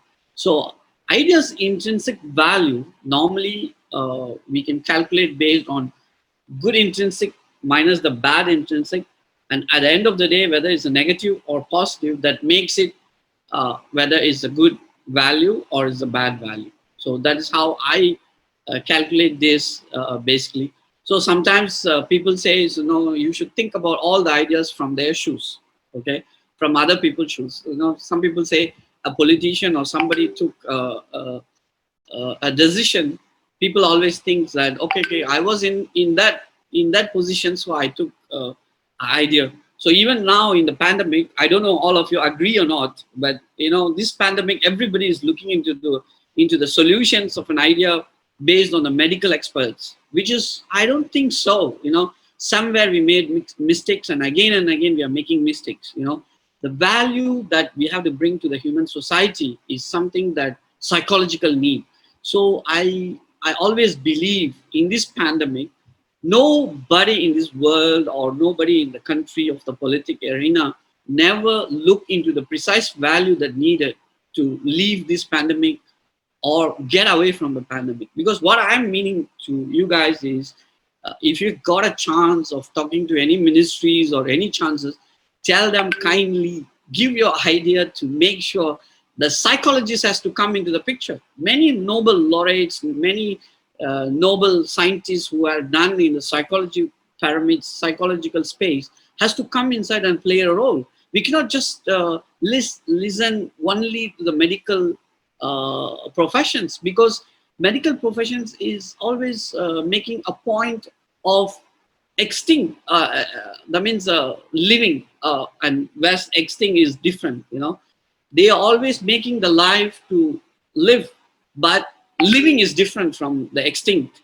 The extinct feeling is something that we survival of the fittest, but that is not most needed right now. Even though they are battling against it, we need some sort of living. So that's what the idea has to go inside to the minds of the people, even to the politician.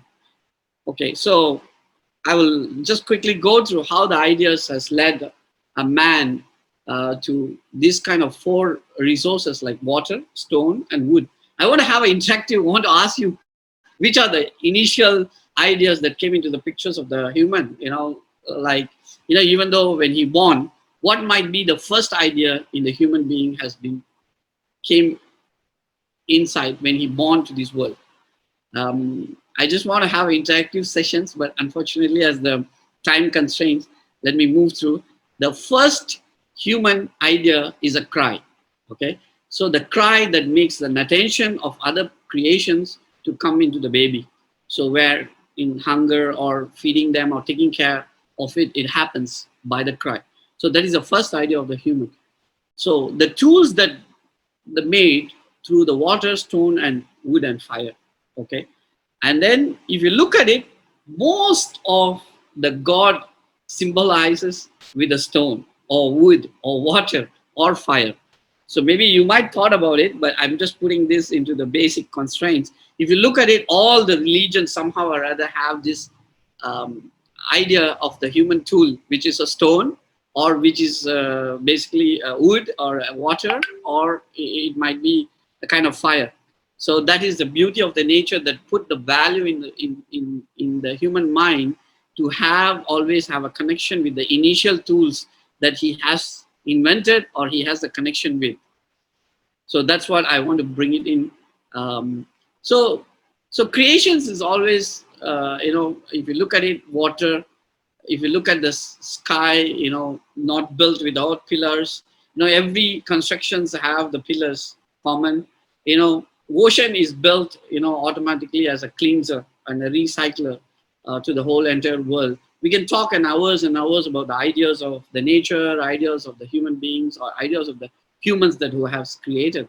So a lot of topics about it, So even I want to ask you why they call it a restroom. So they separate the male and female basically to make sure they rest peacefully in that room.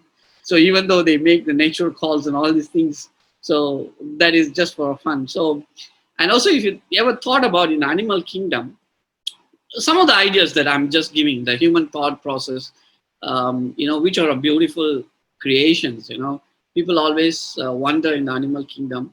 These are the ideas that human should have in a basic concept, so that we can initiate to the other ideas that can comes inside.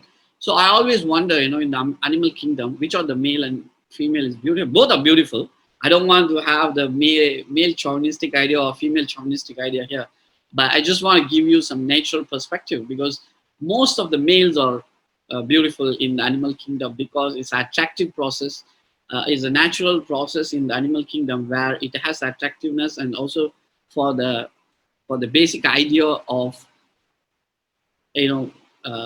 what you call giving birth to the, or how to say, giving birth and creating their species among each other. Okay, of course, in human world, no doubt we have beautiful ladies always. We call it handsome guys, so no doubt that we can separate it out, so we don't have to have a clash. So both are beautiful. So at the end of the day, whoever has the good ideas and whoever executes that in their life, always beautiful.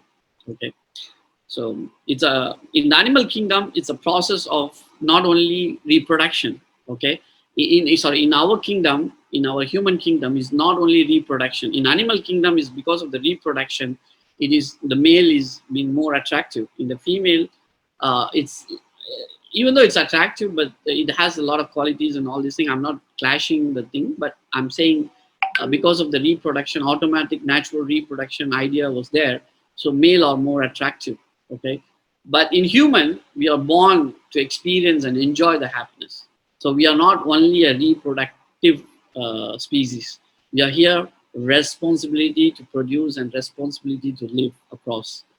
Okay, so I know you guys might have seen millions of birds, millions of animals in this world. Every day across, you will see a few birds are chirping near to your tree, near your windows tree, or near your house, or in the gardens. But you might not have seen, you might not even seen a single bird died in front of you, or the dead body or carcass of the body lying in front of you. You ever wonder? It's a beauty of the nature, right?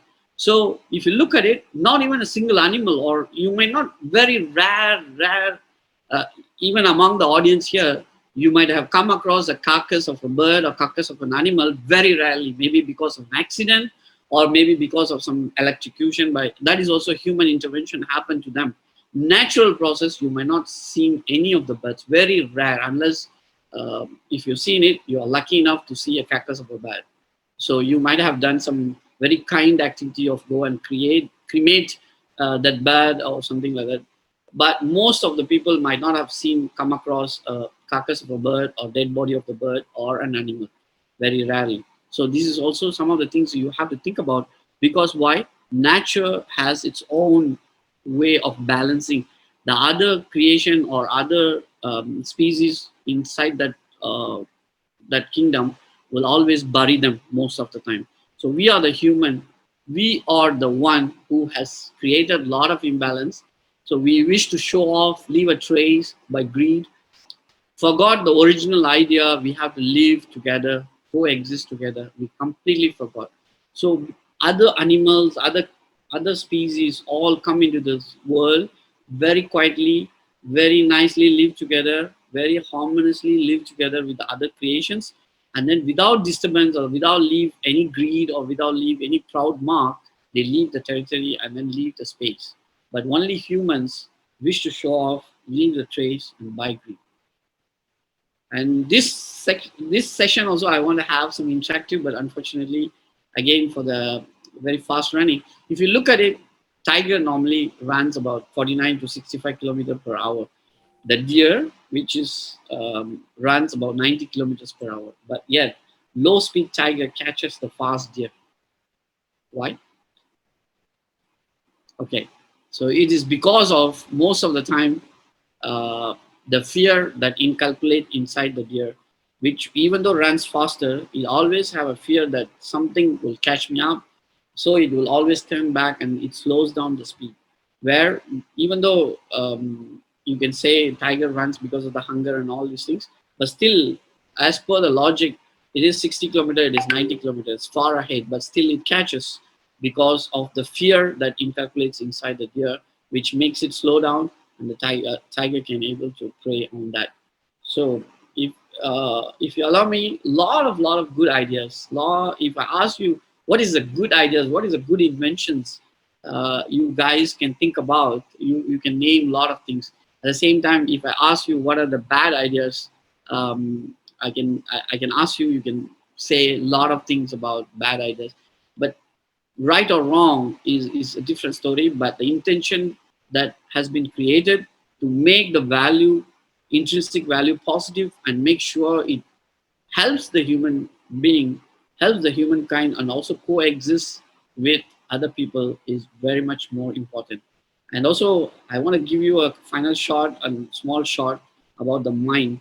Mind can imagine future only in the context of present feeling. So always be happy. So always, whenever you are now and present, be happy. That decide the future. So please use the knowledge to create a happiness and love among each other, and then bring it to the next life. So here we do a lot of crisis management in Singapore.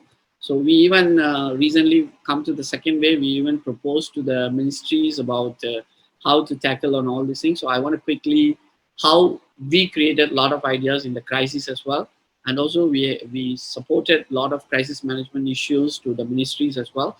And we also given in the second wave to the ministries saying that why we have to circulate the pandemic traveling people in the Yakon circulated Changi Airport. So we are trying to think about go back to the basics of using the steps, which is the airway steps, and then bringing to the quarantine areas and all these things. So such crisis management and many things in the crisis management, I have a big topic, but I just jumped in whatever the PowerPoint I have, I just created. Previously, I just jump and give you some of my ideas to initiate and also share the thought in the pandemic that we need a lot of psychological, we need lot of love, we need a lot of help to give to the people. And at the end of the day, best idea is always to give away how much money you make. You have to give away. That gives you happiness. So that is the best idea to give back. So you can see a lot of top foundations which has been created by billions, but at the end of the day, they have to give back. So that where I stop here and give you other opportunities for other great speakers around to talk about. I'm here just to give you a snapshots on the ideas, good ideas, bad, and take out the ugly rather than instead of yours and mine. So let us keep going ahead and then help people in this pandemic and then bring a lot of great initiatives. Thank you. Thank you. Thank you so much. Yes, sir. Each idea has intrinsic value. When the value is positive, it always gives good results. And really, I like it. Ideas, good, bad, mine, yours. Wonderful, sir. Thank you so much, sir. Thank you very much. Thanks a lot. Yeah.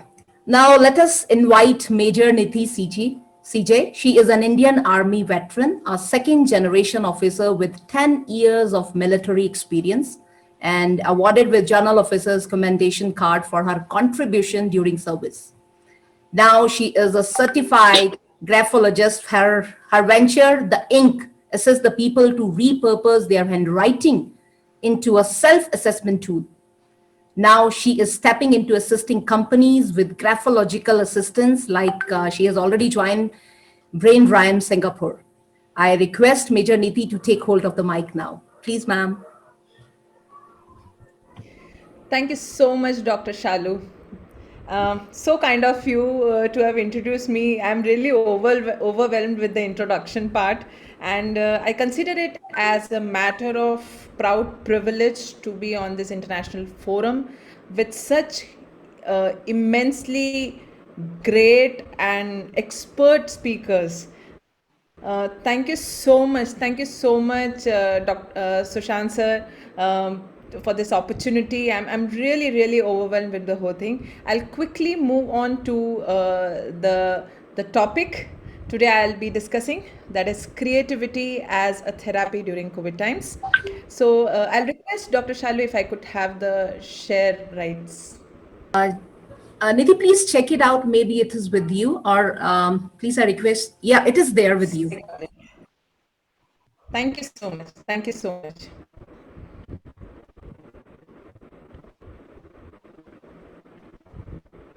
Is my screen visible?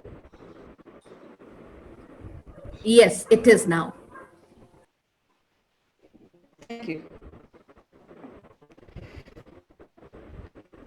So before we talk about how to integrate creativity into a therapeutic manner and help it to make the world a better place, I would want to know from participants what is which of these four things you find true about handwriting, and if possible, you can drop in a yes or a no in the chat box if it is permitted, and I would love to see your responses.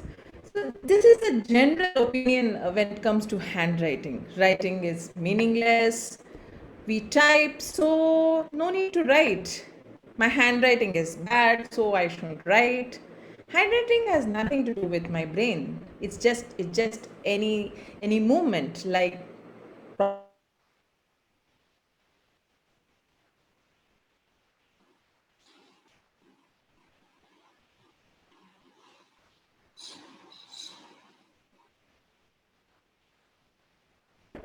apologies for the technical glitch. Uh, Staying in an area where nature is at its best, it does happen sometimes. I'm just sharing my screen again.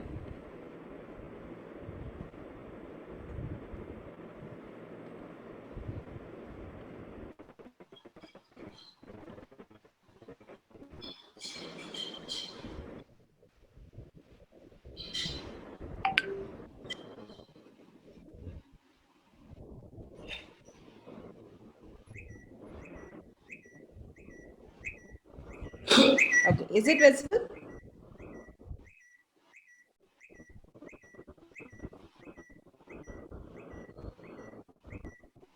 Is my screen visible?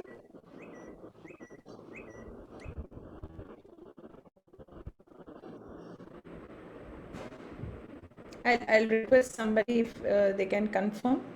Yes, it is visible. Thank you so much, ma'am. So this is the general opinion when we talk of handwriting, that it holds no meaning, and is it really an activity which needs so much of emphasis? And before I move further, I would like to share that a very simple experience of mine.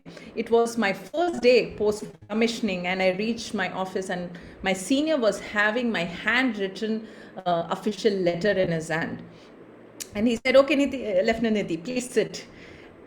He saw the handwritten paper, and he was like, "I'm impressed that in today's era you have a handwritten note."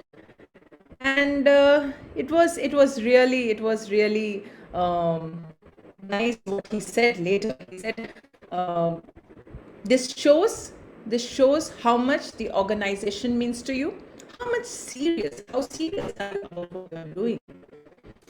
So overall, there is a small little point here what I want to convey. A person, officer, who actually doesn't have any graphological expertise or understanding, when that was the emotion my handwriting conveyed to him, I'm certain there is so much more that our handwriting conveys, and you don't have to be an expert in that.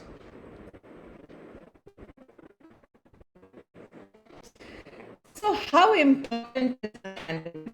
How does it actually how things impact our handwriting? So I would like you all to try this test if possible now or later, and I call this the desk test. You can sit on a table and keep your spine straight and try to write on a paper. Slowly, as you finish 2-3 sentences, you can try to lean forward to the paper. By the time you read, yes, please, I see a hand raised.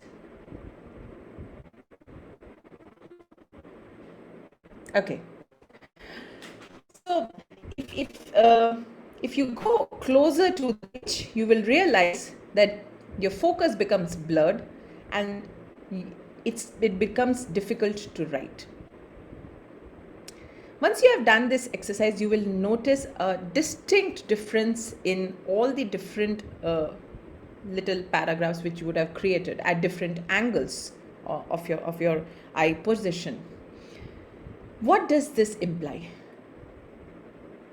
there are so many aspects of the human body that play a role in writing. It's not just our brain, it's the entire neural network. And as it has been established by researchers that the three fingers, why we write like this, and why don't we write from these three fingers? There's a very, very big reason behind it, because these three fingers are related to those portions of our brain which looks into logic, reasoning, and creativity. So now going back to what I had asked in this slide, I would like to know your opinion, which one of these is true still?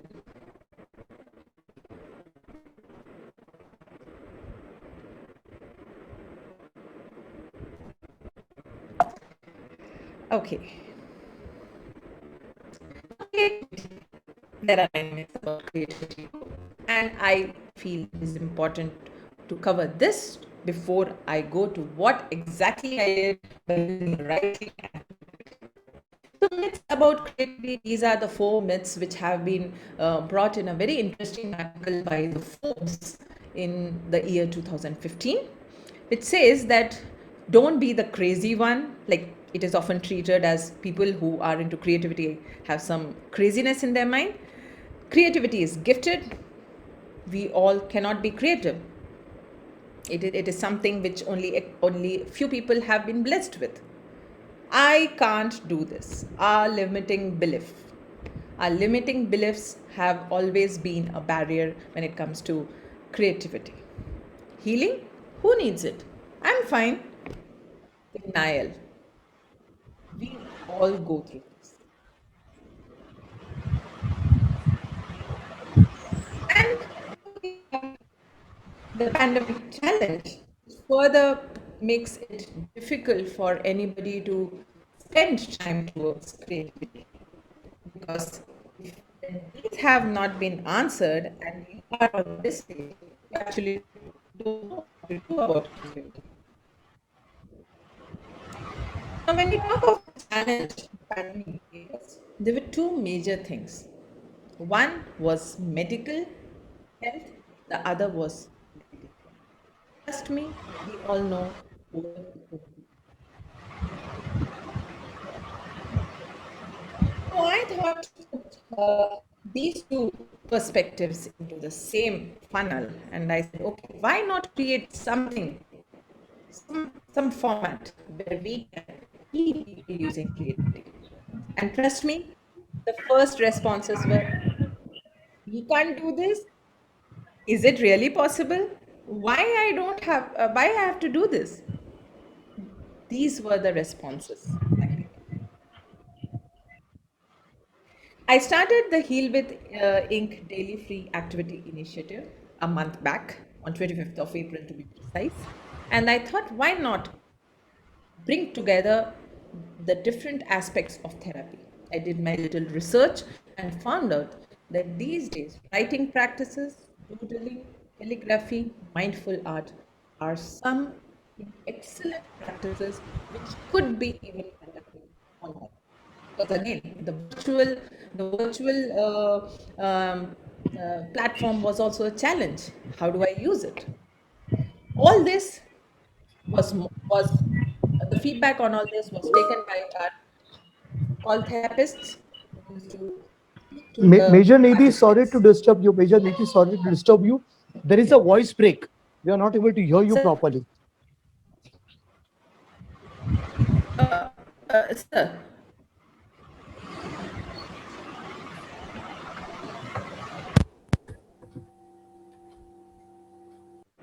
is it better, sir? Yeah, much better. Please continue. It is better. It is better. Thank you so much. So this is how the Heal with Ink initiative started off, and by the time it was rolled out and we conducted, we had 38 experts as volunteers. Every day we had a free 1 hour plus activity. We could establish connection with 600 plus participants. We were supported by certain NGOs. Diti COVID Care Foundation Chhattisgarh was one of them, and all this in a period of just a month. A brief look at our volunteers who made efforts toward this. I played my role in the best possible manner as the creator of the ink. Then we had the calligraphy therapists who every morning and evening created handwritten affirmations for gratitude as well as to affirm before the participants go off to sleep. And over a period of 1 month, we could see a big change in perspective of our participants. And as we progressed in this initiative, we realized it is not just the patient who is fighting COVID. It's every person on this planet who is fighting COVID in some or the other way. The lockdown, a doctor, everybody. I mean, everyone is suffering from it. And that's why we expanded it. We took it to as many people as we can reach through this initiative. We had experts with us, medical experts who suggested that yes, you can go ahead with this. This will definitely help the mental health of our participants. This you should avoid. All these parameters were taken care of.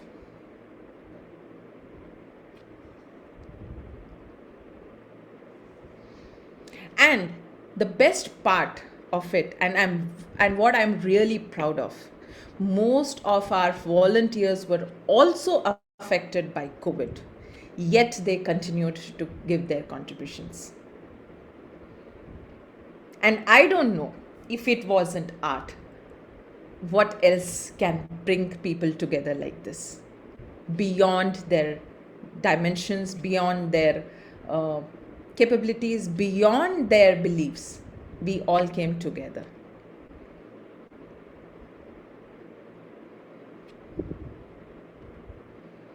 So now I want to ask you all, do you want to heal?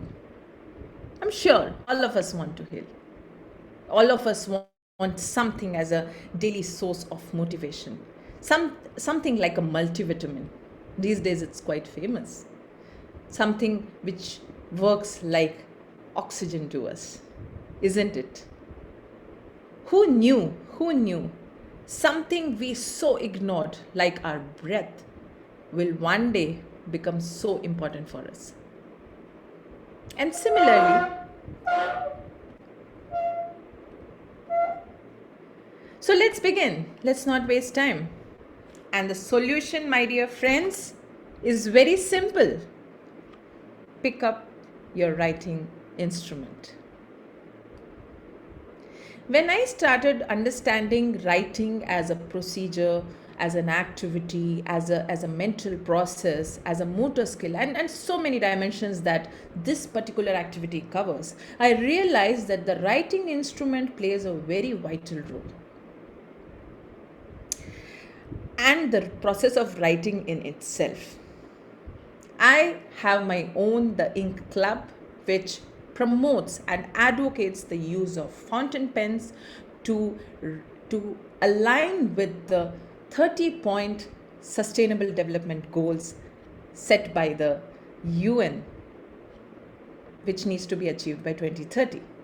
And I realized that this simple writing instrument contributes in each one of them in such a significant way.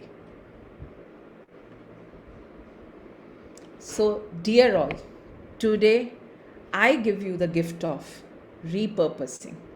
And why I call it WRIPURPOSE is because writing is the best way to enhance your creativity, enhance your innovation, enhance your own capability as a human being, enhance your life. I have penned down nothing less than 50 odd methods that you can repurpose your handwriting. But today, for our esteemed speakers and esteemed guests, I give the gift of 3 of them. First, reconnect. How many of you haven't written for a long time? What's stopping you? Please pick up that pen. It's longing to express your thoughts on a piece of paper. Psychologists have told that writing is one of the very, very significant projective tests to understand the human ability of any individual. So it's time. Reconnect with your handwriting. Enhance your capabilities. Restore. Not just writing something. You can use this tool in so many different ways. I recently did a sketching workshop, and that's when I realized that sketching may be an art form, definitely, but there is so much of science that is involved in it. It actually tweaks your brain cells to such great extents, which is really, really overwhelming. So try new methods. Make it more interesting for yourself. Find out. Today the Google offers you to explore things so easily. Do that. Don't stop. Don't stop yourself. Restore this important activity before it gets redundant, before we declare it obsolete. Handwriting has been one of the oldest form of communication. And it's not just a form of communication. It is also something to stimulate your mental abilities. Reconstruct a sustainable writing culture. There are so many sustainable options. Get over the ballpoint pen. It was alarming to know that ballpoint pens are one of the major contributors to the landfills.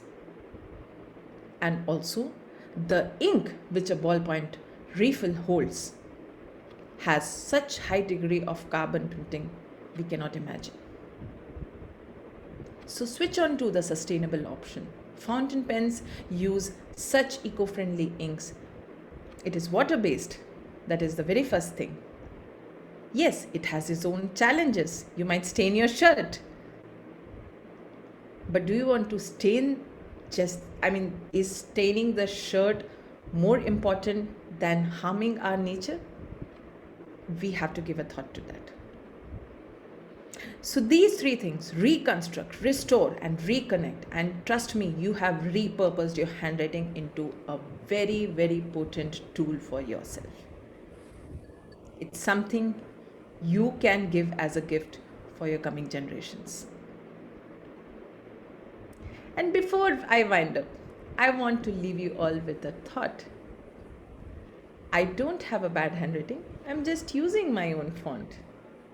Celebrate the uniqueness of being you through your handwriting.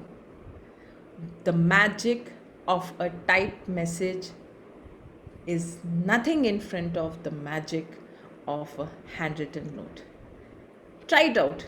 Today, just write a handwritten note. Say thank you, or I love you, or I care for you. I'm blessed to have you in my life. Write a note and share with your family, friends, and loved ones. Trust me, they will see you in the handwriting. They'll see your warmth in the handwriting. I often say this to people. Whenever I see a handwriting, as a graphologist, I am supposed to analyze handwritings. Whenever I see a handwriting, I see the person. I meet the person. And that precisely is the power of your handwriting. It's like a biometric print of your finger. Maybe more unique than that. Celebrate your uniqueness. Don't let it fade away with technology. Thank you so much for your patience. I'm really, really happy to share this forum with such extremely intellectual people. I take this as a one in million kind of opportunity. Thank you so much, Major Niti. Thank you so much. I never thought that our handwriting can tell us so many things. So next time when I'm going to write something, definitely I will look at my handwriting with another angle. Thank you. Yeah.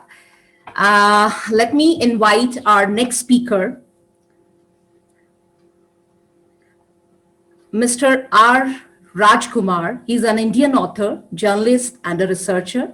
He is the Vice President of International Association of Sports and ICT. He is well known for his book, India 2030, for which he was awarded as one of the 100 inspiring authors of India in 2018. He has published bio-inspiring learning style chat bot inventory using brain computing interface to increase the efficiency of e-learning, along with Vilappa, Ganpati, and Plot e-learning system. Next generation learning system with MK Ahmed. He believes that multi-talented students are real-time achievers, and the story is published in India Startup 360. So I welcome R. Rajkumar. Please, sir. Thank you, Shalu, Dr. Shalu. And really, I'm immense pleasure to be part of this conclave. And I just, due to the various reasons, I will finish within 5 minutes. That's a promise. Thank you. Thank you so much. Actually, sir, because we are really constrained with time now. So I request you for the same. Thank you, sir. Okay, thank you. So I'm the faculty working in SRM. So I have three major roles apart from my family. I have three major roles. Just I've observed from this conclave, which is a writer. I have written a book called India 2030 about Abdul Kalam's dreams, and as a teacher and as a visionary. Why I call as a visionary means I will always think about the future of India and future of the world. So that's what I call this. And the creativity is not a single thing we can live with that. So we need to have a lot of things along with the creativity, like empathy, emotional intelligence, creative and critical thinking and adaptability and everything. So due to this COVID-19, so introvert and extrovert both are affected. They need to have the creativity for the sustainability as well as the improvement themselves, as well as to save our life. So that is the need of the hour in this, especially this crisis. And there are some kind of innovations, especially in before 2019. The completely this kind of devices are used only for the agriculture and surveillance purpose. Now it is used for disinfecting kind of purpose also. So that's the COVID-19 is actually Sinha has told that Dr. Sinha has told that World War II is the promising thing for creativity for the world. But actually in the COVID-19 also another kind of revolution model for giving a good creativity in digital world. So, and also you can see that there is a face wash at 2019, the same bottle, same size. Now it is, now it is hand wash. That is, I don't know whether they have mixed something else, but completely they changed, face wash to hand wash, the same size, same bottle. So due to the pandemic, they have taken the business model. Only the creative, business can be sustained, this kind of stuff. So only whenever we have a creativity, only and that is a need of the hour. The creativity is the even for individual as well as a business world. Everything we need to be creative. That's the need of the hour. And you could see this helmet. This helmet also the same 2019, and now it is like a face glass. So not the creative. Even they have used as existing business, whatever the objects they have used, and they have created the new one. So that's the creative business. And even I have created something in this pandemic at 2020. Many of the scholars in the same forum, they have attended inauguration of the small humanoid to make an accessibility in the pandemic. So we can control the robot anywhere from the world. So I have patented this idea, and the device also made it in a home. This is a completely home-based robot or humanoid we have called. So that's the need of the creativity. So I mean, we cannot access anywhere. So if I want to go somewhere else, I can operate this robot, and then instead of me, it will go for that. And we have to work together. In terms of lockdown and creativity, there are many things, especially in the technology side. Not only Indian contribution. So every country they have to contribute, and we need to work together towards of the 5G platform or virtual reality or any kind of a smartphone or smart kind of applications.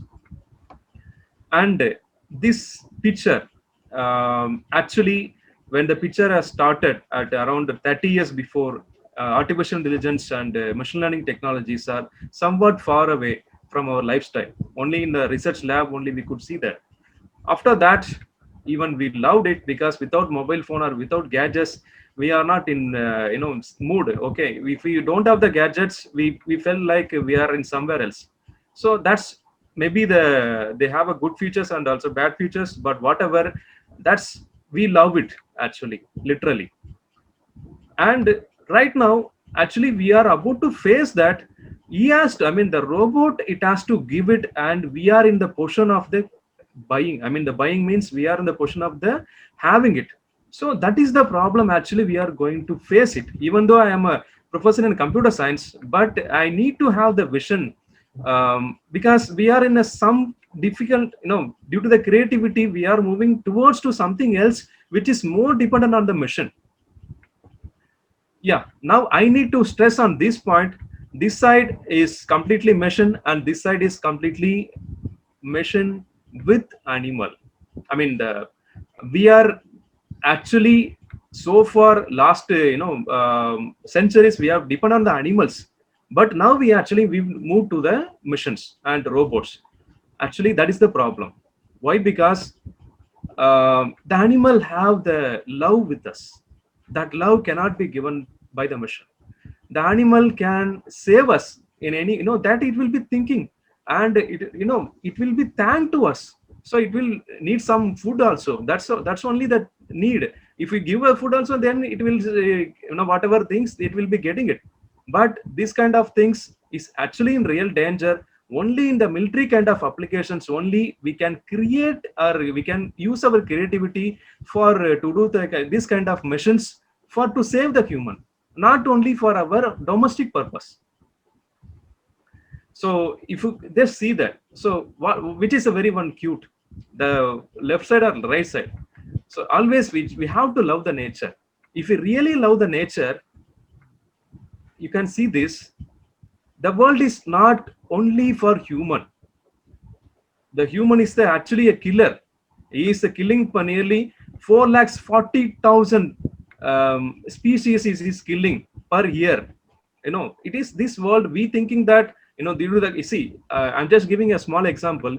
If this COVID-19 is spreaded by some other animals, maybe the mouse or maybe cow or dog, whatever may be, whether this human actually will kill all the animals, whatever the spreading by that kind of animal, he will kill all the animals. So that's kind of selfishness. Even I have it. Okay, as a human, I'm having it. Okay, everyone will having it. But the corona, that unfortunately, I mean, luckily it is spreading only from the human to human. Okay, that's really the positivity of the corona. Okay, if it is spreading from the animal, that is really our world is completely strategy. I mean, the tragedy, something like that, some different things may happen. So the world is not only for human. That is what, if you actually accept it, and if you are actually looking forward, and if you are thinking and creative, these kind of things, surely we will achieve the 2030 goal of the UN, which is prescribed for us. Not only in India, not only in your country, for the world, we can achieve for this. So this is my message, and also some kind of thought process. So this is my small message. Also, the world is the biggest community. We will thought that our apartment is the community, our country is the no. The world is the biggest community. The stakeholders are, even the animals also stakeholders, because we need an ecosystem for an eco-friendly system.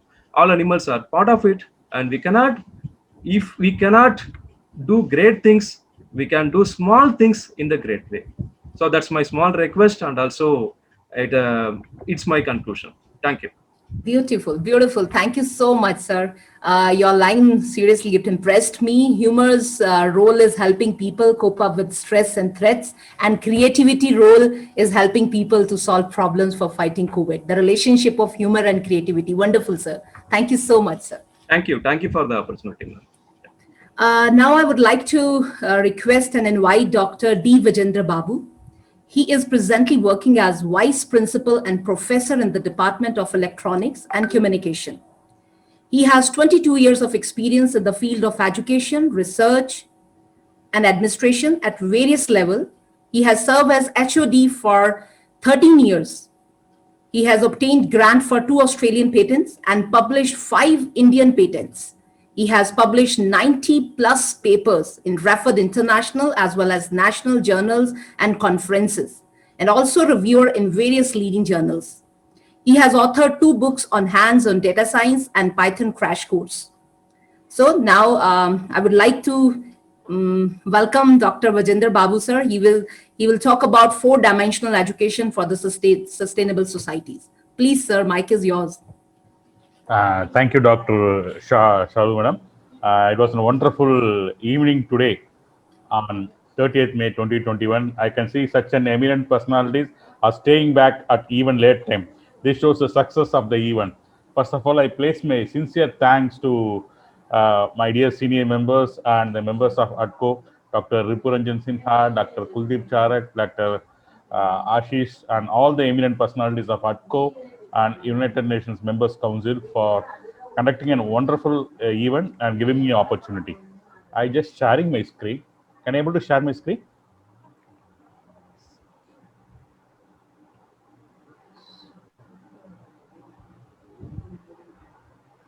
Yes, sir. Now your screen is there on computer. Yes, ma'am.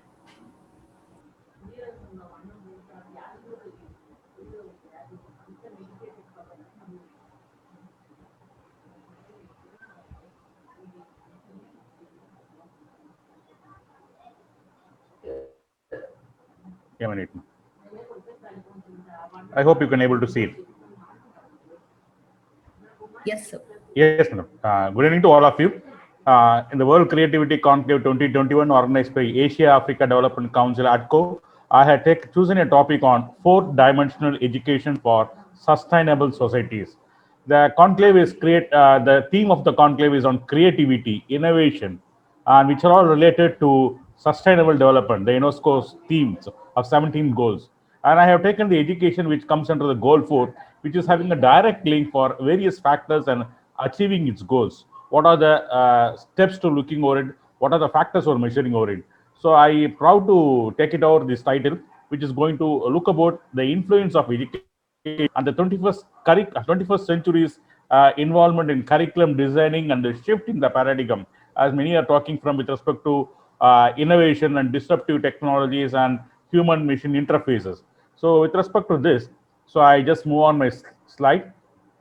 So this is my flow, which I'm going to talk about the UNESCO's and sustainable goals and sustainable development, the components, the thrust areas, and the role of education, the 4 dimensions of 21st century curriculum, and the critical parameters, what we call KSA, that is knowledge, skills, character, and about meta learning, which are going to focus more about it. That's going to the 4th dimensional, then about the references for all those events. So we have been come across so far with respect to the evolution of education system. So earlier it was only a teacher-centric education, but now it is going to be student-centric, or it is going to be flexible curriculum. We can see that it is going to be evolution. We can see that the concept of sustainable development was popularized in 1987 with the publication of the Brundtland report, which says that with respect to the development, meet the needs of the present without compromising the ability of future generations to meet their own needs. So our focus is on to the future without compromising on the existing natural setup. That's a basic thing. In a sustainable development, we can have a diagram which having 3 significant parameters. One is on social, second is an economic, third is an environment, which are one hand in hand together. So which is a combination of bearable, viable, equitable, and as a whole, it is going to be sustainable. The parameters are displayed like society, economy, environment. So when you take about the society, it covers about the welfare, equal opportunity, the social cohesion, economy, and environment. So that's we have been focusing about the sustainable development, what we call SDG, Sustainable Development Goal. Okay, so Sustainable United Nations Council has given about the 17 goals for it. We are discussed about all those goals across various presenters who have discussed about. Goal number 1 with respect to no poverty, zero hunger, good health and well-being, quality education, which we have been focusing now. The quality education, what is its impact directly or indirectly to remaining goals too, like gender equity, cleaner environment, affordable clean energy, decent work and economic growth, industry innovation, innovation in infrastructure. So all those 17 goals, we are going to take it with the whole concept of the focus towards the quality education. So I'll be sharing some few slides with respect to the 17 goals in the current scenario with the effect of the COVID. What happens with respect to the COVID-19 in 2020 and what is the impact in the next 10 years? Because we are focusing about 2030, the goals of SDG 2030. So I can see that I'm just sharing the screen that. So goal number one, before COVID-19, that's about the goal one, end poverty in all forms of everywhere. So the world was attacked to end poverty by 2020, but the COVID-19 causes the increases the global poverty 3 decades. So it is a very drastic implication. Similarly, with respect to food, food insecurity was already on the rise. The pandemic is an additional threat to food system. So there is a survey which has been created that has been posted on the UN website. I can just share it over for it with respect to healthcare. The healthcare disruptions could reverse decades of improvements with respect to inclusivity and equitable education, which we are focusing about, and promote livelihood learning opportunities for all. Because due to this pandemic situation, very many students are not able to utilize their online versions, e-classes. With respect to facilities available, the connectivity, as I said, the world is fragmented today. The inclusivity and equitable, there's a making is a big gap in it actually. So over 200 million children will be still out of school in 2013, which is an alarming issue, which will be focusing on to overcome all those things. And the closure of schools and employment statistics. And at last, it says that remote learning remains out of reach for at least 500 million students. This is which is going to be hidden goal for us. And we're also looking for its opportunity to have an holistic education, creativity. That's the thing which are going to look it over in next level. And with respect to various goals like achieving gender equality, with respect to prevention of water and sanitation for all. So effects of COVID has been shared for you. So I'm just sharing over it the implications of COVID-19.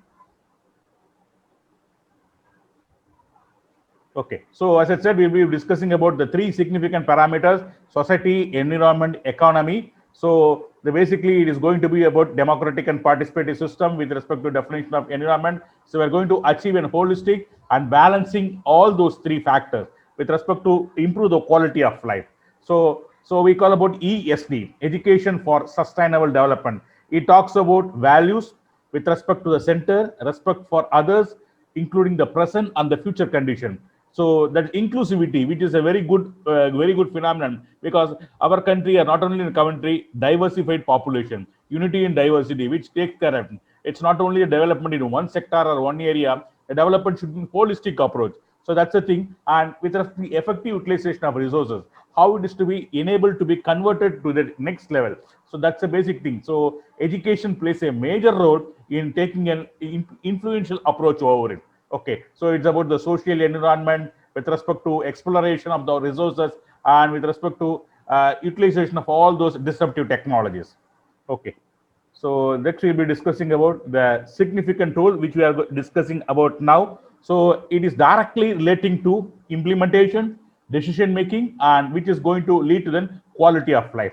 So this is about the tool of education which we are going to see. So as I said, we have three parameters. That's about implementation, that's about decision making and the quality. And we can see that's moving beyond and extracting with respect to agriculture, economy, the quality of life. So we can see that raising the economic status of families. We know that once the child is getting educated, the quality of the life of the family is getting shifted up. Okay, so it improves life condition, lowers infant mortality, and improves education attainment of the next generation. So it is about next generation, NXG. We're looking over it, and this list about what are the skills needed for an educational sustainable development. That's about envisioning critical thinking. So many have been discussing about various presentations about innovation, critical thinking, and reflection, systematic thinking, building partnership.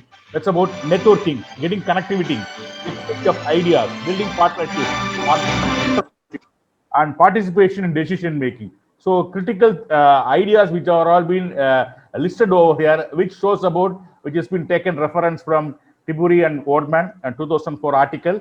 And UNESCO's role says that respect for others, respect in present and future generation, and utilization of the resources. That's the thing. DEST. United Nations Decade for Sustainable Development.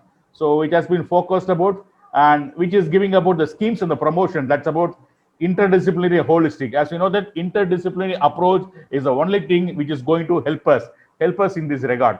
So interdisciplinary focuses more about this characteristic because it is going to be a future of this thing. Value-based learning and multi-method approaches. As I said, many presenters are looking about not only about technology or mathematics or social or science, it's about the arts, which plays a major role in it. So that is going to be a major factor which is going to be looked over it.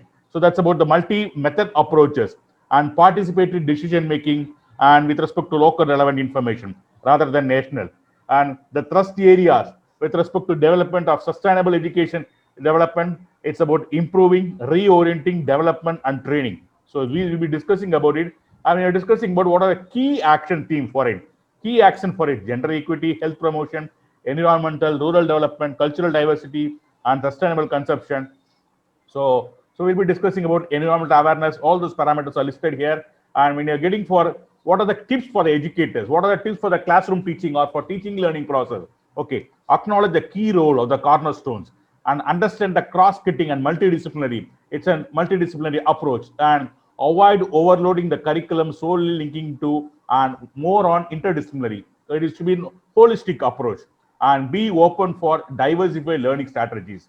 As Madam was saying about and with respect to cooking arts and just taking it as economics with respect to them, see various approaches are to be looking over it, not a traditional approach as we are following the Bloom's taxonomy and our focus is from OBE and just shifting over to the outcome based and we'll be looking for various adoption of technologies. It's about student centric learning. And with respect to the teaching practices in the classroom, as I said, value-based learning, learning to transform, the transformation, because now we are going to measure the outcome. It's going to be a lifelong learning. It's not only with respect to the marks, what we score about, and whole school approach and a holistic approach, not only about the curriculum. Now, even the government of India has given more priority for outreach program. So not only about NSS or NCC, it is going to be service to the humanity, service to the society. What back you are going to be, either the innovation or technology transfer, whether the regional, local members, how they are getting benefited. So that's the effectiveness about these things. Either we talk about all those things of a technology transfer, this is going to be plays a major role in it. So that's about the whole school approach and community-based learning. So outreach program is going to be the futuristic of Indian education. And you would have heard about this famous world called VUCA world. Okay, so it's about the uncertainty. So it stands about whenever once about the twin tower attack, we all came to know about talking about VUCA. That's about volatile, uncertain, complex, and ambiguous. Even the current scenario of education transformation and in COVID-19 situation, we are in the form of VUCA: volatile, uncertain, complex, and ambiguous. And with respect to 21st century curriculum, it should be adaptive. The first one, it should be adaptive, not a systematic, regular, tailor-made curriculum. It should be adaptive, flexible. Even it's an interdisciplinary approach. Second, it should be balanced. The core values should be taken care, and it should be flexible.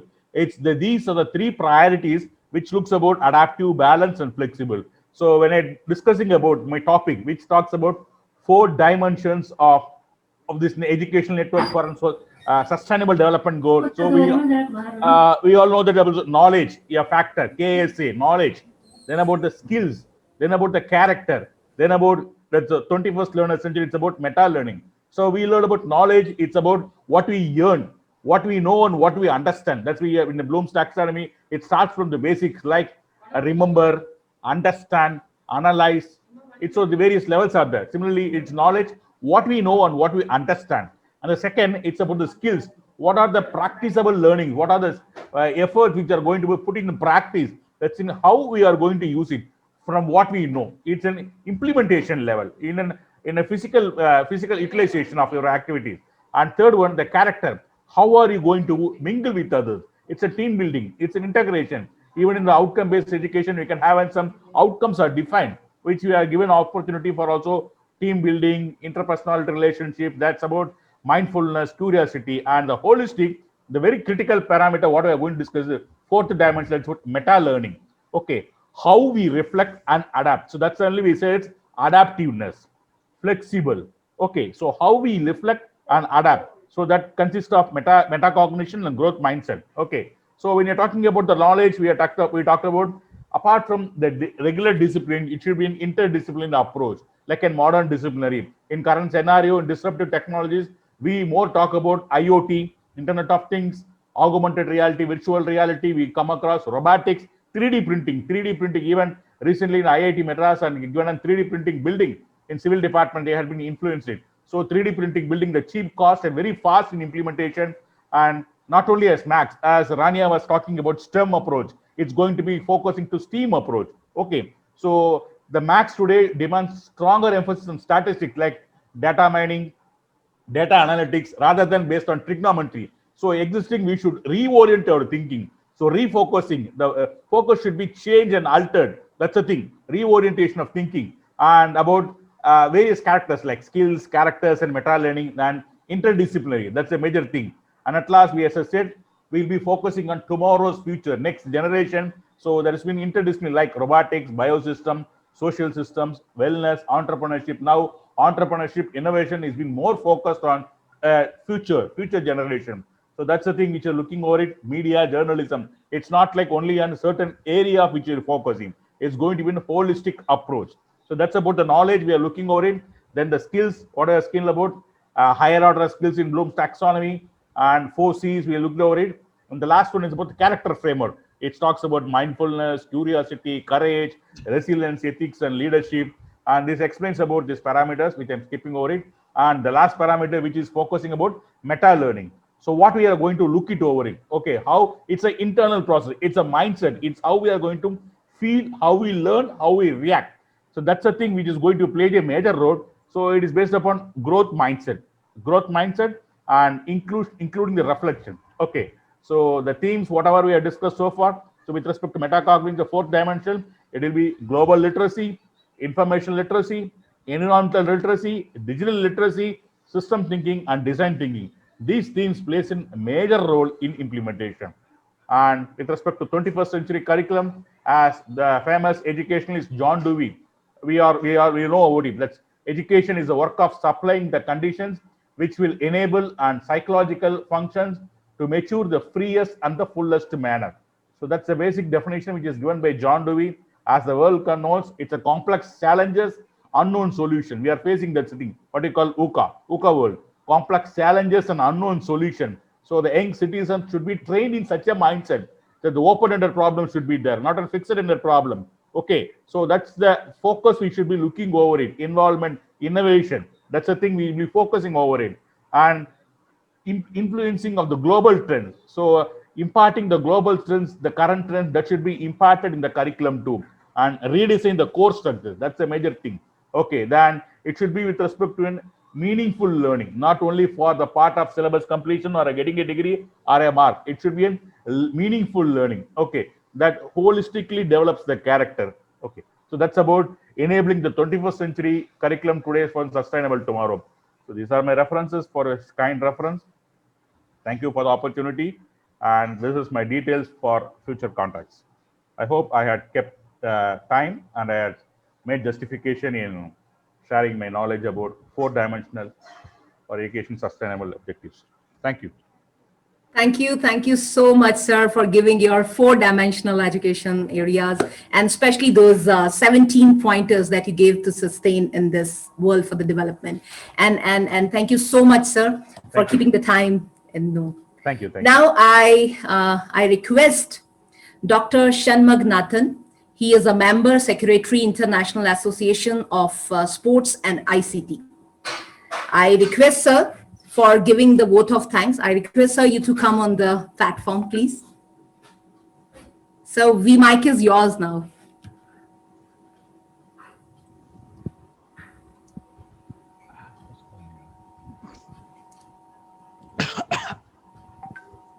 Yes, sir.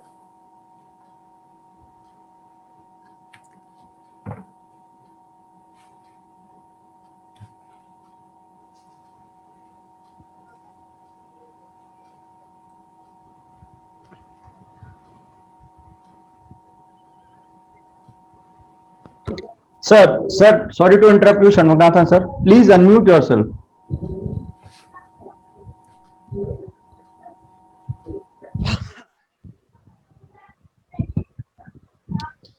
Still not audible, sir. Sir, kindly unmute. Yes, Yes, it is Now, unmute now. now Now it's okay.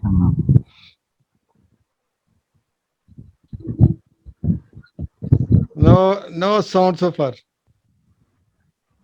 Sir, Sir, we are still not able to hear you. We are not able to hear you.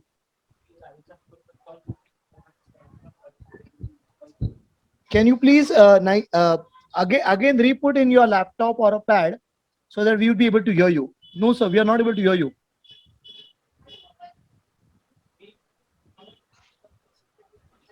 Disconnect and again connect. So kindly reconnect. Kindly reconnect. you may remove the earbuds and speak.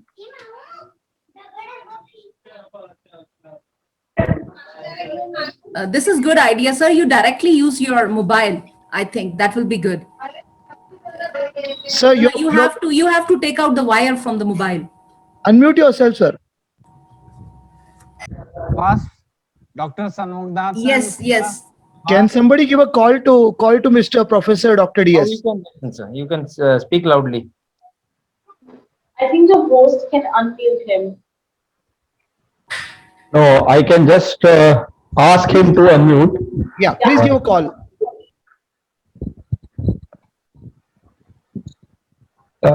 Just be patient, everybody. He'll do it.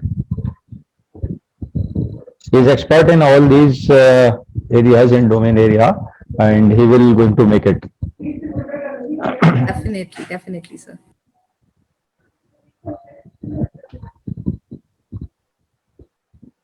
These are the technological glitches that we all have to face, and we have to salute him that at this age he's trying and he's succeeding in all these technological advancements. No, is it audible now? Yes, perfect, sir. Perfect. Okay. Let me continue. Yes, sir. Continue, sir. Yeah. So, my dear friends, good evening to every one of you. People have become strangers to themselves due to COVID. Under such extraordinary circumstances, the World Creativity Conclave is planned by our eminent friends, Dr. Sinka, Dr. Asiswamy, and the eminent educationist, Professor Sarak. And dear friends, almost it is a marathon event, right from 3 to 9.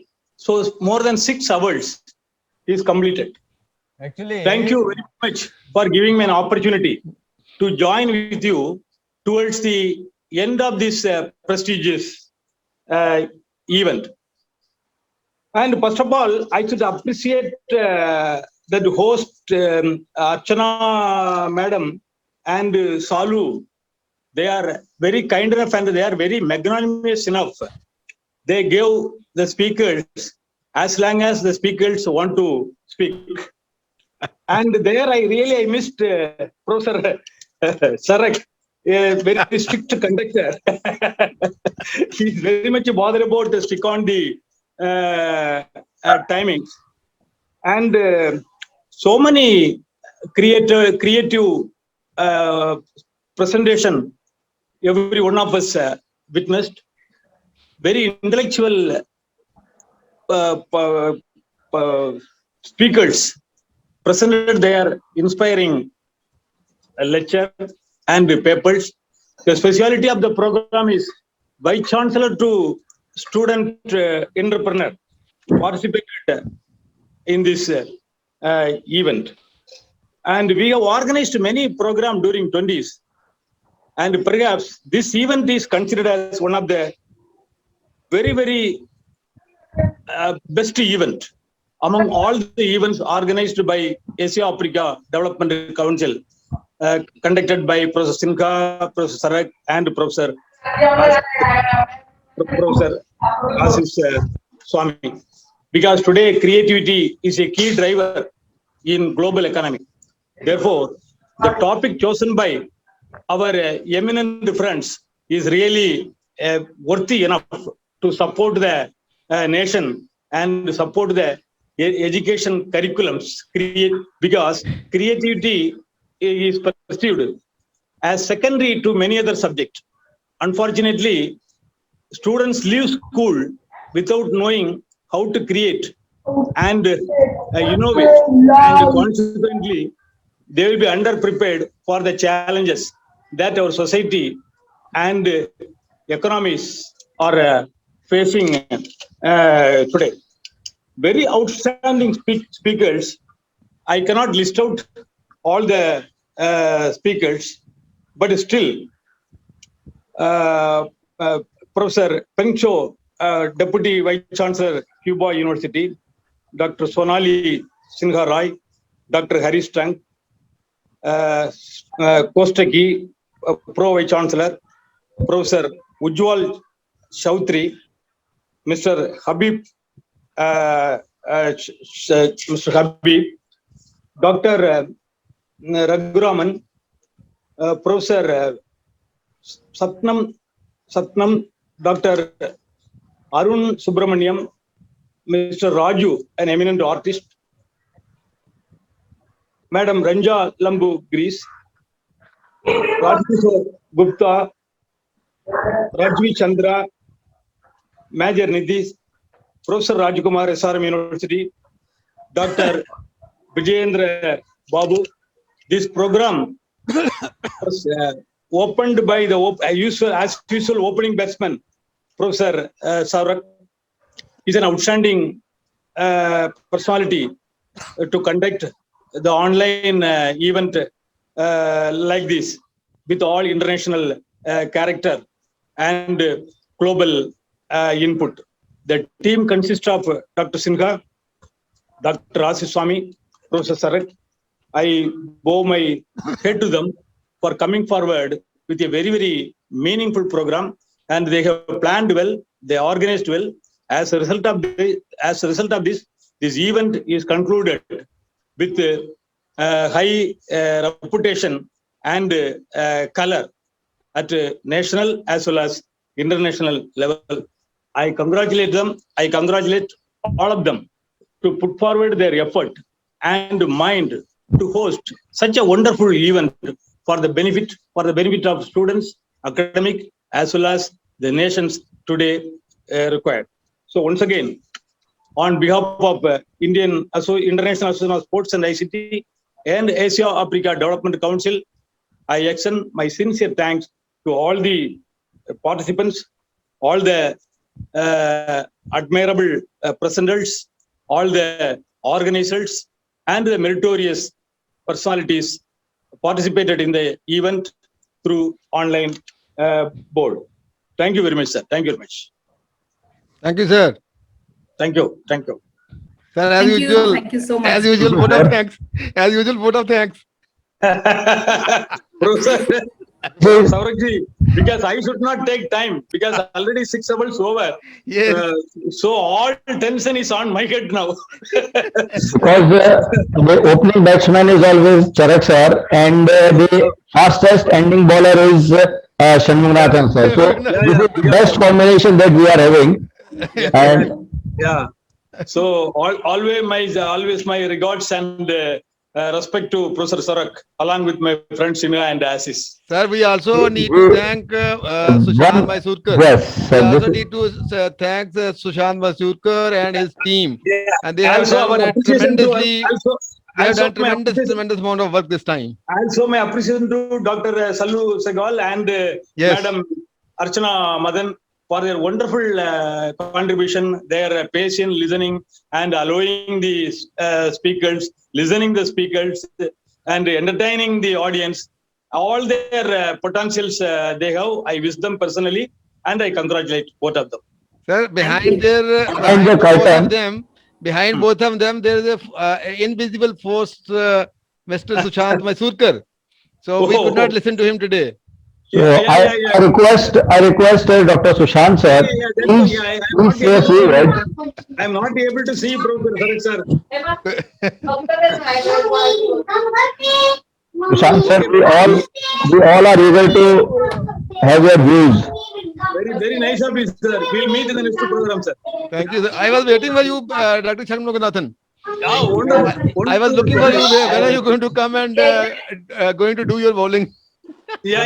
Sir, we have Thank you, Dr.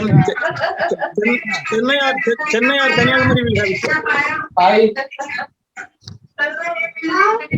Are you permitting Thank me you. to say something? Thank you, sir. Are you permitting me to say something? Yes, hello. sir. आपका ये time अभी. Correct, sir. Good evening. Good evening, sir. Good evening.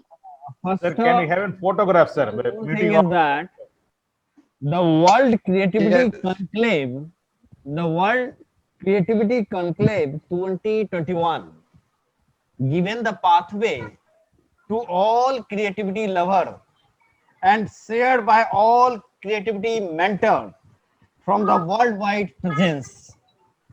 We prop up the mission of global innovation, peace, prosperity, and sustainable development.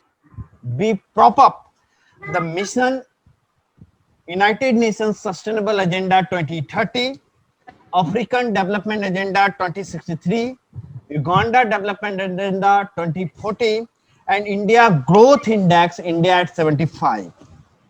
I personally like to thanks and congratulating to all the participants, speakers, mentors, motivators, and moderators, speakers, and worldwide leader, as well as the MC coordination members from the association with all the organizations. As a professor, pro-chancellor at the Commonwealth Vocational University, promoter of the global innovation, peace and prosperity development, I, we are ready to host you all and support your all missions and achievement with with our projects, events and practices and principles. So be creators, adorns and adorn product and service for the national development. Always be creative to make world sustainable, resilient and innovative culture, scientific temper for our country as well as rest of the world. Keep in touch or say hello at www.asiaafricaonline.com or mail us any feedbacks regarding this event and another any if you want to conduct the event at the asiaafricaonline@gmail.com, office at asiaafricaonline.com. Thank you very much. Jai Hind, Jai Bharat, Jai Manav. Thank you, Professor Charak. Thank you very much. Mugnathan. Actually, you know. Thank you. Thanks to all. I think, Dr. Ripu, we must listen to Professor Sushant Mysurkar. We have not listened to him. Please. He has deliberately hidden himself. So that's not a fair game. No, sir. No, it's my privilege to be on the platform and working with such dignitaries and vice chancellors from not only India but global platform and the speakers which had diverse areas and the way they have put forward the creative aspect from different perspectives, not only in what exactly creativity is, but through demonstration. So it was a wonderful the from 3:30 to I think if it would have gone for another 1 hour, we all would have loved to be hearing to all those dignitaries. I think some speakers are also there. We would love to hear them because this platform is there. Don't worry. Next time it will be extended to another 6 hours. Don't worry. Actually, because they are so lovely, and they have the immense knowledge and experience, and that really we are going to take each and every speaker the experience and the learnings which they have shared. We are going to use that learnings in our action oriented work which we are doing, and let's collaboratively work. And where it is said that network is a net worth, so today's platform has really showed that the net worth is what you all have contributed and put forward the creative aspect. Thank you very much for giving me this opportunity. And I would like to thank Dr. Ripuranjan ji, Dr. Kuldeep Charak ji, Dr. Ashish ji, and all my team, Archana Madhusudan, Dr. Shalu, Rajvi, Niti, who had been really very participative and have come forward and taken this opportunity, and really they have done wonders.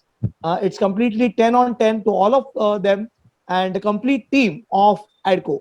And thanks to the presenters and speakers and the audience for patiently listening and being here throughout from 3:30 to 10 o'clock.